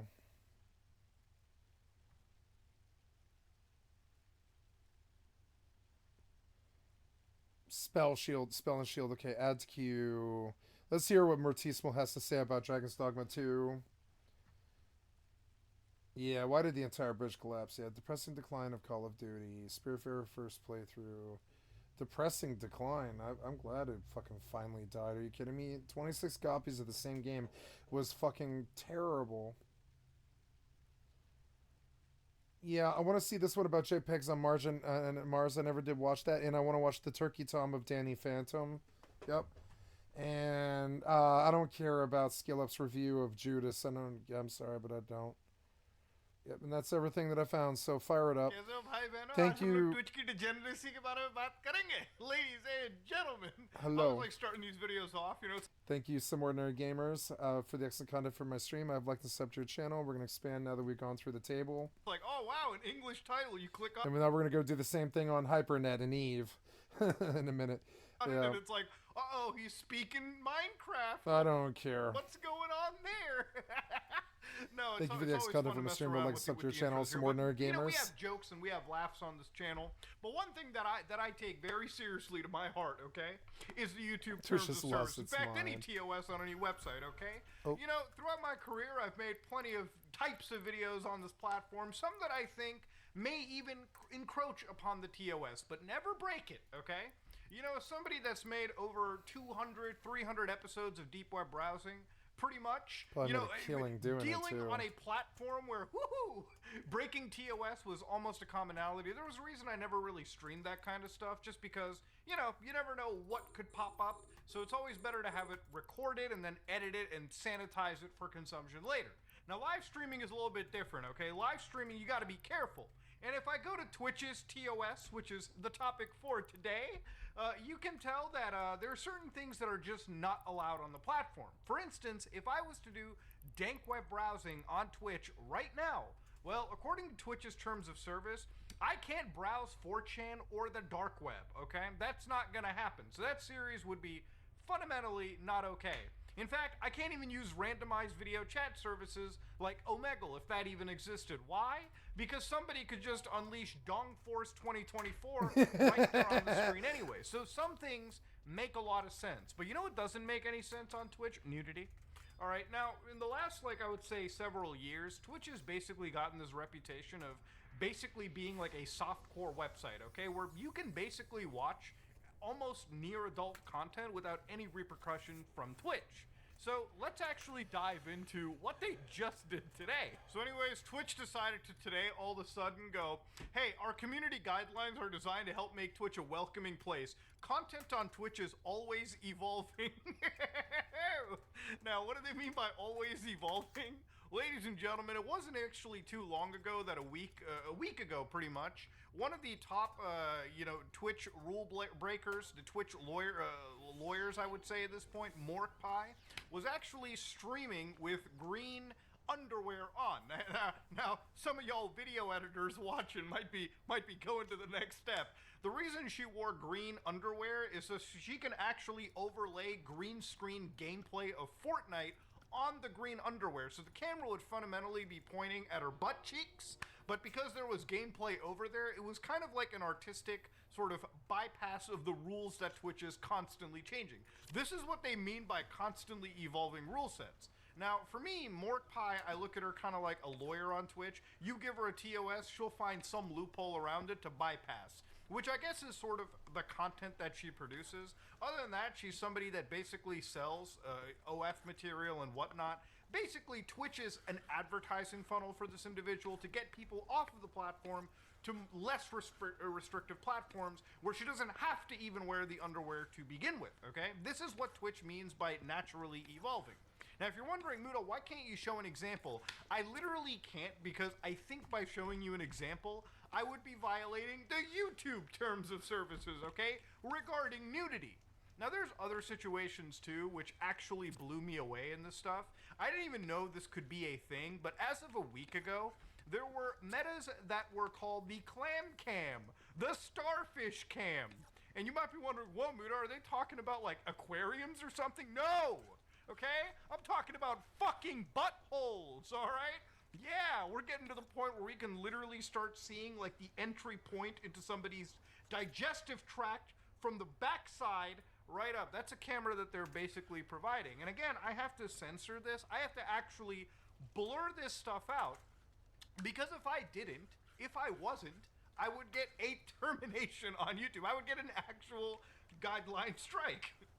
And of course, this kind of content is insanely popular. We're talking about VODs that are locked behind subscriber paywalls that are getting up to like 200,000 something views, 300,000. It's insanity. Now again, I'm watching a Twitch stream that is completely blurred and blocked out for all of you watching, because I am quite literally witnessing somebody put on the most minimal amount of clothing possible. I mean, at this moment in time, this site, if somebody was to walk into my room, they would think, whoa, is this Twitch TV or is this Chatterbait? Honest to God, this is the reality, okay? On the holiest months, Ramadan, we have to be witnessing this kind of stuff. Now, at the end of the day, I'm not going to sit here and be a prude and say this is outlandish. I think if Twitch wants to have content like this, it's totally okay. Twitch should allow content like this. But like I said before, age-gate it behind like a paywall. Age-gate it behind like something. Blur thumbnails. Put an 18+ category. Put them in a different section. Because the section they're sitting in is hot tubs, pools, and beaches. And I'll be real, in a lot of these streams, I don't see no hot tubs, I don't see no pools, and last I checked, there were no goddamn beaches in the entire frame whatsoever. Now, of course, the perfect type of streams that exist, obviously in the content copyright, farm of Twitch, is at least Family Guy 24/7. So if you want to watch some Family Guy content, reminder, there is a stream that is catering to 3 people, me included, watching Family Guy all the time. 24/7, 365. Uncensored, by the way, too. God, I love this website, dude. You want to bypass copyright? Pfft, right here. You want to bypass age gates? Right here. Now, when you go to like Twitch, their terms of service is often weird. Let's go back to their post today. We want to make sure our rules work as intended and keep up with emerging behaviors. Instead of rewriting the rules, if you want to actually ban these people, just specifically ban the people that are making a mockery of your rule set, if that's what you want to do. When needed, we make updates to our rules to capture those shifts in behaviors, and so it's clear to the community what is allowed. It actually isn't really clear to the community at all, because in reality, people are just sitting here wondering how far they can take these metas. People have made a joke out of this TOS because all they do is sit and find loopholes, when in reality, everyone knows exactly what's going on. These are just people advertising to Twitch viewers, in some cases, children even, so they can jump down the OnlyFans funnel and they can get them off the site into like actual adult material. Again, if Twitch wants to do something about it, they can deliver some bans. Again, this is one of those situations where it's not like the rules are, if anyone's making it unclear, it's actually the site itself. So apparently on March 29th, what they said, not today by the way, they're prepping people for this, okay? They're giving 2 days advance notice to all the streamers who are violating these rules or finding loopholes to find the loophole to this.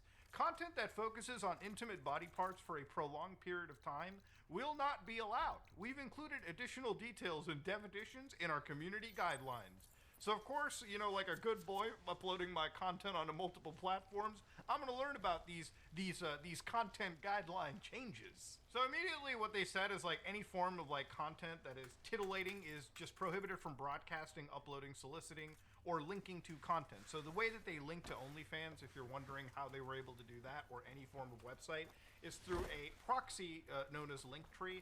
Generally, most platforms, YouTube included, will not allow you to directly link your OnlyFans or any website that is 18+. So you go to Linktree, you put all your 18+ content in there, maybe you lock it behind a little toggle box, but because you're from the YouTube platform or Twitch, linking to Linktree, then Linktree leads, you actually don't technically violate a rule right there. It would be a serious, scary situation if all of a sudden all these websites started to block Linktree or any Linktree type service on their platforms.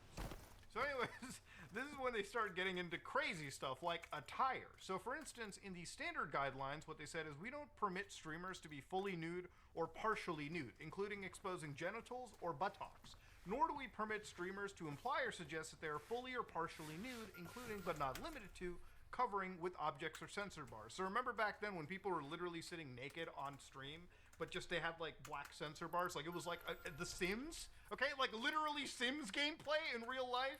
Yeah, that was one rule Apparently- that they had, right here. Now they've got like contextual exceptions. So Jesus Christ, can't you pause it? Fucking idiots. Apparently, Margot Robbie has bought the rights to The Sims for Hollywood, essentially, and the next Margot Robbie movie is going to be another Barbie movie, except about The Sims. And I heard this today on Phil DeFranco. Margot Robbie's next movie is going to be The Sims. And so they're just going to girlify everything. It's going to be funny. Barbie and The Sims and all this other stuff, which is fine by me. It's just kind of interesting. I can't believe they're going to do The Sims. I can't see how that holds up as a Hollywood movie the same way I couldn't see Barbie holding up as a Hollywood movie. But apparently we need Barbie and The Sims now. Whatever. It's like they're basically toy commercials except movies. on the swim and beach category, the concerts and festivals, swimwear is permitted as long as it completely covers the genitals. Yeah, from what I've seen, it almost barely does it, okay? There's a little bit of dispute to be doing there. And those who present as women must also cover their nips. Full coverage of buttocks is not required, but camera focus around them is still subject to our sexual themes content classification guidelines. What do you mean full coverage of buttocks is not required? So you can just show bare ass on stream? Didn't know that. Coverage must be fully opaque, even when wet. Sheer and partially see-through swimwear or other clothing does not constitute coverage. Content subject to this contextual exception must be placed within the pools, hot tubs, and beaches category. Ooh. Content that violates standard attire guidelines and is not subject to this exception, wearing a bikini outside of a pool or beach setting is still violative if it's placed into the pool hot tub. So generally what'll happen is people will just green screen a beach there and say, yeah, we're at the beach, boys! And I guess that's pretty much as close as you can get. Now, of course, TOS violation is nothing new out of the ordinary. You know, at the end of the day, the thing about, like, this kind of TOS, especially when it comes to, like, nudity and sexuality, YouTube had an issue, like, I would say months ago, when somebody was literally applying Nair to their butthole for educational purposes. You actually got to see a butthole shaving tutorial on YouTube. Yeah, and why the not? only reason you were able to do that is because the actual depiction of nudity in that case wasn't even something that was necessarily supposed to be stimulating, right? Which I guess is the key word in this situation. Even on YouTube, you're allowed to show actual nudity, I guess, to an extent. If you do things artistic, like, for instance, if you're educating people on the mysteries of naked yoga, okay, I'll let the brain figure that one out. I actually covered this, I would say, years ago. And this is a situation which, again, YouTube kind of cracked down on because for a while, people are just uploading like actual adult material, but just titling it yoga to get past the YouTube moderation. Nowadays, the channels that exist apply very little blurring, if any, and actually do make educational depictions of people doing yoga without their clothes on. Now, of course, you're wondering how this is allowed on the platform. Again, it's supposed to be educating, not stimulating. But you can imagine, obviously, for the people that are consuming this content, I'm sure plenty of people know their positions in yoga, and they don't need somebody to be totally naked in doing so. But again, this is the only way to see somebody do the downward dog without any clothes on and not catch a community guideline strike. Insanity. Now, when it comes to Twitch's rules like this, obviously they have some pretty hard set rules, like you can't be playing certain games, okay? You can't be playing games like Yandere Simulator, okay? That's not allowed to happen, okay? You can't play games like What's Under Your Blanket, but you can definitely actually come across pool, hot tub, and beach streams that are straight up ready to show starfish and funnel people on to adult websites at some point down the road. It's a little bit insane if you really do think about this, okay? It's kind of wild to see where Twitch is evolving. Now, in the general sense, I don't think that Twitch is as bad as I guess it was initially. Now that I connect to Twitch, I genuinely do see people playing gameplay. And again, in their most popular section, which is just chatting, there are people that are just chatting. Now, this kind of harkens me back to a time when Twitch had unregulated gambling, and they banned that obviously to protect children, right? Which is the, understanding at the time. And of course, if we look at one addictive vice like gambling, we can look at another addictive vice like adult material and kind of apply the same logic. Look, at the end of the day, Twitch is a website that caters to 13 and older. It starts at 13. I wouldn't have an issue against this kind of content if they have proper age gating, thumbnail blurring, everything. But as it stands, you can literally not have an account, go onto Twitch TV, go to any of these accounts, even if they have like adult, filters applied, all you do is click one button and you immediately are able to watch any of this kind of content. And look, at the end of the day, alright, I wouldn't have an issue if there was actually some form of proper gating. And this is a website that starts at 13, so it's one mainstream news article away from actually being destroyed and torched in front of the grand, public out there, right? Imagine if for some reason, you have like these big publications hitting Twitch because, hey, this is a website where 13-year-olds can connect and donate bits to literal, like, online adult entertainers, right? And again, Twitch, these people, these streamers, they're not necessarily violating the TOS. They're just playing around it. But at the end of the day, all of these Twitch, sites do is they serve as advertising funnels to OnlyFans or other adult content, which again can be pretty dangerous, right? It's a pretty thin line we're walking. And that's one of the things that I kind of wanted to really harken down over here. I wanted to talk about that specifically. I think what Twitch is doing is incredibly dangerous, and I think what Twitch is doing is incredibly stupid in the grand scheme of things. Look, playing this like merry-go-round, this cat and mouse game of let's change your TOS, let's keep these people on and also not on at the same time. Look, if you want to look at the greater community, you got to start actually handing out some bans. And I'm not talking about like a 24-hour ban. That does nothing but advertise your next stream to have record numbers. Look, this is clear, like, we don't need to pretend. This is very clearly designed to sexually stimulate, right? And it's funny to watch some of these streamers, like, kind of bypass the TOS and make a joke of it. But at the end of the day, this is very seriously just another OnlyFans, like, adult entertainment, like, funnel. And if you're going to have a site that has 13 plus, people, like teenagers, then you got to be able to properly limit this kind of stuff anyways. Ladies and gentlemen, I don't know. Maybe I'm too old and prude talking about this, but this is just one of those things where I think, like, in the grand scheme, it can be far more dangerous than anything. But let me know what you think in the comment section below. If you like what you saw, please like, comment, and subscribe. Just like if you dislike it, Hi everyone, it's me, Tim. Thank you, Timothy Kane, for the excellent content from his stream. I'd like to sub to your channel. The evolution of technology. I like that he's talking now. It's good. And I started to segue in that video into programming languages, and I said that could be its own video. Then I realized someone had asked me that exact question. Developer67 asks, Tim, can you compare C, C++, and C# and talk about your experiences making games with these languages early on in your own engines and later on in Unity for Pillars? And also tell us, what did you enjoy more doing? And that's a good question, and it ties in really good with yesterday's video. Well. Let me roll back a little. So before I jump into this, just as a reminder, I started my programming journey with BASIC on the Atari 800. And then that led me into assembly because I wanted to figure out how some of the games worked. And a lot of the really good games on the Atari 800 were in assembly. So that's what I started with. But then when my school had a computer science class and it taught Pascal, so I learned Pascal. Pascal was my first compiled language. BASIC is interpreted, and assembly is, of course, just assembled.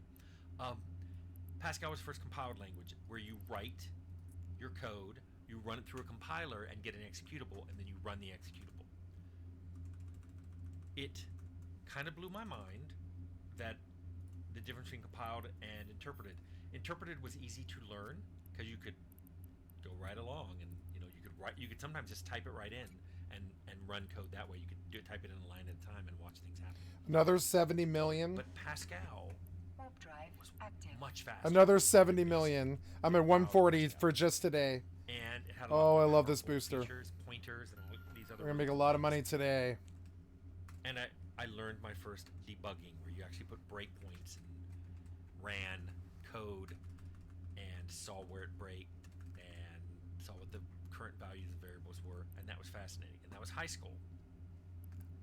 When I went to college, I went to engineering school at the University of Virginia for computer science, and as part of that degree, I had to learn a ton of languages. It's where I first was exposed to C academically, but I'm going to put a pin in that. Docking request accepted. and C++, and a lot of other languages: Snowball, Lisp, Ada, just a bunch of different things.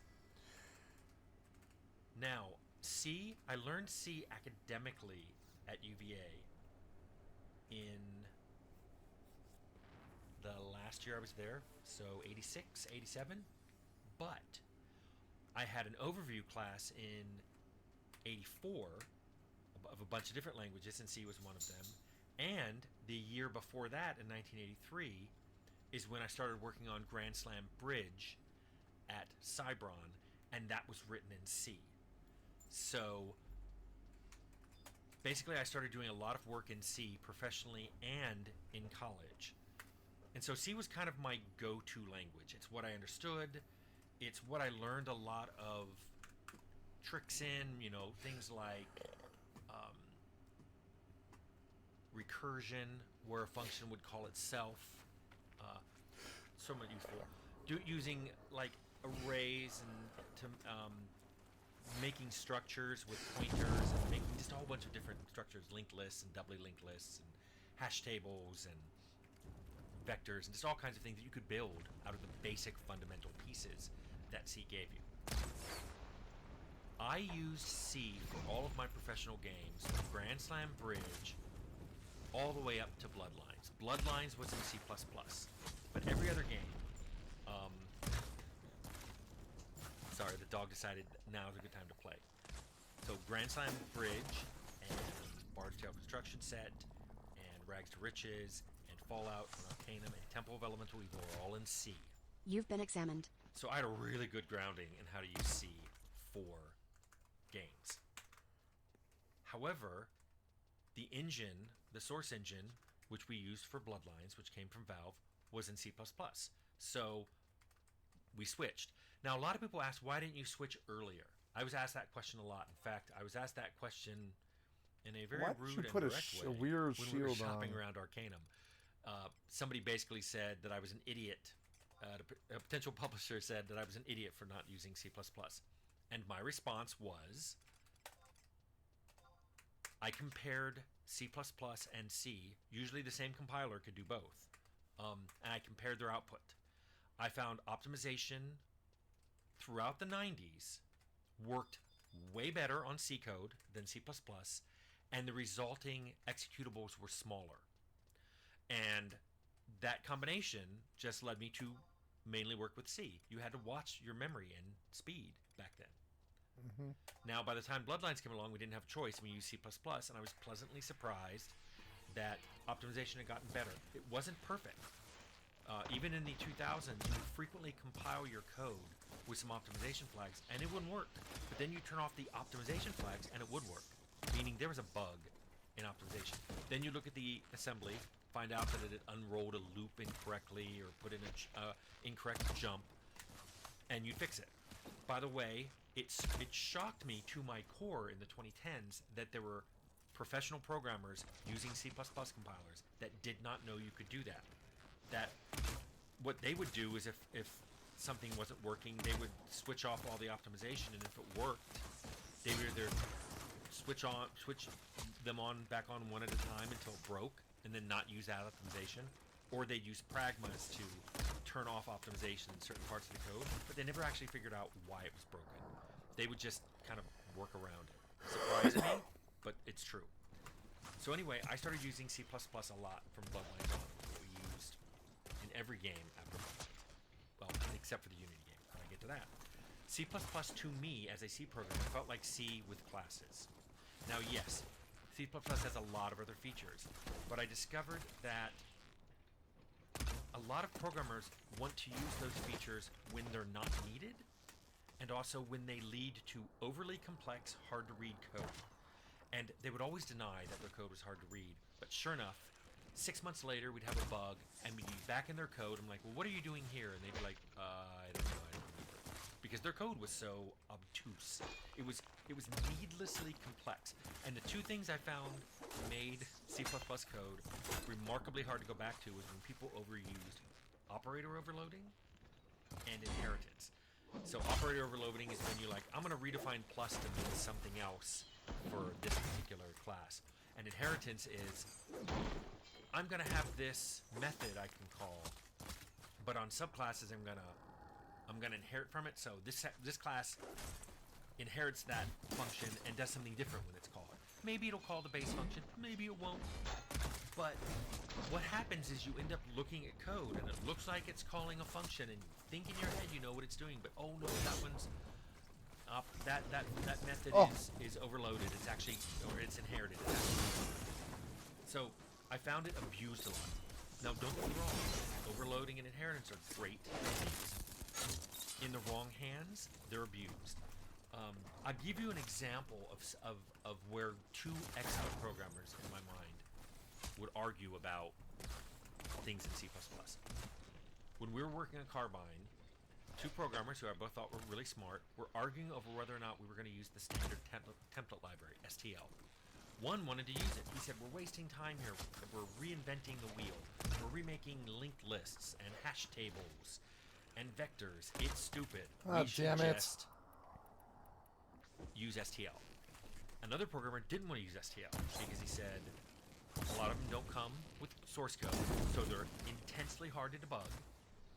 So you run into, you're debugging something and you're like, I don't know if the bug was that it was put into the map, or the map is incorrectly not retrievable. And they both made a really good case. It's really hard for me to decide. I think what we finally ended up doing is we found a very plain vanilla STL with source code, and I told people to use those if they wanted.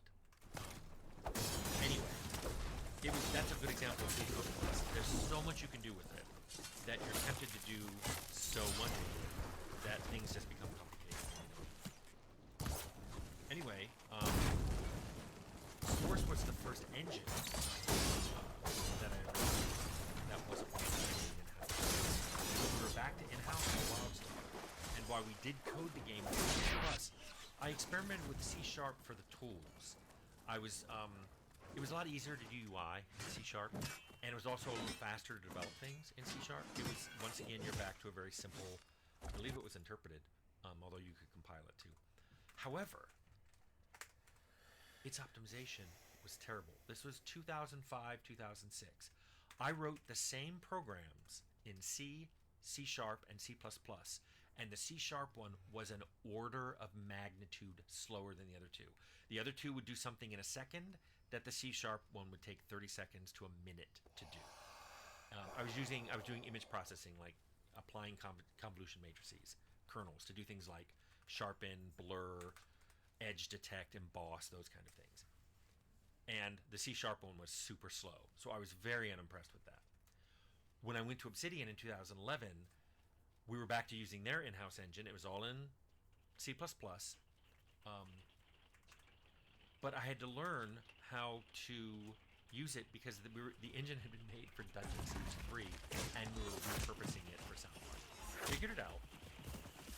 But the very next game was Pillars. And this is where I was finally like, oh, I'm probably going to have to use Pillars is on the Dungeon Siege 3 engine. Java or C#. I didn't know that. You don't really get to code the engine. The engine is okay, but you get calls out. Things like when your class starts, every tick, you get a call to your update. You can get calls when an event happens. You can say, hey, I need someone to call me when a status effect is applied. And then the status effect system would apply something to someone that says, call their event to add a status effect. So you can do things like that. It turns out you have to do things like that because there was a lot of optimization issues. People tried to do everything on the update. It was very tempting to just wait until you get your update and then go, did I get a new status effect applied to me? Now, how do you know that? You just keep looking at the old status effect, put a flag in on a status effect, and once you see it, mark it as dirty, and then you see if there's any non-dirty status effects on you, which means they must have been recently applied. I saw people doing stuff like that in Unity's update function. Or what they should have been doing is listening for an event and have the class that does the thing they care about make an event. So C# not only was a little slow there, people were heavily abusing it, and it was slow. So we used Pillars, we used Unity for Pillars of Eternity and Tyranny, But then when we went to Unreal, we jumped back to C++. And we did Outer Worlds with C++. Not only was that faster, but you get the source code for the engine.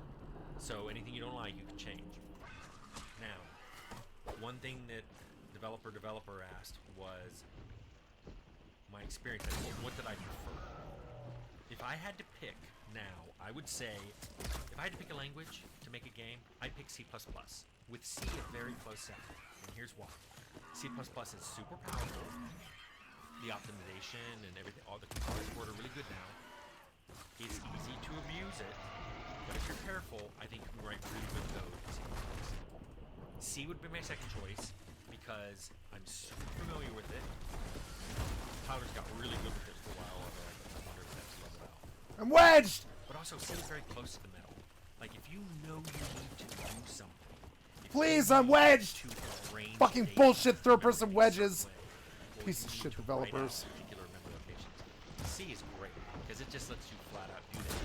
Plus, when you compile the code, there's a one-to-one from the C What? to assembly. So you can My god. That's exactly how I would have done that if I had written it by hand. And then C# would be my third one, but with a caveat. C# was by far the easiest one to learn.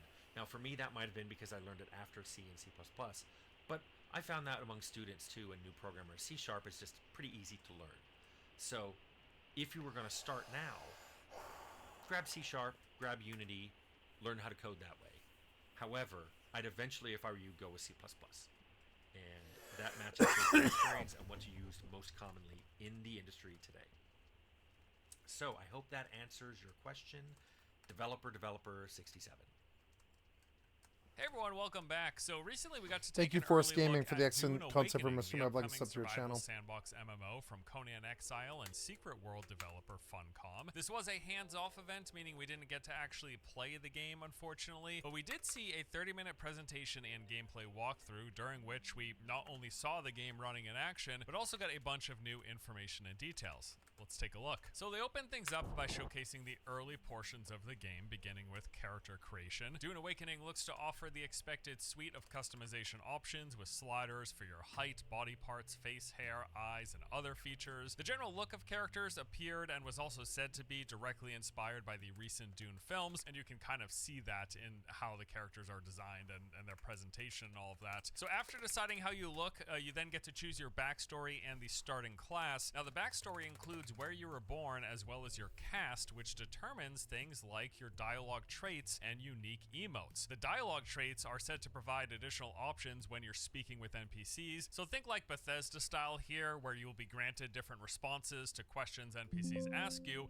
depending on your backstory, your history, your caste, your birth location, all of that. 60 hours And then there already. Are the classes. Hells there were yeah. 4 Good options game. to choose from what we saw. So there was the Mentat, who's all about recon and strategy. Their starting ability is assess weapons, which lets them scan enemies and objects in the environment, granting information about them. Then there was the Trooper class, which is all about offense and demolition. Their starting ability, Shigawire Cable, is basically a grapple hook. You shoot a barb, it attaches to a surface and then pulls you towards it. Then there was the Swordmaster class, who is about close quarters Heavy aggression. rain. Their starting ability, Nice. Deflection, has them entering a defensive stance to deflect ranged attacks. And then the final class Sorry it's so was loud, the guys. Bene Gesserit Can't do Acolyte, anything which about is it. about physical mastery and manipulation. Their starting ability is Voice Compel, which uses the voice to force someone Blame you towards for your Plunder position Storm from like afar. that. So it does seem like they are going with clear different archetypes here for tailored towards different playstyles. After they finished creating a character, there was a series of cutscenes, at the end of which we see the player wake up inside of a cave. Now here you go through the typical basic survival game tutorial, being introduced to the fundamentals of movement, combat, gathering, and crafting.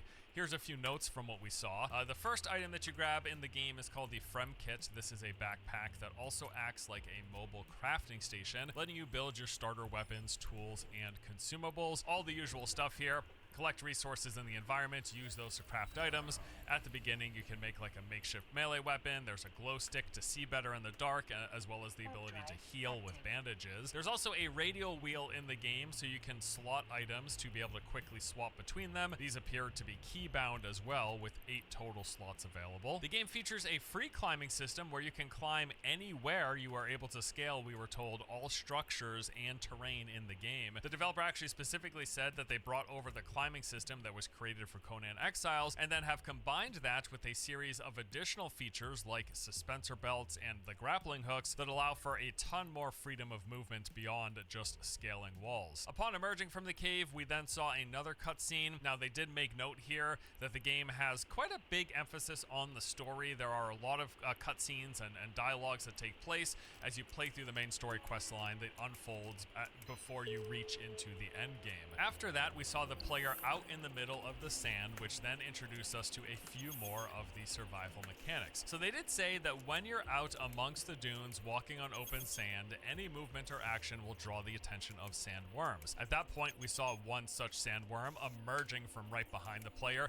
It was clearly a cutscene. It was set up for this moment, but it's just, again, the introduction to the sandworm mechanic. Now, beyond avoiding the worms, you are also having to manage your heat level at all times. So any time spent standing in direct sunlight quickly builds up this temperature gauge, and once the bar is full, you receive the sunstroke debuff, which then quickly drains your water. And finding water and maintaining your water levels appears to be one of the primary survival mechanics in this game. So they say you're going to want to stay out of the sun, you're going to need to search for water, and water can be found from various sources. You're going to be able to pull water from plants to a certain level, and then after that, you will actually need to consume pure water or get water from the blood of wildlife, NPCs, and other players. There's also resource harvesting, as you expect. You'll harvest resources from things in the environment, as well as the ability to salvage materials from metal objects using this tool called the cutter ray. And they've actually opted for using one of the more interactive ways of harvesting. So rather than just say clicking E to harvest materials from something you're standing in front of, you actually scan any object that's harvestable. This will reveal its weak points as a line, and then you have to trace along that line to actually harvest materials from it. And they mentioned that as you progress through the game, the rarer materials will have more complex patterns for you to trace. Next, we got to take a look at the enemy outpost. These are locations that will be full of valuable loot, resources, collectibles, and of course, NPCs for you to stalk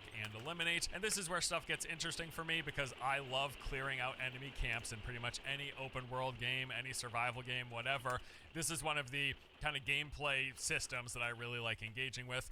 Before we dive into that though, here's a quick word from today's sponsor. Today's video is sponsored by Marvel Rivals, a new competitive superhero team-based PvP shooter where you can choose from a vast array of iconic Marvel characters, from Guardians of the Galaxy to Avengers to X-Men and many more. Whether you're into smashing through enemies as the Incredible Hulk, unleashing high-power tech weaponry as Iron Man, or swinging into action as the Spider-Man, there's a character for every playstyle, complete with deep lore that fans of the Marvel Universe are sure to enjoy. In Marvel Rivals, teamwork is key. You'll coordinate with allies to execute unique team-up abilities between heroes to turn the tide. Whether it's Groot and Rocket linking up for a devastating combo, or Iron Man and Hulk joining forces to unleash powerful attacks, strategic collaboration is essential. And it's not just about the heroes, the environment plays a role as well. Marvel Rivals features destructible environments, allowing you to leverage the map to your advantage. Witness Black Panther strategically destroying a bridge to cut off the enemy's path, creating dynamic and unexpected scenarios. To discover more about Marvel Rivals and get access to their first closed alpha test, be sure to check out the link in the description below. Alright, now let's talk about NPC bases and the game's combat. At this point, they actually swapped to another character, showing us a different class in action. They had crafted what is called a passive suspensor belt, and this basically let them glide or hover anytime they jumped into the air off of an object. What was neat about this, though, is that this action actually preserves momentum. So we saw the player use a grapple hook to quickly pull themselves up onto a ledge, and then they activated the suspensor belt, which had them gliding, carrying that momentum, which basically kind of slingshot them up into the air, letting them go further than they would be able to otherwise had they just used the grapple hook. Like to see this kind of more interesting and engaging traversal mechanics. In fact, at this point, the developer said that their goal was to try to make traversal fun and engaging, because moving around the environment is one of the things you'll be doing most. Besides gathering, crafting, and doing the combat, you're going to be spending a lot of time moving around. So using these tools and abilities combined with the free climbing system gives players the ability to approach many encounters however they like. And they said, as an example, you know, a lot of outposts will be in like these outcroppings or rock formations. So yeah, you can walk into the front door of the outpost and start taking out enemies head on, or you can climb up and kind of fall in from above, sneaking around, or, you know, however you want to approach it. But they want to have a lot of variety while also making the traversal feel engaging rather than just climbing a rock wall. You got the grapple hook, you got the levitation ability and different other class skills that you'll be able to use that play into more engaging and dynamic traversal mechanics. Once inside the outpost, we got to see some combat in action, so the player snuck around for a little bit in a crouch position, moving around the base stealthily before pulling out this Mala pistol to take out a few patrolling guards. So the character that we saw was actually the Trooper class, and they had the grapple hook ability as well as a just regular frag grenade. Now, at this point, we were told that in addition to any ranged and melee weapons that you use in combat, at any given time, you can select 3 active skills and 3 passive skills to have currently equipped out of a variety of options. There are classes, as we mentioned, with those classes come skill trees, and from those trees, you can kind of pick and choose what you want. Although you choose a starting class, it seems like you do have the option to pull skills, active and passive abilities from the other class trees as well. I assume there's some sort of limitation, like maybe you can only fully specialize in your starting class, but you can still pick some of the earlier skills in the other tech trees. And the combat that they showed seemed fine enough. Now, nothing really stood out, either for better or worse. I will say I thought the sounds and the impact animations, like how the enemy AI reacted to being hit and shot in combat, that looked decent. If anything, on the negative side, I would say the character movement appeared a little bit stiff. It didn't really seem bad by any means, but it just looked a little rigid. That's just something I took note of while we were watching this. Overall, though, it seemed fun enough watching the character move through the environment, sneak around, take out enemy NPCs with ranged and melee using their skills, tossing grenades. It seemed competent. It seemed like it would be a relatively fun time. After spending a little time on the Trooper class, they then swapped back to the original character, showing us the Mentat class in action and how they might approach taking on an outpost. He had access to this ability called Battlefield Calculation, which was more or less an area scan that marks NPCs, showing you their location as well as their class archetype, be it assault, support, whatever. After scanning the enemies, he then summoned in a Hunter Seeker, which is basically a drone that you manually have control of, and you have an ability that is able to one-shot any of the game's basic enemies. Now moving on, we got player bases and construction. So they introduced us to the base building system, of which they said that they took the foundation of what Conan Exiles did, tried to identify some of its flaws, and then refined it into a better version for Dune Awakening. So to start out, you place down a totem on the ground, and this is basically marking the area in which you can build. At that point, you're able to do the typical base construction stuff. You'll place foundations, walls, doors, stairs, and roofs in whatever configuration you please. They are making use of a hologram. Oh, come on!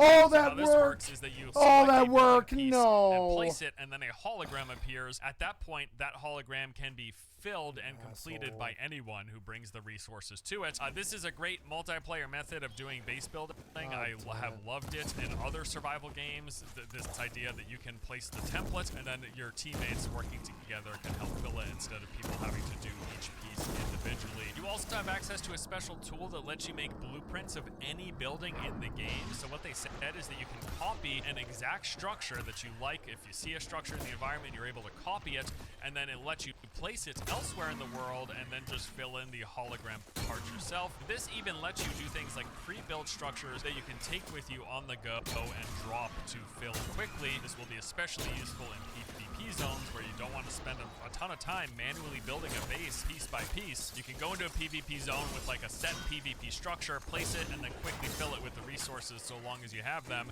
Again, instead of trying to build it by damn it, hand while fucking you're also stupid trying to search keep an thing eye out screwed for up my other fucking players. combat. Player crafting. Lots of different crafting and refining stations, pretty much what you expect. There'll be various purifiers, fabricators, refineries, and storage. As you level up in the game, you'll earn these technology points, and then those points are spent in a tech tree that unlocks the various crafting stations. In addition to the tech tree, they also told us that there will be unique schematics that are only found while exploring and looting out in the open world, and these will include things like better versions of certain items. So if you go out and you find one of these rare schematics, this will allow you to be one of the few players to craft said item or vehicle or whatever, and then you can take those items that you make with those rare schematics and sell them on the player trading post. We got to see a handful of the game's dynamic world events. These include things like damaged spaceships and transports that will fall from the sky. These leave a trail of thick black smoke. They will carry unique and valuable resources not found anywhere else, so you will want to head out and salvage them whenever you see one of these ships crashing into the sands. However, this is also going to attract things like the sandworms and other players, which they said is used to create these tense situations where you'll see this ship crash happening and you want to go to it to get its valuable resources, but you're gonna have to be careful. Is the sandworm, was their attention drawn enough, and are they coming? Are other players coming to kill you, or not even just to fight you, but even way other too many players mobs competing to harvest the limited resources that are on the ship that just crashed? Again, all used to try to create these tense dynamic moments. Other things they have for events include at the nighttime, there are these large military ships that scan the planet looking for escaped prisoners, which you happen to be. So you'll have to pay attention to where these ships are and when they're passing by, and you need to I got both of them. No! Oh, I thought I was dead. Spotted, they will then send down I got a squad cutscene. of NPCs to try to take you out. And I assume if you're good enough, you can act. Damn it! Shut up. You're like kind of loud, like a little bit.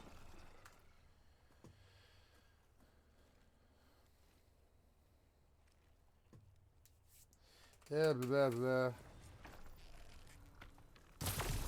Ooh. Ooh. Ooh. Yeah, let's try this for this guy. See if this will do it.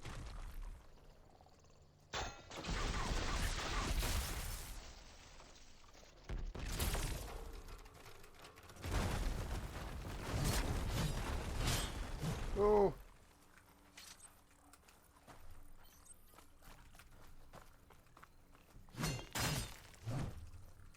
No one else to help me, huh? Oh. Oh.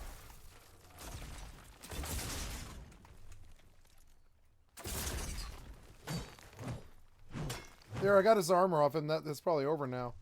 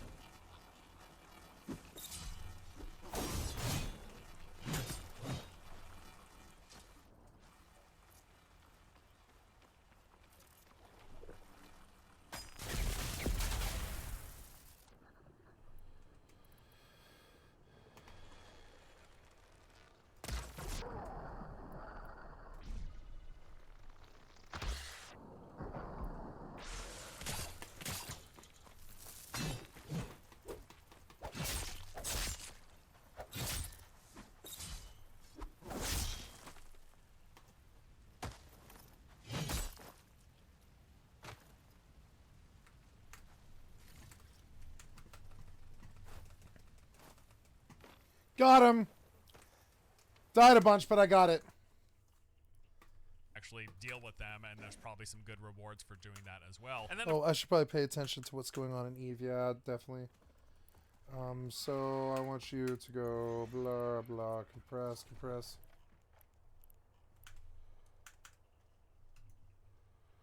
Where did my other account go? There we go. And I should be mining, but I'm not. There we go. Nice. Mark this day. They decimated the marshal, slaughtered the Karaja. Wow. I like the story, but I don't care, and I'm not paying attention. I won't pretend that I am, and it's not their fault. It's because I'm running a stream. I'll tell you right now, I'm using my job as a shield on this one. I like this story, and I'll pay attention one day, but I don't care right now. I don't care about these stories. I don't value them. I'm terribly sorry. I'm here for the combat, and I think that's fair. I paid my money. Of course, another big event that you'll be dealing with is the sandworms. They said that these exist as a constant threat throughout the game. You cannot outrun them, and you can't beat them because they're not an actual boss you can fight. The only thing you can try to do is avoid them and escape if you do draw their attention. So as we mentioned earlier, when you're moving in the open sands, anything that you do while in this space will draw the attention of the sandworm. Now, you're going to want to still go out into the open sands because there are a lot of valuable resources and loot there from those crash ships, but also from the shame because they put so much work into it, but meter anytime you're on the sands that basically gives you an indication of how much attention you're drawing from the sandworms. Once this gets high enough, the sandworm will then appear. You're actually going to see it bursting out from the sand, making a loud commotion. So if you don't see it, if it like bursts behind you, if you don't physically see it at first, you're definitely going to hear it. You turn around, you see the sandworm like coming up from the sands, and then at that point it changes. Look how long it takes me to do it when I'm skipping. Imagine how long it would be to listen to it. It would be 15 minutes, something like that. It takes me 2 minutes to skip it. It's 15 minutes worth of exposition on a story that I just don't care about. She's beautiful. She's killing machines. That's all I needed from you guys. And I hope you guys learn from that in the future. That's it. A shark skimming the surface of the water. And there's some cool talking in it, but I think they should have kept it like all the cutscenes. I think cutscenes should have been left in 2004. If you can't do the exposition while we're moving towards the target in the game, I don't really care. Now, it's funny. You'd be surprised how much exposition I actually want. I want exposition, but I want you to deliver it to me while I can play the game. The cutscenes are worthless to me. I'm starting to sort of boycott them now. I know these cutscenes are high value and they're good and they're well done. Hey, survive the ambush at the embassy and gain passage. So let's see this one, huh? Let's go to my Steam thing and see. Only 1% of players have this achievement. I'm apparently doing real well in the PC scene. I survived the ambush at the embassy and gained passage into the Forbidden West. 1%. Cool. I mentioned all the people that beat this and know it well were on PS4, and I'm amongst the streamers who bothered to buy this on PC. But I think anybody who doesn't buy it is foolish. I think it's actually a really good game for its money.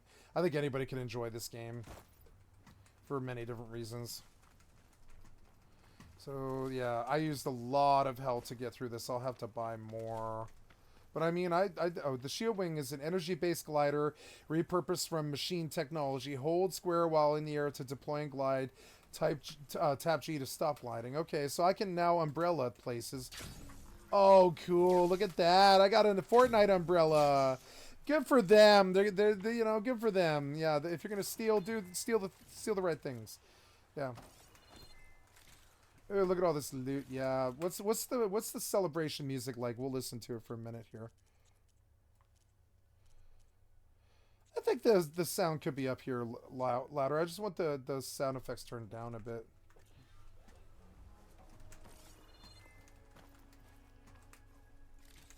Beautiful. 70 frames, all this like smoke and stuff from the bodies and all that grass on the screen and everything, and it's still getting like 70 to 110 and it seems solid. She's beautiful. She really seems like she's standing here in the meadow and stuff. It actually is really cool.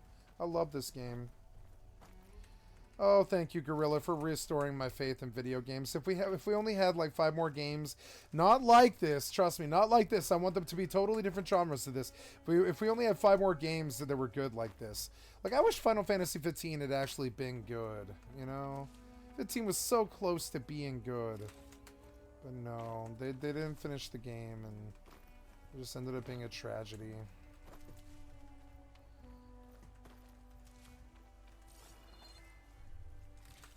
Yeah, looting everything is important because I just dumped like a lot of resources into them.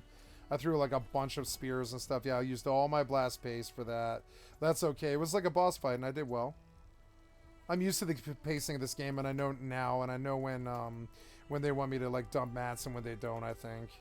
This was definitely a map, a fight that I wanted to dump mats on. The shield asshole, if I hadn't done the initial challenge for like an hour, I wouldn't have been able to kill that guy the first time I fought him at all. I would have failed and probably given up on this, but since I had the practice, I knew what they wanted, and that was good. It looks washed out a lot of the time in low, and that annoys me kind of. It's like very yellow, and I don't like that. The yellow tint is really annoying. I have, I think I've got Nexus or Vortex mod manager, I think. I could potentially have that, I could download that yellow filter thing and get rid of all the yellow filter, because the yellow filter is so ugly. I wish they hadn't done it. It reminds me of Fallout. Everything's yellow for some reason, and I didn't notice till they told me, but if you really look for it, all the fog's yellow, all the grass is yellow, everything's yellow. Why did they do that to the game? It's weird. It's terrible looking. Yellow's a really fugly color if you do too much of it. It's one of the most unpleasant colors, you know? Like piss. If you put too much piss in one place, it's fugly. It's really ugly. Yellow is not the best color to overdo on.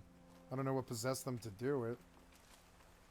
And anybody, now they're going to know that the chief criticism for the PC crowd is that they made their game too yellow.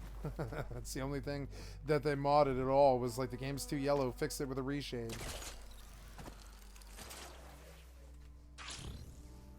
Oh, hells yeah. Oh, I love it. It's all super fun now. Oh yeah. Take me up to the top of that thing and jump off of it. Oh, hells yeah. Yeah, like take me up to the top of this thing here or whatever, yeah. Hey, no, I didn't want to do that. Why did you do that? No, that was wasteful. It was so wasteful.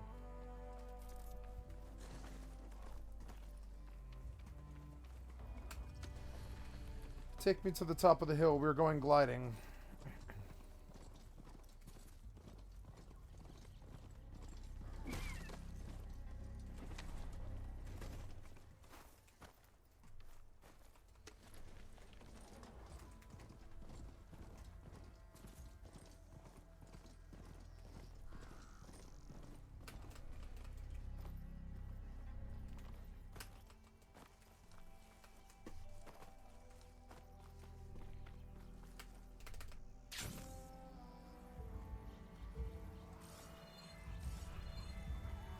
I love it. It's such a good game. I love it. It's like everything Enshrouded was trying to be without even trying. So dumb. I love their little Fortnite umbrella. Let's look around the map. Okay, so we didn't really explore this river. I'm going to explore this river just because I feel like it might be hiding a secret. Oh, yeah? Okay. We got to compress. Yes, compress, and then run. The asteroid is depleted. That is alright. Then we go blur, blur. We're starting to get down to it now. Last 3 asteroids, we're going to be done here. But I made so much money. I made like 200 million, which is good because I'm about to buy a whole bunch more boosters and stuff. We'll have to do trips to sell in Amar now because I have like fucking 500 million worth of ore to sell. And that's fine. It's just there's going to be some trips to Amar for the rest of the evening. But, I mean, yeah, I made a lot of money here today. It's pretty good. Pretty good, I must say. I don't know. There's a few more asteroids left, actually. So we'll go over there. And we'll stick the drone on it. And we will compress. And we're down to 11 on her and 4 on her. Compress, compress. There's not much there, cat.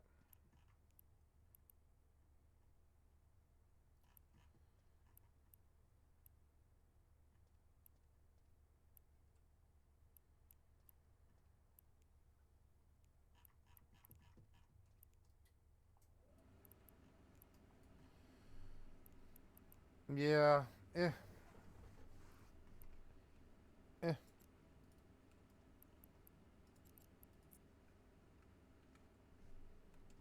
The asteroid is depleted. The asteroid is depleted.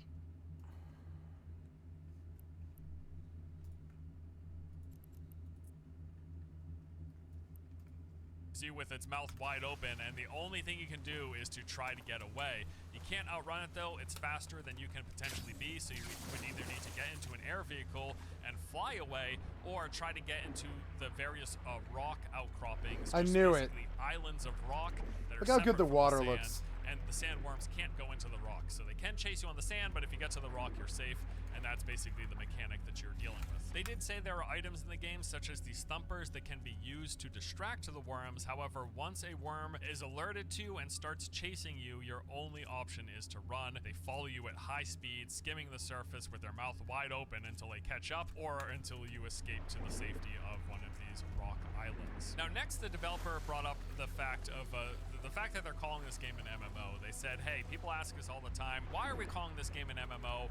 What makes it an MMO? And to which he said, the game is a series of connected servers that are all seamlessly interconnected with each other, and some of these include social server areas, such as these things known as player hubs. This appears to me to be very similar to how things like the tower work in Destiny. Here you're going to see a large number of other people running around. This is where, besides other people, you will also find quest NPCs, trainers, merchants, the player auction house, guilds, and factions. And that was pretty much all he actually said on the matter. He didn't go into further detail about what other MMO elements it has. Now, from this, I get the impression that outside of the social hubs, all of the zones in the game will make use of phasing. So they're going to have like a set limit to the number of people you're able to see in your particular version of that zone's server. And then it's likely in the PvP zones, they will allow for a higher cap of players to allow for that large-scale PvP combat that they've talked about. But otherwise, it'll be somewhat limited in the PvE zones. You know, at this point, most MMOs nowadays use something like this. We're very rarely seeing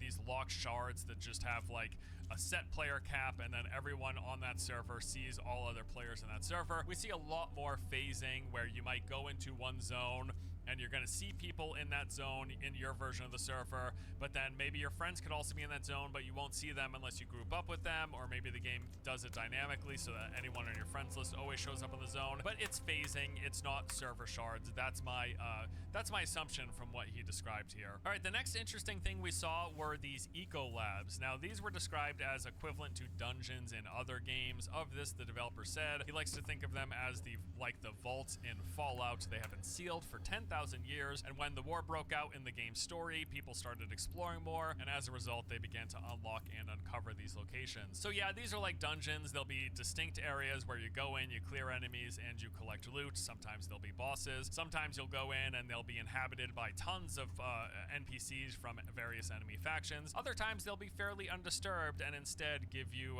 various new interesting experiments, puzzles, and obstacles for you to try to overcome. And they did say here that this gives them the space to play with ideas and locations different from the standard deserts above, introducing new landscapes and environments that aren't just sand absolutely everywhere. In fact, in the one eco lab that they showed us, it was like a tundra themed location. There was a ton of ice and like snow and frostbite all over the place. So yeah, these eco labs are going to let them deliver an experience that isn't just sand all over the place, which I think is really good, because that's probably one of the concerns that people had with this game. Like, how interesting is it going to be exploring the desert for 100 hours? Well, with the eco labs, they are able to deliver biomes and locations that aren't just sand and rock, right? So that's good. There was a stretch of combat here. We saw a few minutes of combat with two characters working together. This also showcased a few different abilities. We saw the Mentat class use this ability that revealed enemy health bars, as well as what abilities the enemies had. We saw a suspensor grenade, which caused enemies caught inside to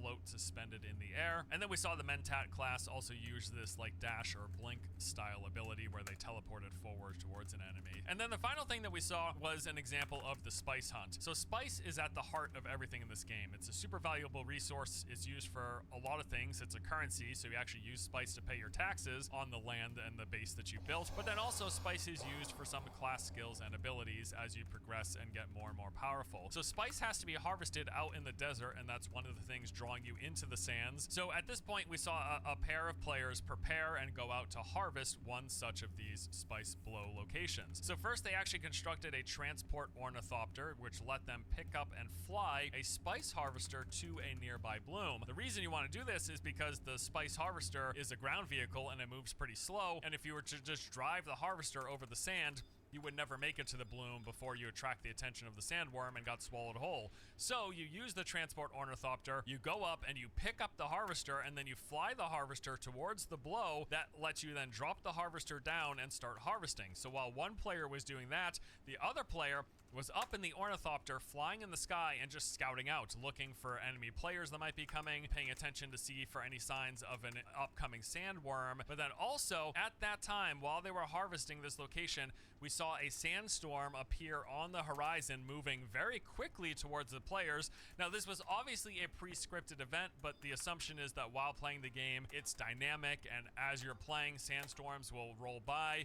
You don't want to get caught in the sandstorm, because if you're not sheltered, it kills you. So what happened was, as the sandstorm came in, we saw the ornithopter pick up the harvester, suspend it in the air, and then start flying in the opposite direction of the sandstorm, trying to make it for cover. But of course, it wouldn't be dramatic if they didn't get swallowed whole. So the sandstorm then came in, engulfed them, fade to black, and that was the end of the presentation. Again, clearly this was pre-scripted. It's not that just like a sandstorm just so happened to roll in. You know, they set this up so that it happened, but it will be dynamic in the game. That is the assumption. You will just periodically get sandstorms coming in from different directions. You'll get some sort of a warning, I assume, or there will be a huge visual indicator to let people prepare, and then they will have to try to get to cover as soon as possible. So that is the whole presentation, basically. That is a rundown. Again, this was a gameplay presentation, so we were watching gameplay of the game being played in action, where they showcase these various aspects of it. My early impressions from what we saw, you know, with the understanding that we didn't actually play, we didn't get hands-on time, but from what we saw in the presentation, some of the pros, for starters, visually, I think the game actually looks pretty darn good. It's a far cry from the original presentation, the original gameplay trailers that we saw of this game, where I thought it looked a little muddy and flat. This thing is running on Unreal Engine 5, and it is pretty obvious from the textures and the lighting in particular. I thought this game was visually pretty darn good looking. I'll also say that the particular build that we saw looked to have pretty solid performance. I didn't see any obvious frame drops or performance hitches at any point in the presentation. Now, of course, this was a pre-setup presentation. We also have no clue what hardware that the game was running on. It's likely they were using a fairly high-end rig, but still, in a lot of these presentations, no matter the hardware they're using, you can still see with the early versions of games pretty obvious performance issues, and no such thing occurred in this presentation we saw here. I also liked some of the various systems and features that they showcased. I like this like interactive harvesting where you actually have to trace along this line. I liked the various threats in the environment, the dynamic world events, dealing with the sandworm, the sandstorms, you know, ships falling from the sky. All this stuff looks and sounds really cool. Having to avoid the sun and stay in the shadows, like some really interesting systems to keep the player engaged and to keep them on their toes while they're just exploring the open world. I also thought the abilities we saw were neat. I wasn't sure what to expect. I'm not super intimately familiar with the Dune world, but I wasn't sure how interesting RPG style skills and abilities we would have access to. But we saw a levitate, we saw anti-grav things, we saw area scans, we saw drones. So it seems like if you're a fan of RPGs, open world RPGs, they have a decent variety of skills here, which is good to see. On the con side, there were a few things, as I mentioned. Some of the animations, particularly as they relate to movement and parts of the combat, looked a little stiff. Again, I wouldn't say it looked terrible, just that the animations felt a tad rigid. It may still very well feel good to play. I don't have any reason to assume it won't. I thought the gunplay looked and sounded decent, but yeah, just a little stiff here and there. That would be one early critique. Also, the way they've described the MMO elements, it's clearly not going to be a full-blown MMO, more of just a shared world, open world survival game. I think we pretty much expected that, but now it seems we have a fairly decent confirmation. My assumption, again, is going to be that in the PvP zones, when there is PvP conflict between warring factions or guilds or whatever, that is going to be the highest density of players in one location. But as you explore all the other zones in the game, it's probably going to be fairly limited due to whatever phasing tech that they use. Also, speaking of which, they didn't show any of the large-scale combat, what they are calling combined arms, where you have hundreds of players running around fighting on foot with melee, ranged weapons, and skills, along with all the vehicles, the ground and the air vehicles, and the explosions and the tanks and all that stuff. We didn't see any of this whatsoever. It was all really refined to the perspective of one or two players playing in a group. Besides them walking around the social hub, we didn't see any open world exploration or combat with more than 1 or 2 people, and we definitely didn't see that large-scale guild fighting that they are selling this game on. So maybe they're saving it for future demonstrations. Maybe it's just not there yet. Maybe in the current build it doesn't perform well. Who knows? But yeah, I would like to see that because that is one of the main selling points that they're pitching for this game. But yeah, there you go. That is the preview that we took a look at, an early exclusive event to see Dune Awakening. I like what I see overall. As always, hey man, I'm excited. Looking forward to new games. Hoping this is a good one, as is always the case. But that is going to do it for this video. Thank you as always. Hope you enjoyed it, and I'll see you guys next time, all right? Take it easy. Thank you, Lone Vault. Thank you, Force What's up, Gaming. everyone? Thank It's you, me, Lone I hope you're Lone doing all Vault right. Wanderer. Fallout 76's next big expansion, Atlantic City. Thank you for the excellent content from my stream, Lone Vault Wanderer. I've liked and subbed to your channel. America's This video is called Fallout 76 New Expansion is fun, but many won't care. Here's why. Is finally here, and I have a lot to say about it. I've already made several videos about this update, whether it's about the new Season's Pass system or the content itself, but what I want to do is make one big video that talks about everything. This is literally everything you need to know about Atlantic City America's Playground. I'll go through the new content, I'll talk about my review of that new content, I'll cover the changes to the season system and give my thoughts and opinions on those changes. I'll have a section about whether you should be playing this thing, so whether you're a hardcore 76 fan or you're a lapsed player and you're thinking about coming back, or maybe if you're a brand new player, I'll try and answer that for all of you. And finally, I'll be going through the patch notes of this update because a fair few things have changed and some bugs have been fixed and all that stuff. So hopefully by the end of this video, you know whether you want to play this expansion or not. So if you enjoy this video and you find it helpful, please like, subscribe if you're new, with notifications if that's possible, but let's get right into the video. Alright, so first up, let's talk about this article on Bethesda.net. It is linked in the description below and it's titled Fallout 76 Atlantic City America's Playground is available now. It starts off by saying Atlantic City America's Playground is a free update for Fallout 76, available for download now, and with it comes new quest lines, open exploration of Atlantic City, and a season full of adventurous rewards. Again, I'll talk about so the 76 patch had notes its later in this thing video. today, huh? But what I do want to stress now is that this is a free update.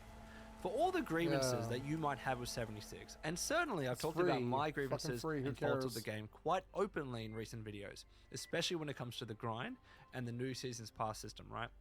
With all that being said, what there does need to be a level of appreciation of, in my opinion, is the fact they've committed to releasing this stuff as free updates, right? How many years are we after the launch of the game, and they're still releasing big expansions? There's like a as free lot content? of games are not doing that. Quite easily gone down the path of releasing this stuff as paid for DLC. And in many ways, there are legitimate arguments for them to do so. I'm not advocating for it, mind you. But what I'm saying, there are some good arguments. If they release this stuff as paid content, they'd make more money from it, for sure. They could have the argument of adding more people to the team because they're making more money and make the content even bigger than what it is now. Maybe there'd be less of an incentive to make the game so grindy in different areas, like when it comes to the expeditions and the Season's Pass. There are some good arguments for them to make this stuff bigger.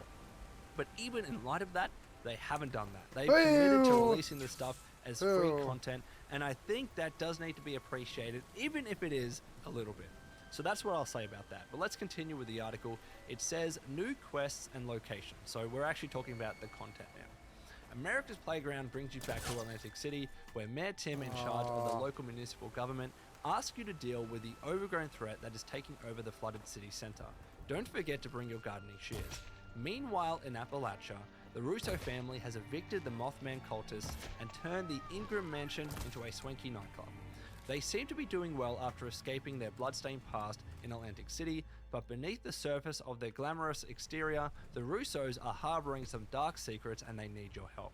There's a lot to dig into in this update, and along with new quests, we are introducing free exploration of Atlantic City. There are even new side quests that you can pick up from the ever-optimistic Jeremiah Hopkins bulletin board in the White Spring Resort, so make Atlantic City your next vacation destination. Take your